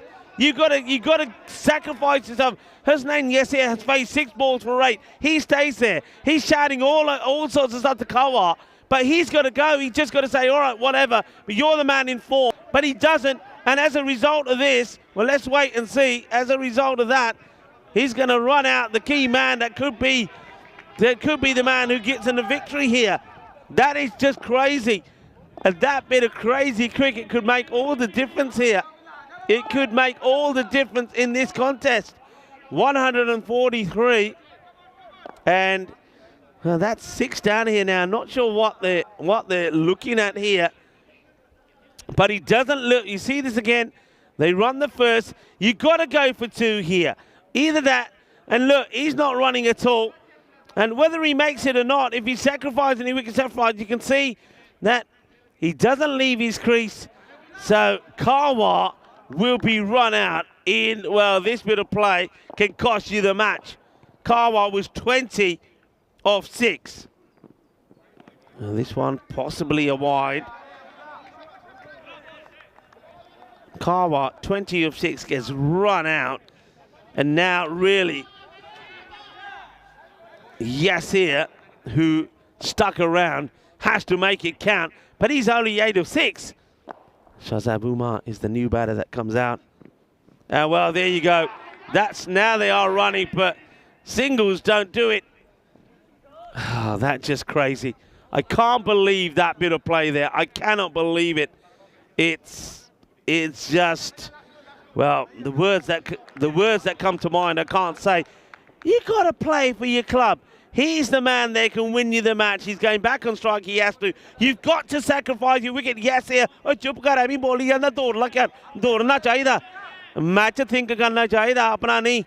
And as a result of that, could have handed the match over here to the Paris University Club.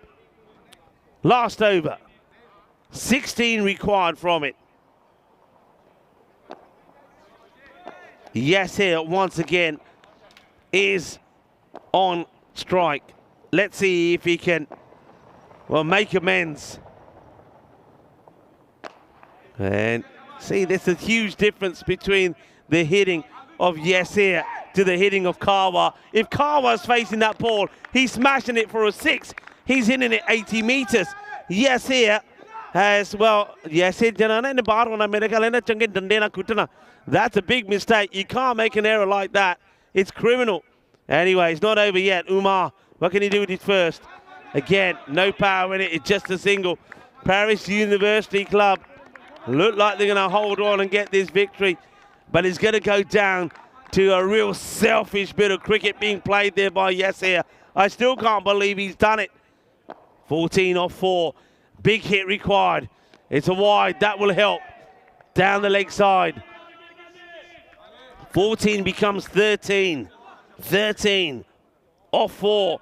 They still need one big delivery here. One big hit gives them hope. If they don't get that in this ball, it fades away. It's another swing and a miss. And Husnain Yasir, who refused to move out of his crease and sacrifice his wicket for the man who was clubbing the ball to all parts of the ground. Swings and misses and another dot ball. 13 of 3. Well, he hits this pretty well, and he gets the boundary. All right, Hope's back alive. Hope's come back alive. 7 off 2. 7 off 2.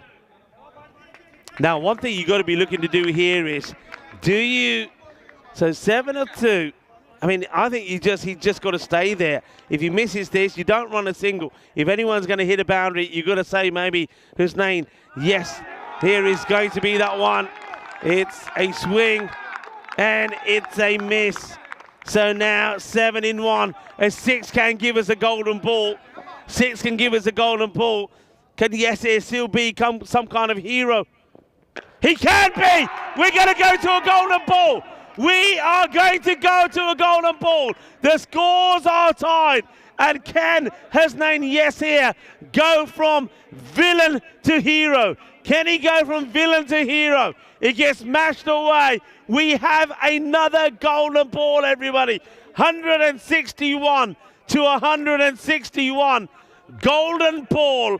And Nilkesh Patel is going to have to go out there and explain this to everybody. Oh, my word. So golden ball 59 is happening, and it's the 9th of our season.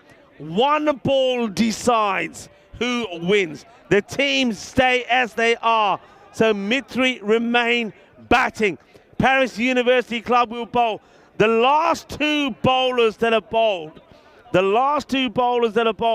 can bowl again. So it can either be Anwari, who went for 21 on the 9th over, or it can be Usman Shahid, who has just gone for 15. Any batter that's not out can face. So Hussain Yasir, who's trying to be the hero after becoming the villain after running out Kawa, he will probably face. And then you've got to have, for me, the quickest batter in your squad who hasn't batted. That's the non-striker. Somebody who can run fast because you want to. That's what it comes down to. One ball to be bowled, two for victory. If you don't get two, then you don't win the match. Golden ball, everybody. Golden ball. Tell your friends, tell your family, tell the world. Golden ball about to happen.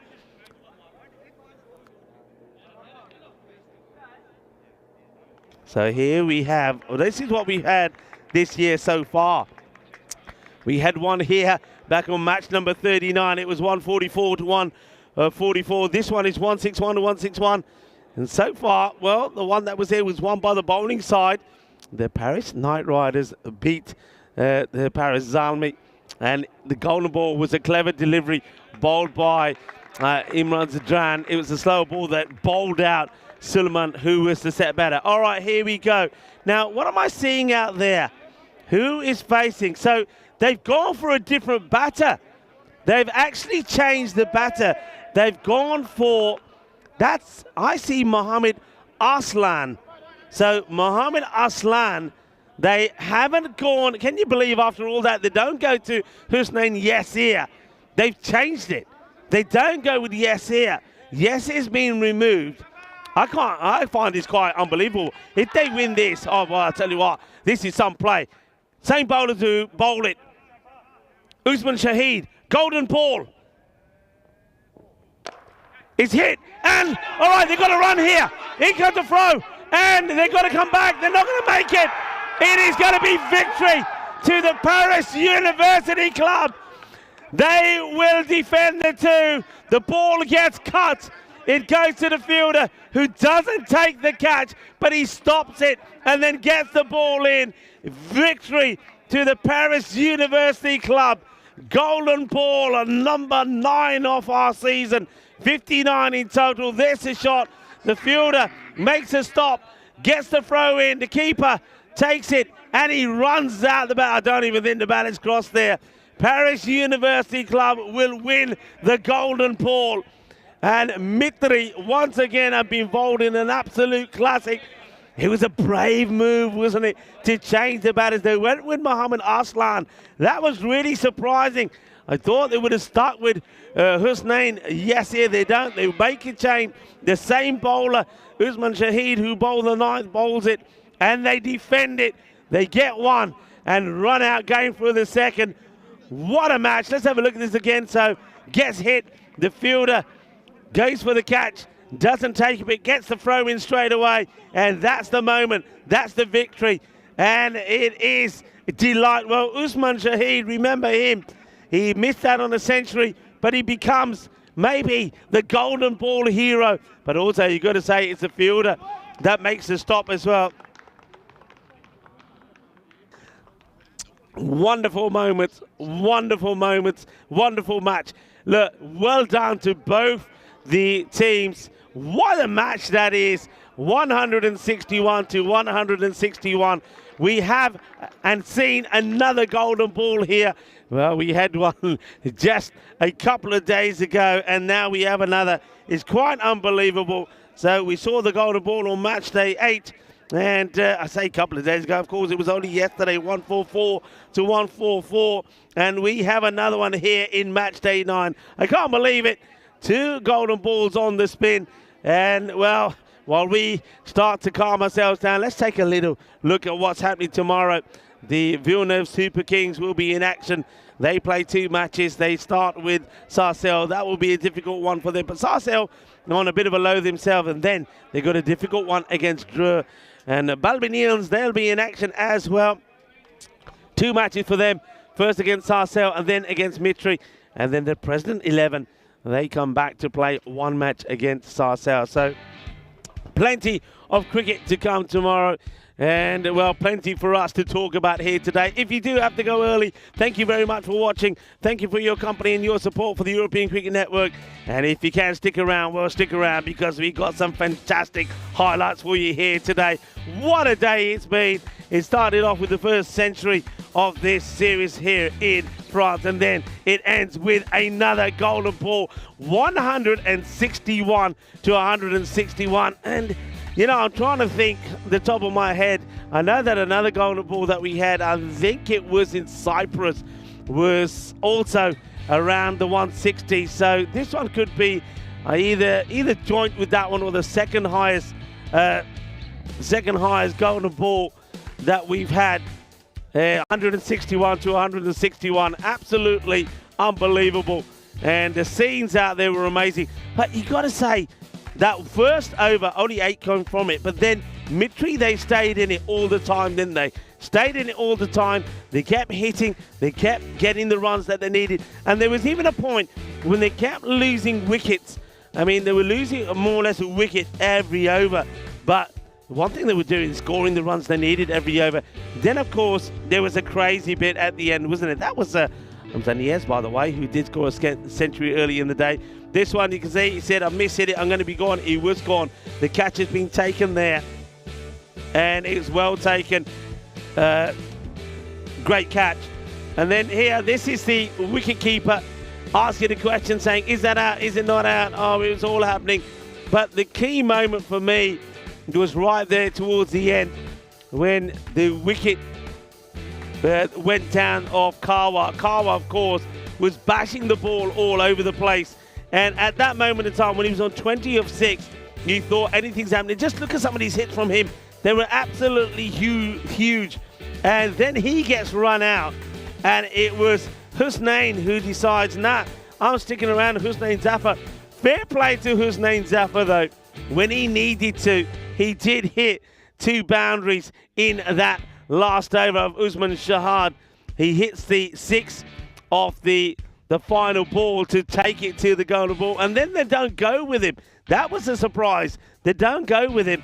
They go with Arslan to face the golden ball, who plays the cut shot, hits it too close to the fielder. The fielder doesn't take the catch, but luckily for him, the ball doesn't get away from him, gets a throw in, and Paris University Club will win the golden ball.